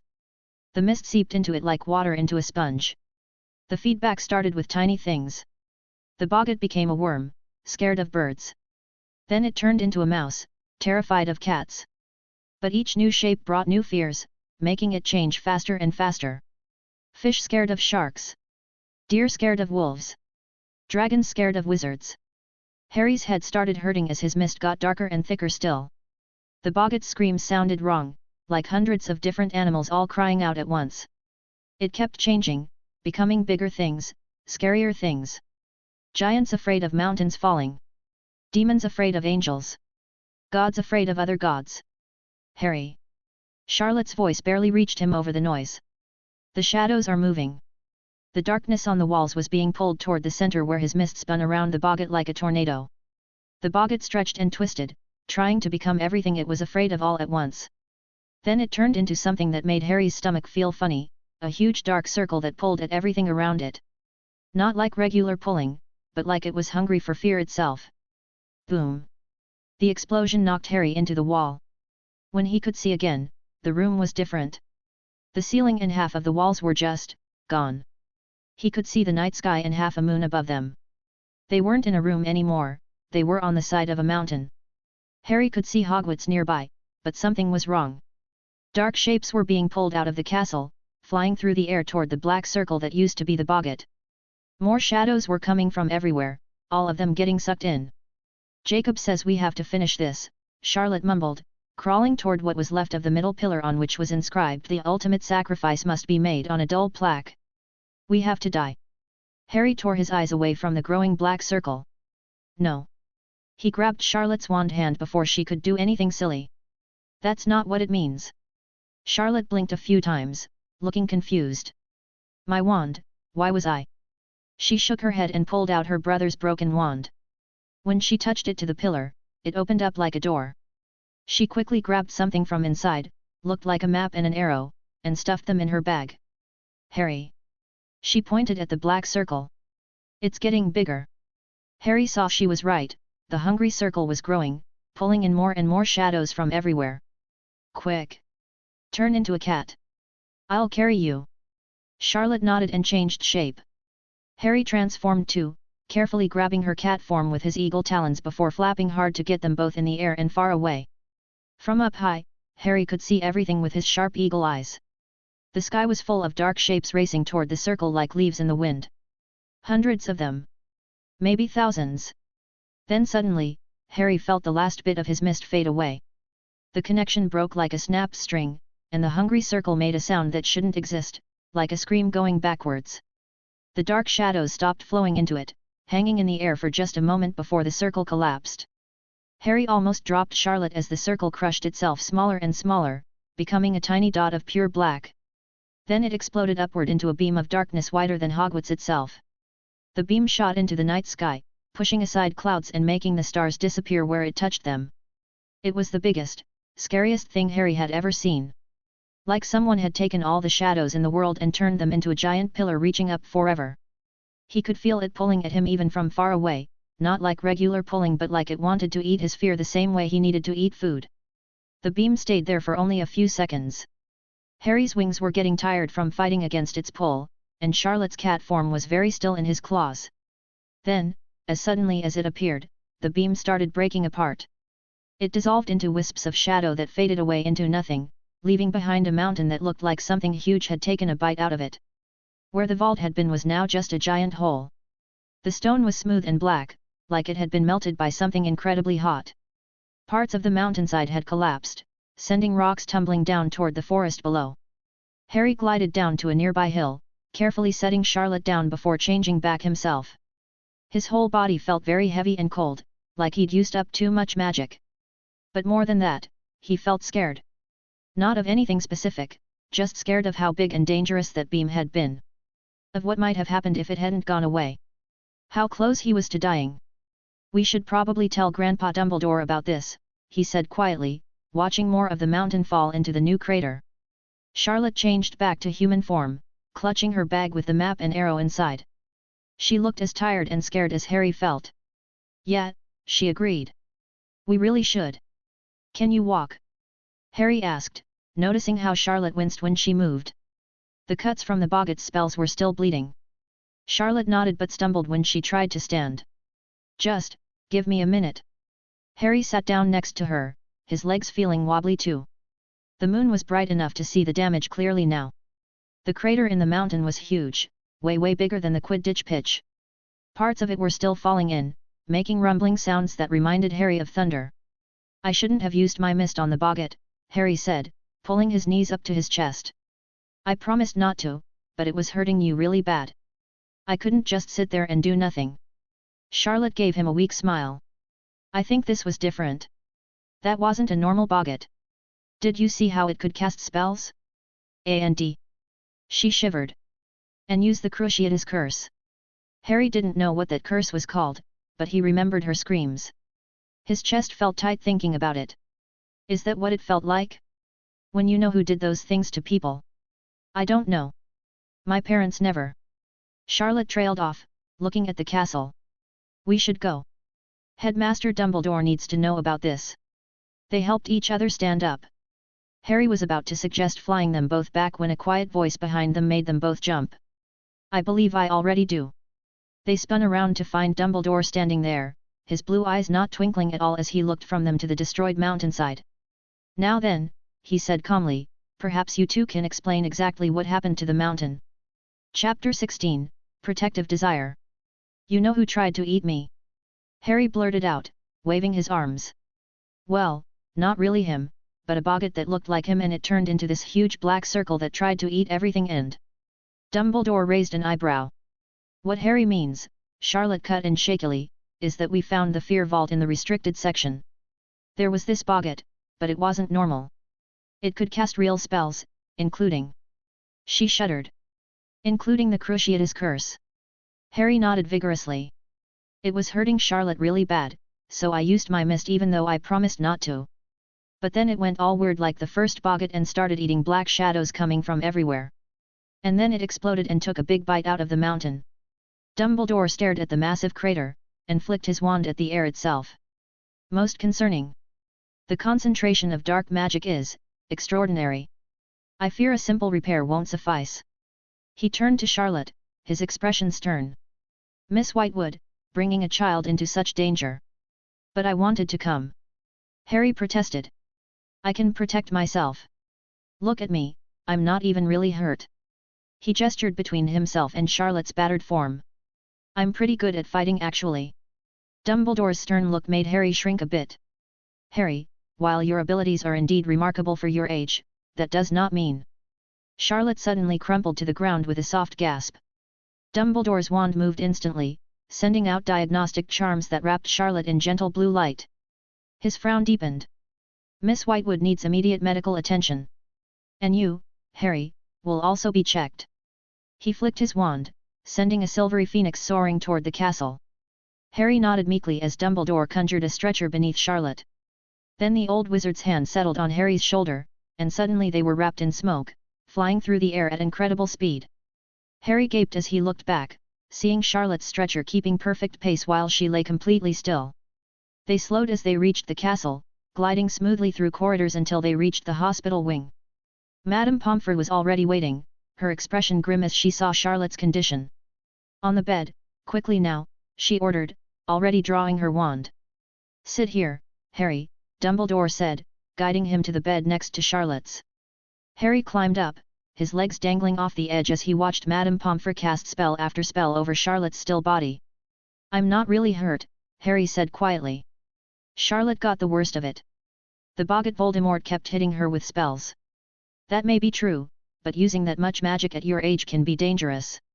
Dumbledore sat in the chair between the beds, his blue eyes serious behind his half-moon glasses. Your mist spell draws on both magical and soul energy somehow.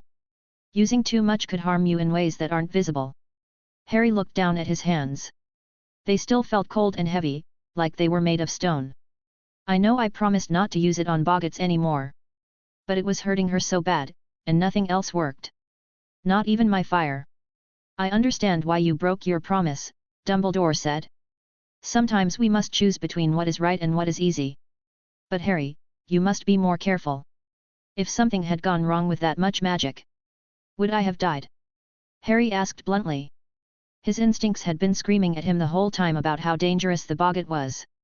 When it turned into that black circle, it had been more danger than he had ever felt in his life before, even more than from Grandpa himself, as unbelievable as it seemed. Dumbledore was quiet for a moment. Perhaps. Or something worse. Magic, especially magic involving souls and fear, can be very unpredictable. That's why we have rules about such things. Harry nodded slowly.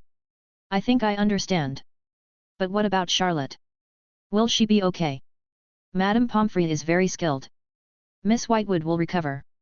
Dumbledore's expression grew more serious. Now, tell me everything that happened in that vault. Leave nothing out. So Harry did, starting with finding the entrance in the restricted section. He explained about the 3 normal Boggarts that turned into Voldemort, and the strange super Boggart that could cast real spells. When he got to the part about his mist creating the black circle thing, Dumbledore leaned forward slightly. And you say it was drawing in shadows, or rather, Boggarts from the castle itself. From everywhere. Harry spread his arms wide. Like it was really hungry for them. And then it just... He made an explosion sound and gesture with his hands. Boom. Right into the sky. Yes, Dumbledore whispered to himself with a thoughtful look in his eyes. The results were, rather more dramatic than I had anticipated. She's lucky, Madame Pomfrey said, her face pinched with worry as she worked. Multiple dark curses, and the Cruciatus, if it had been held any longer. She shook her head and kept casting healing spells over Charlotte's injuries. But she'll be okay? Harry asked, watching the cuts on Charlotte's arm slowly close up, leaving angry red lines behind. She'll live, Pomfrey said. These will scar though. Dark magic always leaves its mark. At least none hit her face. Harry felt his stomach twist. More people getting hurt because of him. First Draco at the Ministry, Bill at the Vault of Ice, and now Charlotte. Part of him felt angry that the people around him weren't strong enough to protect themselves, angry that he had to break a promise. That Harry wasn't strong enough. It's not your fault, Harry, Dumbledore said softly, as if reading his thoughts. Miss Whitewood made her own choice to enter that vault. I know, Harry said. And he did know. Charlotte had wanted to find clues about her brother. But knowing didn't make the anger go away. It didn't stop him from wondering if maybe he should have used the mist sooner, before she got so hurt. Before that thing with the hungry circle that ate all the Boggarts. Harry looked up at Dumbledore. What's going to happen now? To the mountain, I mean. That, Dumbledore said, is an excellent question. One which I suspect will require quite a bit of explanation to the Ministry. Can't you just fix it with a spell? Harry asked, perking up. Like when Uncle Phileas fixed my paintings after the Boggart exploded in my room. I'm afraid repairing an entire mountainside is rather different from restoring a few paintings, Dumbledore said, though his eyes had regained some of their usual twinkle. The magic that was released there has changed things. Like drawing with permanent ink instead of pencil, you can't simply erase it. Harry slumped back against his pillows. He understood that, sometimes when he was painting and made a mistake with certain colors, no amount of scrubbing could fully remove the stain. And this was way bigger than any painting. But won't you get in trouble? Harry asked in a small voice. Because you let me stay at Hogwarts. The thought made his chest feel tight. Hogwarts was his home. The professors were his family. If the Ministry people decided he was too dangerous. No one is taking you anywhere, Dumbledore said firmly, as if he knew exactly what Harry was thinking. You are exactly where you belong. As for the Ministry. He smiled slightly. That's not something for you to worry about.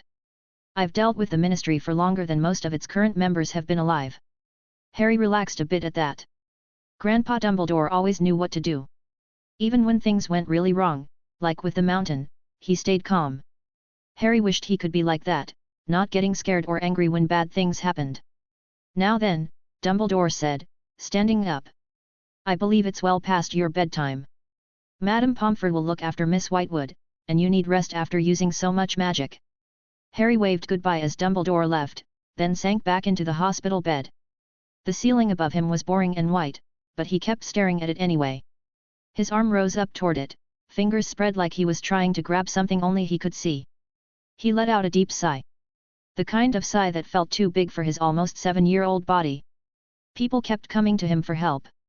Everyone treated him special because he was the boy who lived, the baby who somehow killed no, Voldemort.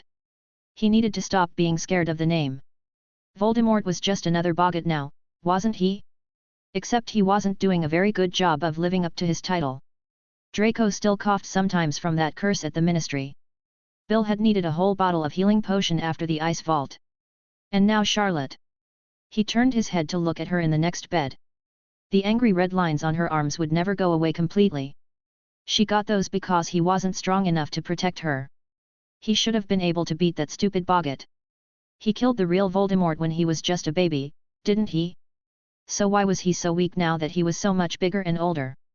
It didn't make sense. Maybe he was supposed to be stronger, but something went wrong? Yes, that had to be it. If tiny baby Harry could defeat the real Dark Lord, then almost 7 Harry should have been able to handle a fake one easily. His raised fist clenched tight, then thumped against his chest. He had to practice more. Train harder. That flame-freezing charm shouldn't have worked so well against his fire. He couldn't let such a big part of who he was get stopped by one little spell. And he definitely shouldn't have waited so long to use his mist just because of some promise. Charlotte got hurt because he was trying to be good instead of being smart. What was the point of having special powers if he couldn't use them to protect his friends? Then there was his other power, eating dragon hearts. He hadn't even tried to find any yet. He should have asked the professors where to get some right away. There had to be dragon hearts somewhere, right? Maybe they kept some in the potion storage room, or knew where to find them. He needed to get stronger. Much stronger. Because next time, he wasn't going to let anyone else get hurt trying to protect him. Harry's bright green eyes darkened as his thoughts spiraled. The familiar words appeared in his mind, but these ones felt different, cooler somehow, like drinking ice water on a hot day. Depths of the Mind, Magic the Gathering, Iconics costs 100 CP, 175 CP available to spend. The path of a wizard is study, rote memorization, and learning. These qualities are innate to those who wish to practice magic. Being infused with the cooling touch of blue mana, your intelligence has boosted along with your memory and ability to learn. Put simply, you are quite the savant, easily worth 3 of your peers when looking towards solving a problem, learning 3 times faster than normal, and having a perfect memory barring magical interference. This would give him what he desperately needed right now. The ability to learn faster, become stronger. Harry didn't hesitate. He needed every advantage he could get to protect his friends. To make sure no one else ended up scarred and hurt because he wasn't strong enough or smart enough to help them properly. Yes. The moment he accepted, a strange fuzzy feeling filled his head, like static on the wizarding radio Ant-Man sometimes put on. Harry closed his eyes, feeling something shift and settle in his mind. It wasn't painful, just different. Like his brain was a drawer that someone had just organized really well. Harry opened his eyes and paused, blinking slowly. Something felt different. His thoughts weren't faster exactly, but clearer. He looked at Charlotte again, studying the angry red lines on her arms. Then he closed his eyes, and they were still there. Not like a picture in his mind, but like he was still looking at them. He could count them if he wanted to. 7 on her right arm, 5 on her left. The longest one started just below her elbow and curved around like a snake. That was weird. Last week when he caught that fat mouse while hunting as an eagle, he remembered eating it, sure. But the details were fuzzy. Had it been brown or grey? He wasn't certain. But Charlotte's scars, he knew exactly what they looked like without even trying to remember. He opened his eyes again. The memory of looking at her just now was just as clear as the previous one. He didn't have to work at remembering things anymore, at least not new things. It was like his brain had gotten tired of losing stuff and decided to keep everything instead. This could help with training, he whispered to himself. When he practiced fire bending now, he'd remember exactly how the chi felt moving through his body. Every time he got a flame to do what he wanted, he'd remember precisely how he did it. No more forgetting which way to move or how hard to push. His paintings would get better too. He already had special talent there, but now he could remember every single detail of things he wanted to paint. All the little tricks he learned about mixing colors would stay in his head forever. He'd never forget which brushes worked best for different effects. Even his mist would improve. He could keep track of exactly how emotional he needed to be to make different intensities of mist. How much magic it took to make shapes. Maybe he could even figure out why it went all weird with the Boggarts. Harry felt a small smile spread across his face. This wasn't just about remembering things better. He could see patterns now, understand how different pieces fit together. Like doing a puzzle where you could suddenly see exactly where each piece was supposed to go. I'm going to get stronger, he promised quietly, looking at the sleeping Charlotte. And next time, I'll protect you properly. Chapter 17, Cautious Thinking. Harry woke up to early morning sunlight streaming through the hospital wing's tall windows. He turned his head and saw Charlotte already awake in the next bed, staring at the ceiling with a blank look on her face. Her right hand slowly traced the angry red lines that crossed her left arm. "Morning," Harry said, sitting up in his bed. Charlotte blinked and looked over at him. "Oh. Good morning, Harry." Her voice was quiet, almost distant. She went back to examining her arms, twisting them to see how far the scars extended.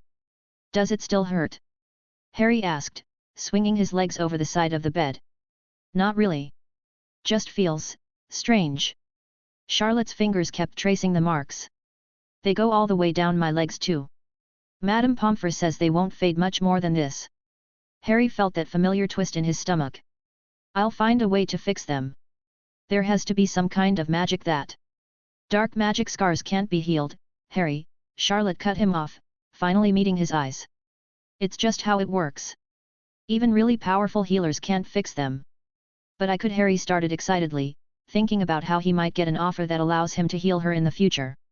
Then he stopped, mouth still open. Wait.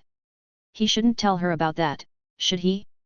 His new, clearer mind pulled up faded memories of conversations with Grandpa Dumbledore.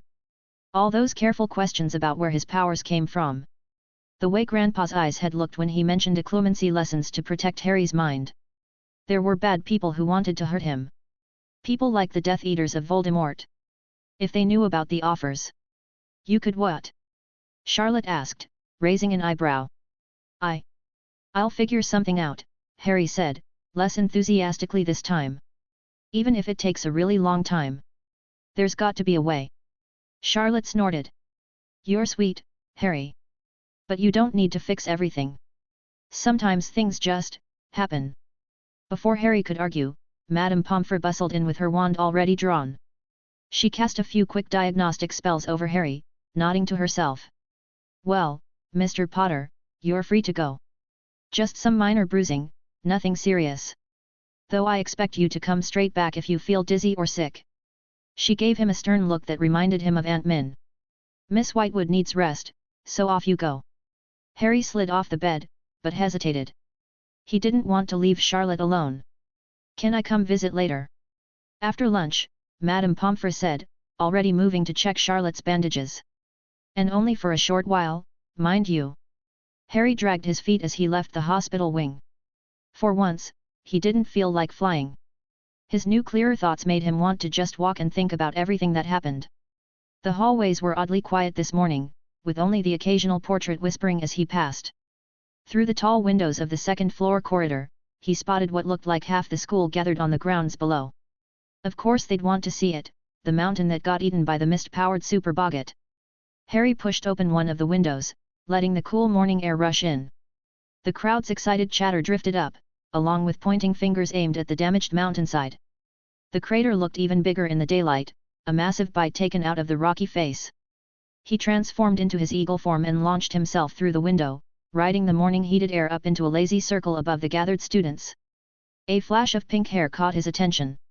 Tonks was standing with Kiara and Penny near the edge of the crowd, gesturing dramatically as she talked. Harry tucked his wings and dove down, landing carefully on Kiara's shoulders with a gentle grasp of his talons. "Morning, Harry," Kiara said without looking up, clearly used to him doing this by now. "Come to see what everyone's fussing about." Harry bobbed his eagle head in response, watching the other students point and gossip about the mountain. Some thought it was a failed experiment from the Department of Mysteries, others claimed a dragon had blasted the mountainside in rage. None of them were even close to guessing that a 7-year-old boy and his friend had accidentally amplified an empowered Boggart that exploded. He settled more comfortably on Kiara's shoulder, careful not to dig his talons in too deep. Grandpa Dumbledore would handle the Ministry people. Harry knew better than to say anything that might make things harder for him. I heard Professor Ketlaban say it happened last night, Tonks was saying, her hair shifting through worried shades of blue. Late into the night. But none of the teachers will tell us what really happened. Maybe it was something from the Forbidden Forest. Penny suggested, chewing her bottom lip. There are all sorts of dangerous creatures in there. Harry shifted his weight on Kiara's shoulder, watching more students trickle out of the castle to gawk at the damaged mountain. His new perfect memory kept replaying the moment when the Boggart circle had exploded, taking a huge chunk of rock with it. It felt weird at times, being able to remember every single detail so clearly now. "Watcher, Harry," Tonks said, reaching out to scratch his feathered head. "You've been awful quiet up there. Usually you're chirping away at us." Harry just clicked his beak in response. He'd never been very good at lying, and something told him it was better to stay quiet than risk saying something wrong. After a few more minutes of listening to wild theories about the mountain, someone suggested it was gnomes with explosives. Harry spread his wings and took off. He needed to talk to Aunt Min about something important anyway. He found her in her office, grading papers with that strict frown she always wore when marking essays. Harry landed on her desk, careful not to disturb the neat piles of parchment. "Good morning, Harry," she said without looking up. Harry transformed back, nodding as he settled into the chair across from her desk. "Good morning. Aunt Min? Could you help me with something?" She set down her quill, giving him her full attention. "Of course. What do you need?" "Well..." Harry pulled out his hero's journal from behind his back. "I want to keep this with me all the time, but I'm worried about dropping it. Could you maybe conjure me a belt or something to hold it?" McGonagall studied the leather-bound book for a moment. "You know," she said slowly, "we might as well make a trip to Diagon Alley. I could use a break after all this." She waved vaguely toward the window. "Albus won't even tell me what really happened with that mountain." Harry tried very hard to look innocent as she continued, "A conjured belt would work, but if you want something properly secure for your journal, we should get you a proper magical holder. The shops in Diagon Alley have excellent enchanted equipment." "Really?" Harry perked up. "Can we go now?" McGonagall's lips twitched into a small smile. "I suppose my marking can wait. Though I must ask, why is this journal so important to you?" Harry clutched the book closer. "It's a special gift from Grandpa. Like a friend that helps me remember things." It wasn't exactly a lie. The journal did help him remember stuff, just not in the normal way. "Very well," McGonagall said, standing up. "Let me send a quick message to Albus, and then we can use my flue." McGonagall waved her wand, sending a quick silvery cat to Dumbledore. "Come here, Harry. You remember how to use the flue?" Harry nodded eagerly. "Step in, speak clearly, keep my elbows tucked in, and don't breathe in the ash." A pinch of powder, a flash of green flames, and they arrived at the leaky cauldron. Harry brushed some soot off his black robes while McGonagall cleaned them both with a quick spell. The pub was mostly empty this early, with just the bartender wiping down the counter and a witch in her 30s sleeping in the corner. The brick wall parted at McGonagall's wand, revealing Diagon Alley before them. Harry loved seeing the street like this, peaceful and quiet before the usual crowds arrived. McGonagall held his hand firmly while they strolled through the street. They passed Ollivander's, its dusty window display showing a single wand on a faded purple cushion. Harry really couldn't wait to get his own wand, he would be so much stronger than he was now. But no matter how much he had begged in the past, he'd been told to wait until he was 11 years old. He'd be ancient by then, but he had to listen. The white marble of Gringotts caught the morning sun, making Harry squint. 2 goblins stood guard at the bronze doors, watching everyone with suspicious eyes. Harry looked at them curiously. They were nothing like the house elves at Hogwarts. Where house elves lived to help wizards with everything, goblins only helped with money and gold. It seemed weird to Harry that they'd pick just one thing to be good at. Maybe they weren't smart enough to learn other stuff like the house elves could? "Aunt Min," Harry whispered as they walked past. "How come goblins only do banking? Wouldn't they be more useful if they helped with other things too?" McGonagall's grip on his hand tightened slightly. "That's not a appropriate way to think about magical beings, Harry. Goblins have their own culture and choose their own path. They aren't here to be useful to wizards." Harry frowned, not really understanding, but noting her tone meant he shouldn't ask more questions about it right now. They turned down towards the south side of the alley, where the fancier shops were. A sign reading Twilfit and Tattings hung over their destination, the gold letters gleaming in the morning light. Harry followed McGonagall into Twilfit and Tattings, where polished wooden floors gleamed under floating crystal lights.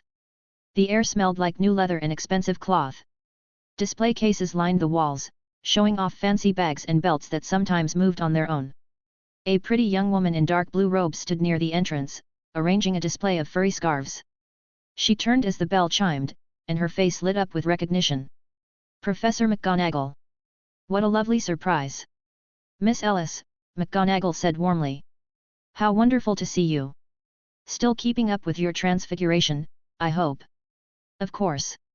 The techniques you taught me have been invaluable for altering clothing patterns during my apprenticeship at Twilfit and Tattings. Miss Ellis smiled, then glanced down at Harry. Her eyes widened and her hands flew to her mouth. Oh my, is that Harry Potter? Hello, Harry said politely, already bored with the familiar reaction. He'd seen it hundreds of times by now, the wide eyes, the hand over mouth, sometimes even squeals of excitement. At least Miss Ellis wasn't trying to touch him like some people did. We're looking for something to hold Harry's journal, McGonagall said, steering the conversation away from Harry's fame. Something sturdy and practical, with good protection charms. Harry tuned out their discussion of materials and enchantments, looking around the shop instead. Everything was neat and organized, unlike Madame Malkin's cluttered shop down the street where he got his robes last time they were in the alley. The leather items caught his attention, belts that adjusted themselves, bags that could hold more than they showed, and even a pair of boots that promised to keep your feet dry no matter what. What about this one? Miss Ellis held up a green leather belt with black clasps. It's Welsh green dragon hide, very durable, and it has basic protection against water and tears. Harry shook his head. It needs to be special, he said. The journal's really important. He didn't add that it was because the journal was bound to his soul, or that it had powerful enchantments on it. Some things were better kept secret, even from nice shop assistants who used to be Aunt Min's students. Miss Ellis tapped her chin thoughtfully. Well, we do have something rather special in the back. One moment. She disappeared behind a velvet curtain, returning with a black leather belt that seemed to shine slightly in the light. This is made from Hebridean black dragon hide, quite rare. It's got some serious protective enchantments woven in. Harry stepped closer, running his fingers over the smooth surface. The leather felt warm, almost alive under his touch. He noticed little details, how the silver buckles were shaped like tiny dragons, how the stitching formed subtle patterns that he didn't recognize. The enchantments include protection against fire, water, and basic tampering, Miss Ellis explained. There's also an anti-theft charm that makes it impossible for anyone but the owner to take any pouches, books or whatever you put on it away. And see this. She pointed to a small silver disc on the side. That's a shrinking charm trigger. Touch it twice and the whole thing shrinks down to pocket size. Harry glanced at McGonagall. What do you think, Aunt Min? McGonagall examined the holder carefully. The craftsmanship is excellent. Though I expect the price reflects that quality. Miss Ellis nodded eagerly. It's normally 114 galleons, but for Harry Potter. She clasped her hands together. I could bring it down to 80 galleons. Harry frowned at that. He didn't like when people changed prices just because of who he was. That was about 30% off, which seemed like way too much just for being famous. We'll pay the full price, McGonagall said firmly, giving Harry's shoulder a gentle squeeze. She must have noticed his discomfort. Oh, but I insist, Miss Ellis started. The full price, McGonagall repeated sternly. Harry smiled up at her, grateful she understood. Miss Ellis nodded quickly and rang up the full price. McGonagall counted out the galleons while Harry picked up the dragon hide belt, running his fingers over the smooth leather. He wrapped it around his waist, the belt hanging loose until it suddenly shrank with a soft whisper of magic, fitting perfectly. Reaching behind his back, Harry summoned his hero's journal and the familiar leather-bound book appeared in his hands, but then he stopped, not quite sure what to do next. The belt didn't have any obvious places to store the book, and he didn't want to do it wrong. Miss Ellis. Harry looked up at her. Could you show me how to put my journal on? Miss Ellis crouched down beside him, her blue robes pooling on the polished floor. Of course. Here, let me show you. She gently took his hand that was holding the journal. You just need to press it against where you want it to stay, and think about keeping it there. The magic will do the rest. Harry followed her guidance, pressing the journal against his right hip while thinking really hard about wanting it to stay put. There was a small click, and the journal settled firmly against the belt. Perfect. Miss Ellis beamed at him. And when you want to take it off, just touch it and think about letting it go. Try it. Harry touched the journal, thinking about picking it up, and it popped right off into his hands. A huge smile spread across his face as he tried attaching and removing it a few more times. This was brilliant, no more worrying about holding it to get the enchantments to work. He quickly got out his pouch from his inner robes and pressed it to his left hip until it too let off a click. Thank you, Harry said to Miss Ellis, still grinning as he gave the journal one final pat where it rested against his hip. Goodbye, Miss Ellis. Harry waved as they left the shop, the little bell chiming behind them. The morning sun had risen higher now, warming the cobblestones as more shoppers began filling the alley. A thought that had been bubbling in his mind since getting the devouring the heart offer finally spilled out. Aunt Min, how much does a dragon's heart cost? McGonagall made a funny sound, somewhere between a laugh and a cough. Around 750 galleons for a common breed. The rarer ones can go for over 1,000. Harry's eyes went wide. That was a lot more than his new belt. He'd been hoping maybe they could get one or two so he could get stronger, but... Does Hogwarts have any? In the potion storage maybe. This time McGonagall did laugh, a warm chuckle that made her stern face soften. Merlin's beard, no, Harry. Dragon hearts are far too expensive for the school budget. Even if we had them, they'd be saved for extremely important potions. She looked down at him curiously. What brought this on? Have you been reading about dragons in the library again?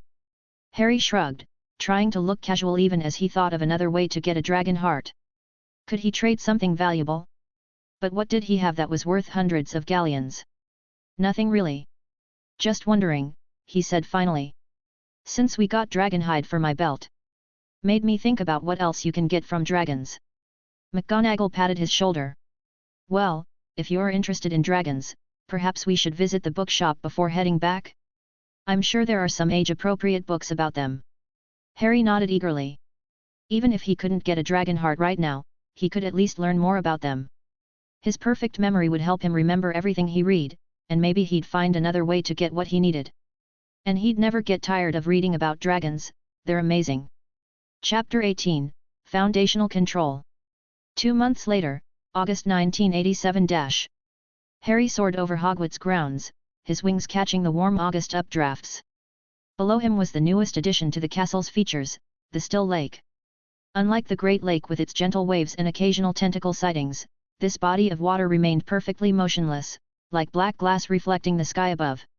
Even on windy days, not a single ripple disturbed its surface.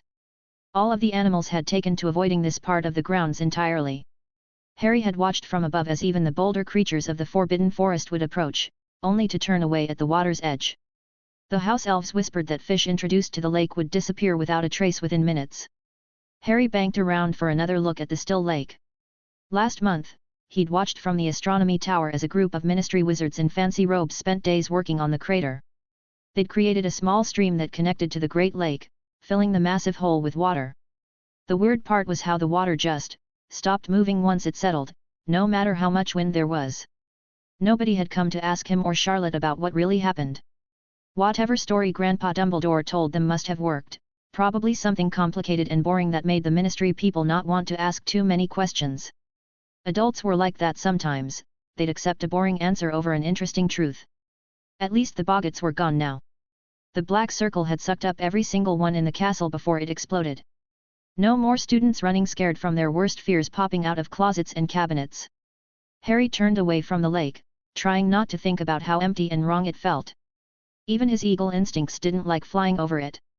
Time to practice his fire bending instead, that always made him feel better. Harry landed near the Whomping Willow and transformed back, brushing some dirt off his robes. 2 months of practice had taught him a lot about fire bending, especially since his perfect memory let him remember exactly how each move should feel. It was like drawing, once you got the lines right once, you could do it again and again. He started with the basics, creating a small flame in his palm. Before, it had been a tad difficult to control precisely how big or small the fire was.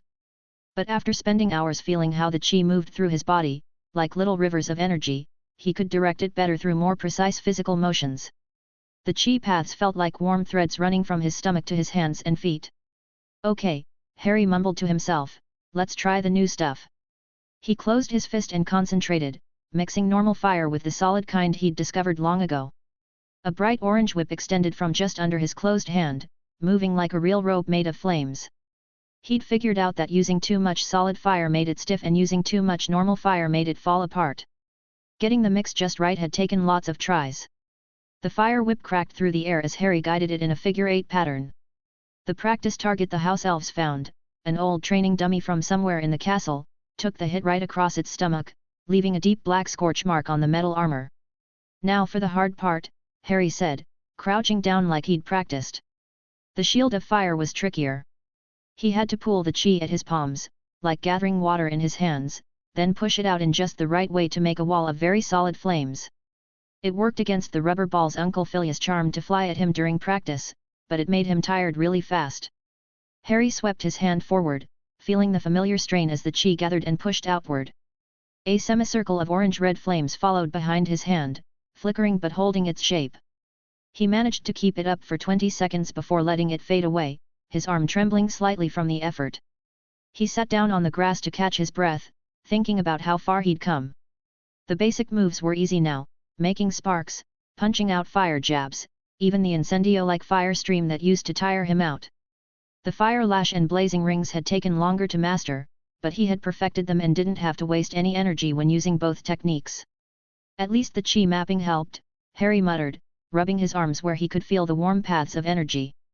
It had been boring work, moving slowly through the fire-bending forms for hours just feeling how the energy moved inside him. But now he knew exactly where to direct the chi for each move, like following a map he'd drawn himself.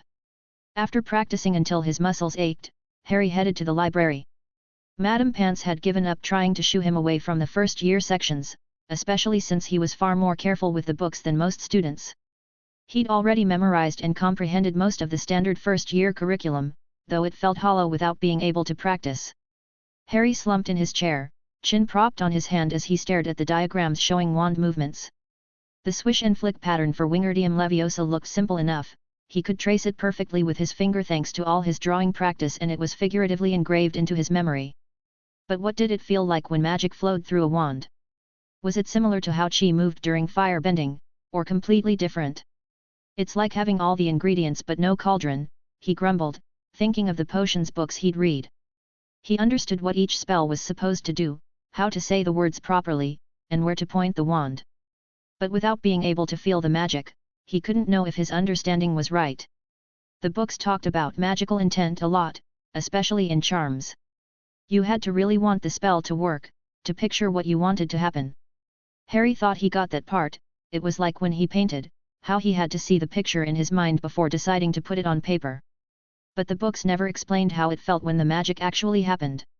He flipped to the chapter on the unlocking charm, Alohomora. The theory said it worked by magically manipulating the lock's mechanism. But did the magic push the pins directly? Did it make them weightless so they'd float into the right position? The book didn't say. Maybe that's why they make us wait until we're 11, Harry said quietly to himself. Because we wouldn't understand how it feels until then. But that didn't seem right, he could feel and control chi just fine, and his mist spell came instinctively. Why would wand magic be that much more difficult? He closed the book with a soft thump. Reading about spells without being able to try them was starting to feel like watching other kids fly on toy brooms while being stuck on the ground. He knew all the rules of Quidditch too, but that didn't mean he could play Seeker. Ah, there you are, Harry. Harry looked up to see Grandpa Dumbledore approaching his table, midnight blue robes swishing softly against the floor. The enchanted bracelet has been remarkably quiet these past months, Dumbledore said, sitting down across from Harry. He smiled as he eyed the pile of textbooks. Particularly since the incident with the vault. I believe you're ready for the next stage of occlumency training. Really? Harry perked up, immediately closing his book on unlocking charms. Indeed. Would you walk with me to my office? Dumbledore stood up, gesturing toward the library exit. As they walked through the quiet corridors, Harry noticed Dumbledore seemed deep in thought.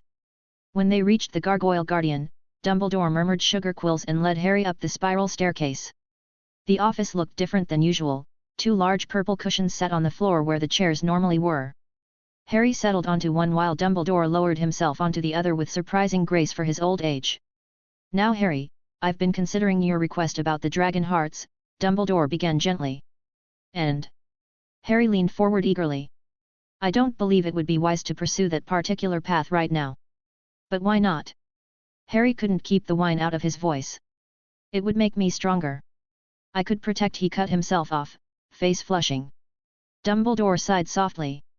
"You already have quite a lot to manage with your fire magic, mist spell, and now occlumency training. Adding unknown powers from eating dragon hearts of all things would be unnecessarily dangerous." Harry slumped back on his cushion. They'd had this conversation before, but it still frustrated him. He wanted to argue more but knew it wouldn't change anything.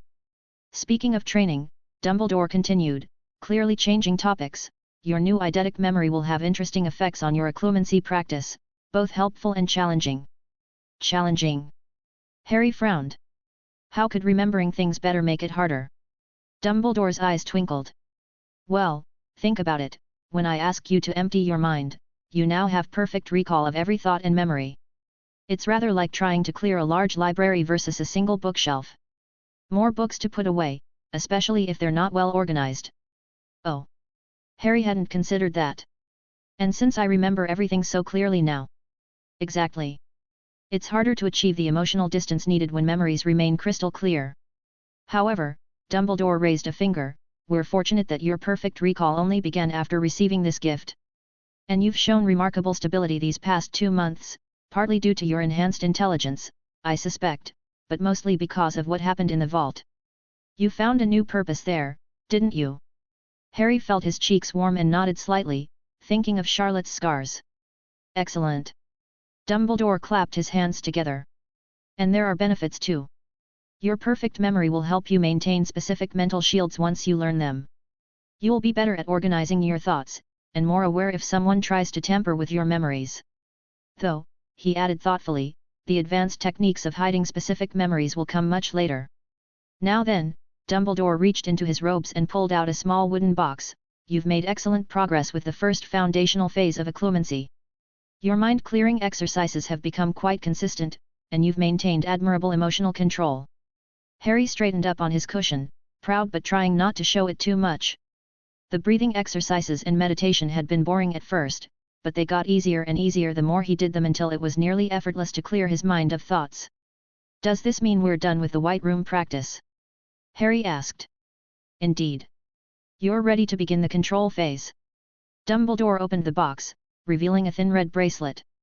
"This next step will be more challenging. When someone tries to enter your mind, it can feel very uncomfortable if they're not subtle. Like a stranger walking into your bedroom without knocking." Harry wrinkled his nose at that thought. He didn't like it when people came into his room without permission at all, even the house elves who cleaned it. To defend against this, Dumbledore continued, "You need to stay calm even when your mind is under attack. This alchemically processed bracelet will help us simulate that." "What does it do?" Harry leaned forward to get a better look at the red band. "It creates mental static, like the fuzzy noise you sometimes hear on Wizard wireless sets, but in your mind. The timing will be random, and you'll need to stay calm when it happens." Dumbledore held up the bracelet. "If you manage that consistently, it will gradually increase the strength of the static. Once you can remain peaceful even during the strongest interference, you'll be ready for the next phase." Harry reached for the bracelet, then hesitated. "Will it hurt?" "No, not at all. Though it may feel quite strange at first." Dumbledore smiled reassuringly. "Think of it like learning to swim, at first the water feels odd against your skin, but eventually you get used to it." That made sense to Harry. He'd felt the same way about his chi paths during his first couple of months of firebending practice, weird and tingly at times until he got used to them. He held out his wrist and let Dumbledore fasten the red bracelet where his blue mind-clearing one used to be. "Remember," Dumbledore said as he stood up, "the goal isn't to fight against the static. Just let it happen while keeping yourself calm, like watching clouds pass overhead." Harry nodded, already wondering what mental static would feel like. He hoped it wouldn't be too distracting, he still had painting practice later, and he wanted to try a new technique with watercolors. "Shall we test it?" Dumbledore asked, pulling out his wand. Harry took a deep breath and nodded again. "I'm ready." Chapter 19, Hun and Po. I'm ready, Harry said, watching Dumbledore raise his wand toward the bracelet. But before the headmaster could tap it, Harry felt that familiar shift in his awareness. His eyes darkened as the words formed in his mind, clear as crystal. 307 Po, Chinese mythology costs 0 CP, 175 CP available to spend. The dualism of existence is seen in all things, and this is all the more evident in the soul. A soul in this mythos is divided into two main parts, the Hun and Po. The Hun is the ethereal/yang soul, tied to consciousness and existing independently of the body. The Po, also known as the dense/yin soul, governs and is tied to the function of one's physical vessel. The effects of possessing this combined soul is twofold. Your mind is no longer affected by the ills and failings of your body, for it is divorced from such by the Hun. Your body's condition is now affected by the state of your Po, or physical soul. A healthy soul will help maintain your physical vessel in its prime condition, barring the interference of outside forces. Grandpa, Harry said quickly, it's happening again. Another offer. Dumbledore lowered his wand immediately. What does it say exactly? Harry recited the words appearing in his mind, 307 Po, from Chinese mythology. It costs nothing, and I have 175 CP left. He paused, and then continued. It talks about souls being split into two parts, Hun and Po. The Hun is like the thinking part that exists separate from the body, and the Po is connected to the physical body. If I take it, my mind won't be affected by what happens to my body, and having a healthy soul will help keep my body healthy too. Dumbledore's usual composed demeanor cracked. His mouth fell open slightly, and for once he looked genuinely shocked rather than just mildly surprised. The reaction made Harry nervous. He'd never seen his grandfather figure look so startled before. Could you repeat that description one more time? Dumbledore asked carefully, holding a hand against his forehead. Word for word, if you can. Harry did so, his enhanced memory making it easy to repeat the exact phrasing. As he spoke, Dumbledore sank back onto his purple cushion, looking thoughtful and slightly troubled. This is extraordinary, Dumbledore said finally. The ancient Chinese wizards wrote extensively about the Hun and Po souls, but most modern scholars dismissed their work as metaphorical rather than literal. He stroked his beard, lost in thought. To think they might have been right all along in some fashion. Is it dangerous? Harry asked, remembering how quickly Dumbledore had warned him away from the zombie offer. No, quite the opposite, Dumbledore said slowly. If I understand correctly, this would grant you a form of protection that most Chinese wizard scholars spend many decades trying and failing to achieve through meditation and study. Will it interfere with the occlumency training? Harry asked, fiddling with the red bracelet on his wrist. Dumbledore leaned back on his cushion, considering the question. Most likely not. Even if this Hun soul separates your mind from physical limitations, it shouldn't put your thoughts out of reach. The mind would still be there to protect, just less bound by bodily constraints. Harry nodded slowly. He could grasp the concept. It wasn't that his mind would float away or become untouchable, it would just work independently of things like being tired or hurt. Like how his eagle form could still think clearly even when the brain was clearly not that of a human. This Hun soul actually resembled the Animagus transformation quite a bit, in fact, but on a more permanent basis. Should I take it then? He asked, looking up at Dumbledore. The offer still hung in his mind, clear and waiting for his choice. Yes, you should take it, Dumbledore said softly. From what I understand, it will only be beneficial. Harry nodded and accepted the offer. For a moment, nothing seemed to happen. Then he felt it, a deep, intense sensation starting in his chest and spreading outward. It wasn't painful like when he first got his chi paths, but it was strong. Like someone was carefully restructuring his entire body from the inside out. The feeling moved through him in waves. His chi paths, which he'd mapped so carefully over months of practice, suddenly felt different. Stronger. Where before they'd been like small streams of warm energy, now they felt solid and stable, like channels carved in smoothened stone. The energy flowing through them changed too, becoming denser, more refined. Something's happening with my chi, Harry told Dumbledore, his voice quiet with concentration. He held up his hand, wanting to test this new feeling. Harry focused on the simple exercise he'd done hundreds of times before. He started by gathering energy below his heart, where the main warmth lived. He guided it down his arm, following the path he knew led to his palm. Usually this took careful control to keep the energy flowing smoothly, but now it moved like water through a perfectly carved channel. When the energy pooled in his palm, Harry noticed another difference. The chi felt more complete somehow. More perfect. He let it spark into flame above his hand, and his eyes widened at what he saw. Instead of the usual orange flame, a bright blue fire hovered over his palm. It was hotter, he could feel that immediately, but also more controlled. The fire didn't waver or flicker like normal. It stayed perfectly steady, like a bright blue star floating above his skin. Amazing, Harry whispered, quickly understanding what had happened. The improved chi paths meant better energy flow, and better flow meant hotter, more efficient flames. It was like upgrading from a rickety old Cleansweep 4 to a brand new Comet 260, everything just moved more smoothly and powerfully. But before Dumbledore could say something, Harry felt another shift beginning. He closed his eyes, focusing inward on the strange new sensations flowing through him. The refined chi paths from his po-soul were just the start. Something else was happening, something deeper and harder to grasp. A sudden warmth at his hip drew his attention. The hero's journal was reacting. The leather-bound book grew warm against his side, then seemed to lose physical substance. Harry felt rather than saw it dissolve, flowing into him like water soaking into soil. But that wasn't quite right either. It wasn't flowing into his body, but into something else. Something that felt vast and ethereal, yet was undeniably him. His Hun soul, he realized. The part of him that thought and dreamed and existed beyond mere flesh. The journal wasn't just bound to him anymore, it was becoming part of his very essence. The enchantments that had been placed on the journal before he entered the Vault of Fear shifted and changed. He could feel them integrating into this deeper part of himself, like paint mixing with water until you couldn't tell where one ended and the other began.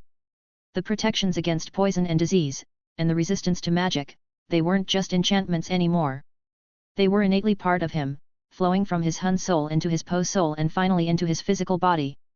Harry paused when what he'd assumed was alchemy twisted and revealed itself as an affinity for potions instead, this talent settling exclusively into his Hun soul as a crystallized drop of knowledge.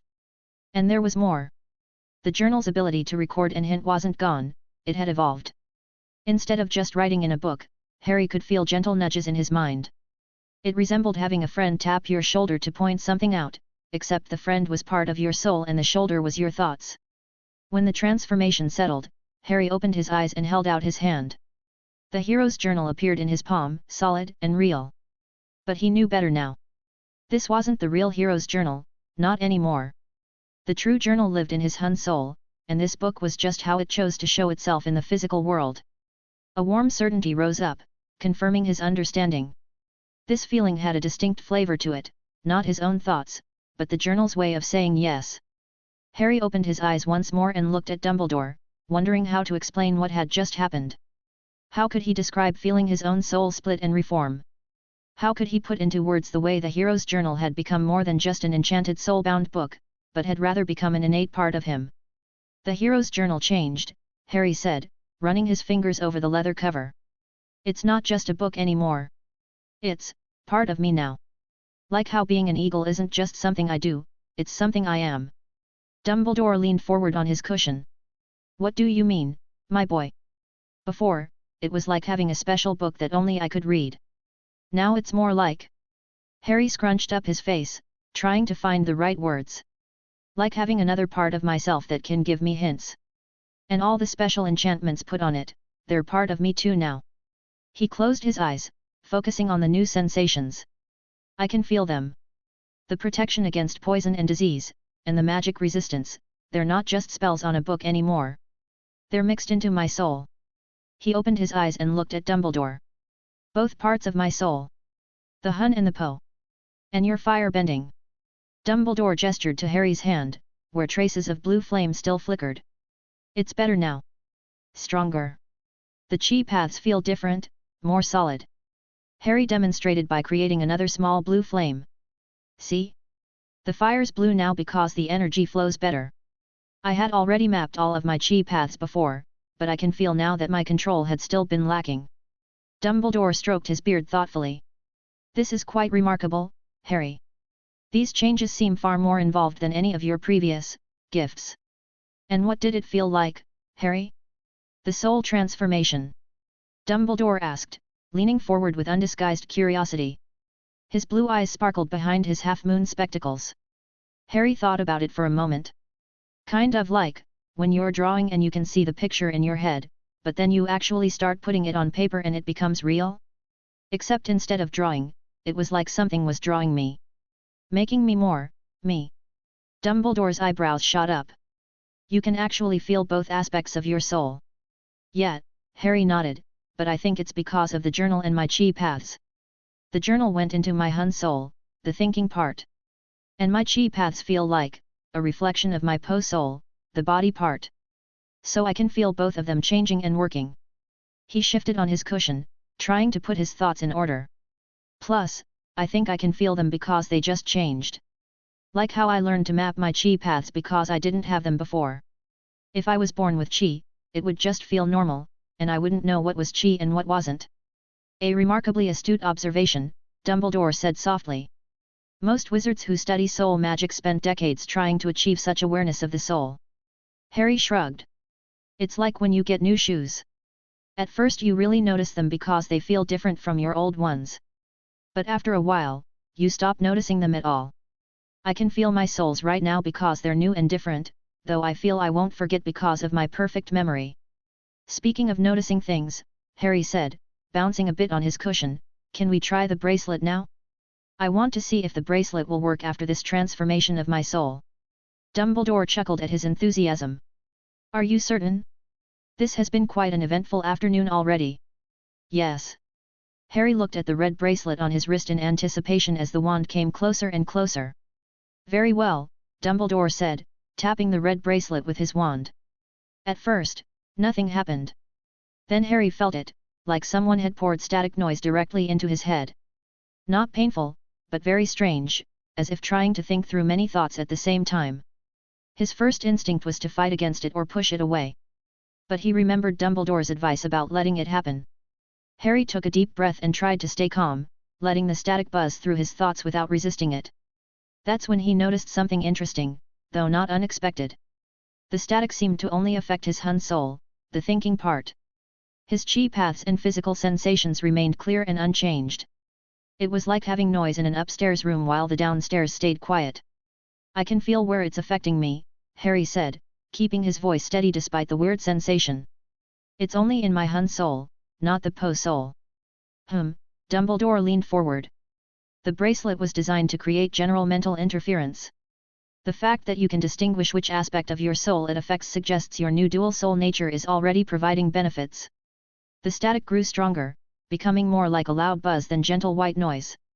Harry focused on his breathing, remembering his meditation practice. He could do this. Just stay calm and let it pass. After about a minute, the static faded away. Harry blinked a few times, adjusting to the sudden quiet in his mind. How did that feel? Dumbledore asked. Weird, Harry said honestly. But not as bad as I thought it would be. It's easier when I can tell exactly where it's happening instead of it just being all mixed up in my head. Dumbledore nodded approvingly. Shall we increase the intensity and try again? Harry straightened up on his cushion. Yes please. Dumbledore tapped the bracelet again, and this time the static hit much harder. Where before it had been a gentle buzz, now it felt like thousands of voices all speaking at once, creating a deafening roar in Harry's Hun soul. He tried to stay calm, to let it pass over him like before, but the sheer intensity made it impossible to focus. His thoughts scattered like startled birds, refusing to settle. Even with his perfect memory, he couldn't hold on to a single clear idea, each attempt at concentration shattered under the overwhelming noise.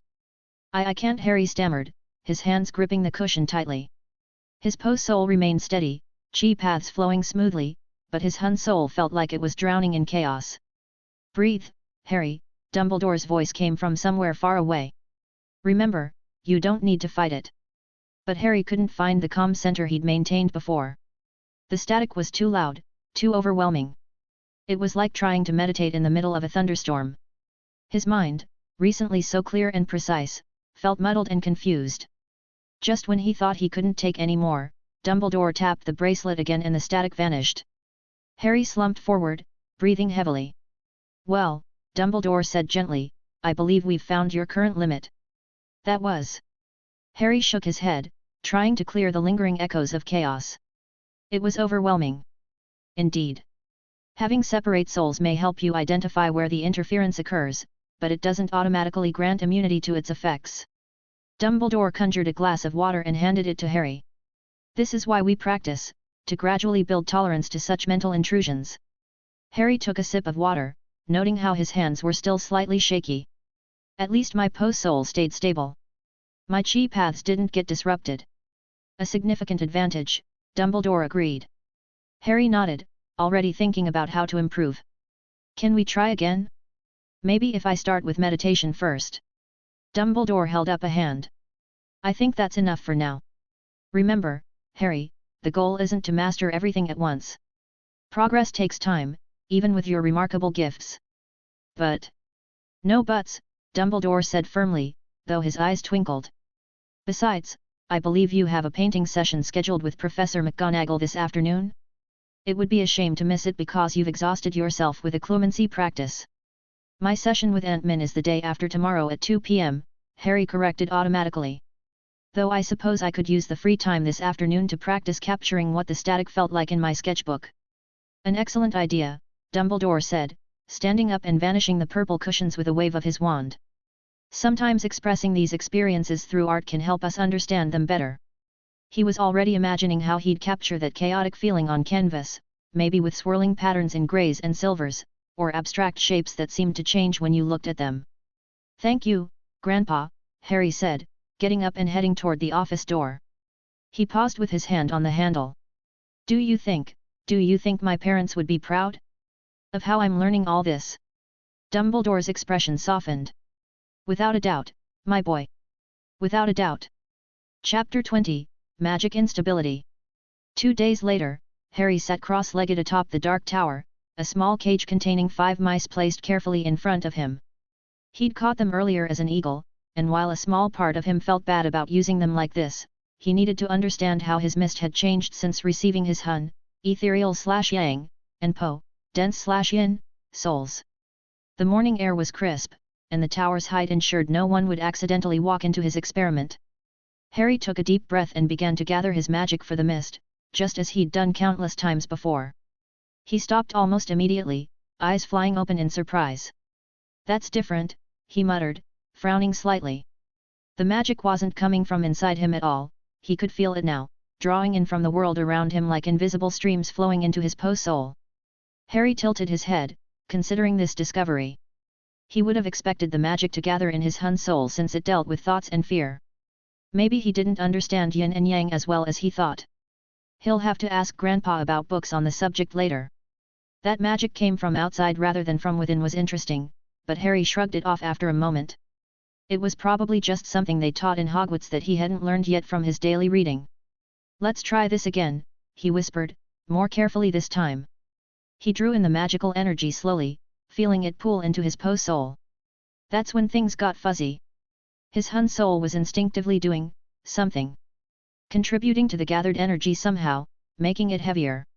It felt like his Hun soul was adding a sort of tint or color to the magic, though not in any way he could see with his eyes. The altered magic flowed out onto his palm, forming the familiar grey mist. Harry guided it towards one of the mice, watching closely for any differences from before. The mouse reacted just like they always did, trying to run away until it hit the cage wall, then freezing in place.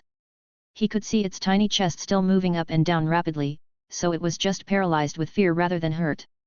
Harry let the mist dissipate, scratching his chin thoughtfully.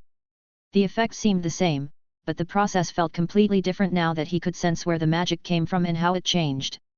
He'd need to practice more to really understand what his Hun soul was doing to the magic, but at least he knew his mist ability still worked properly. Harry flopped onto his back, letting the morning sun warm his face as he stared up at the bright blue sky. A few puffy clouds drifted lazily overhead, and he found himself absently tracking their movement while his mind worked through what he'd just learned. Outside in, not inside out, he mumbled to himself, running a hand through his messy black hair. The magical energy came from somewhere out there, and he used his post-soul to draw it in like drinking through a straw. That was pretty straightforward. But what about other wizards? Harry frowned up at the sky. They probably used their whole souls to draw in magic since they didn't have separate Hun and post-souls like he did now. The thought made him wonder if having split souls would make learning spells easier or harder. An idea struck him. If magical energy came from outside, and spells were shaped inside the soul before being cast, couldn't he just do it manually? He already knew how to draw in magic thanks to his mist spell. Worth a try, Harry said, raising one hand toward the sky. He drew in magical energy with his Po soul, feeling it pool there like water in a cup. But then what? With his mist spell, his Hun soul did something. He wasn't sure what exactly, since it happened automatically. Maybe if I... Harry pointed his palm up at the clouds. Incendio. Nothing happened. The magic just sat there in his Po soul, waiting. Harry remembered reading something about magical intent in the library's first-year charms books.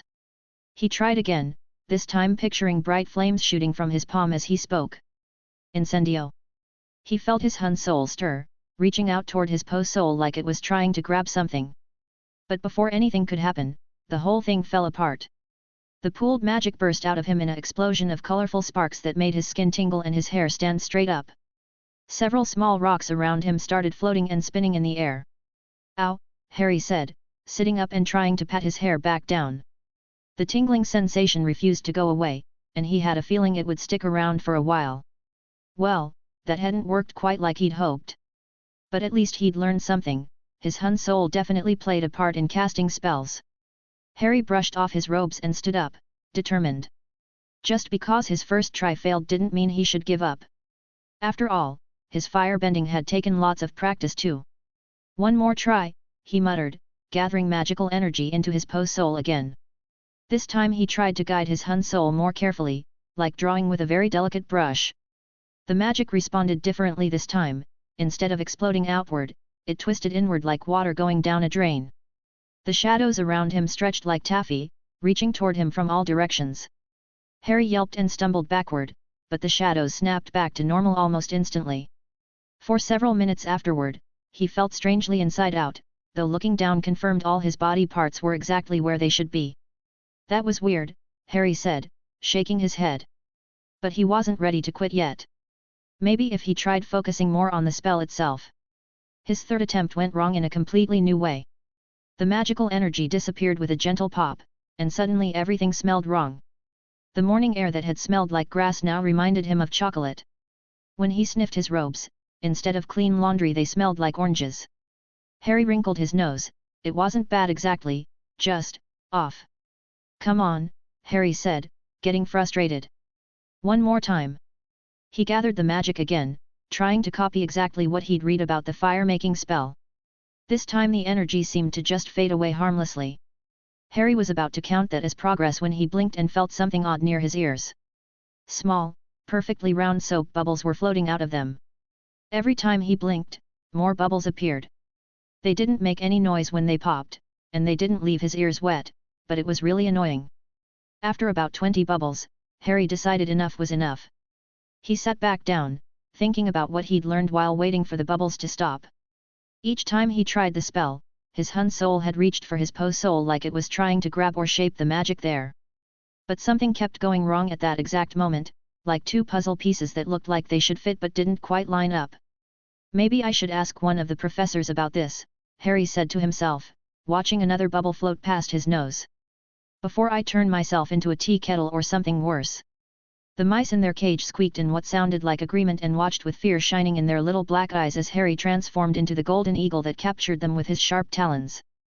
The change felt as natural as breathing, no complex magic or soul manipulation required. Just a simple choice, like deciding to take a step forward. He stretched his wings, enjoying the familiar sensation. Being an eagle wasn't like putting on a costume or playing pretend. When he was an eagle, he was an eagle. The sharp eyesight, the instincts, even the way his mind processed things, it all just worked. Sometimes Harry wondered if he was fated to be both human and eagle. The transformation hadn't changed at all since getting his Hun and Po souls, which was kind of strange when he thought about it. He couldn't feel either soul doing anything all that special when he changed forms. Not like with his mist or fire bending where he could somewhat track what was happening. But then again, maybe that made sense. The Animagus transformation wasn't really a spell. Ant-Man had explained that much during their talks about it. Once a witch or wizard completed the ritual, they just could Like how people just knew how to walk or talk without casting spells. Harry spread his wings and took off from the tower, leaving the caged mice behind. He'd come back for them later. Right now he needed help before he accidentally turned his ears into teapots or something equally ridiculous. The castle felt very empty as he soared past its windows. Most of the students were home for summer holidays, and even the professors were usually gone. Harry had gotten used to entertaining himself over the years, though having Grandpa around most of the time helped a lot. But today Dumbledore was at the ministry, and Aunt Min was off doing whatever she did on her cat vacations as she called them. That left Uncle Phileas, who hopefully was in his office today. Harry landed on the windowsill outside the Charms classroom, transformed back to human, and made his way to the familiar office door. He knocked 3 times, hoping his uncle could help him figure out what he was doing wrong with his spell attempts. "Do come in, do come in." Flitwick's high-pitched voice called out cheerfully. Harry pushed open the heavy wooden door to find his uncle perched on his usual stack of books, grading what looked like summer assignments. The tiny professor's face lit up when he saw Harry. "Oh my goodness! If it isn't my young fiery prodigy!" Flitwick squeaked excitedly, before his tiny nose twitched. "Dear me, what is that most peculiar aromatic combination? Sniff sniff, oranges and chocolate wafting about? Most unusual indeed." "That's actually why I'm here," Harry said, climbing onto the chair across from the desk. "I was trying to learn the fire-making spell, but something went wrong. Several times." "Oh." Flitwick set down his quill, giving Harry his full attention. "And where exactly did you learn about this spell?" "From the first-year textbooks in the library," Harry explained. "I understand the theory, but when I tried to do it myself..." He gestured at his ears, where another soap bubble chose that moment to float out. Flitwick's usual cheerful demeanor shifted to something more serious. He hopped down from his high chair and walked around the desk, pulling out his wand. "Now then, stay perfectly still for just a moment," he said, executing a precise little flourish with his wand. "There we are. Fascinating side effects, really. But Harry, whatever possessed you to attempt spell work without the fundamental requirements of a wand and proper magical instruction?" Harry squirmed in his chair. "Well, I can make the mist without a wand, so I thought maybe." "Oh gracious me, absolutely not. That's quite different indeed." Flitwick squeaked. "That extraordinary misty manifestation of yours, some piece of innate magic, really, but proper spell work requires precise magical channeling through a specifically attuned conduit. The theory is quite clear on this point." "Yes, but..." "Tut tut, not another word." Flitwick shook his head urgently, clearly very agitated. "There are centuries of magical theory behind why we wait until a witch or wizard turns 11. Your magic simply isn't stable enough yet, oh yes, even with your remarkable mist conjuring and fire spells. Your body isn't properly developed for structured spell casting. Quite dangerous to attempt otherwise." Harry slumped in his chair. "I just thought I could try to do what I do with the mist, but make fire instead. I wasn't trying to cause trouble." "I quite understand the academic enthusiasm," Flitwick chirped, his voice softening. "Such curiosity and drive for magical knowledge, wonderful Ravenclaw traits, if I do say so. But even the brightest minds must exercise proper caution and patience." He hopped forward to pat Harry's knee with his tiny hand. "Now then, I must insist you promise not to attempt any more spells until you're properly prepared." "Quite important, yes. I promise," Harry said, though he couldn't quite keep the disappointment out of his voice. "Excellent." Flitwick smiled, clambering back onto his chair. "Now then, do tell me what concepts you've managed to learn from those first-year texts. The practical applications must wait, of course, but oh, there's so much wonderful theory to explore in the meantime." Harry brightened a bit at that. At least he could still learn something, even if he couldn't try it himself yet. Thanks for listening.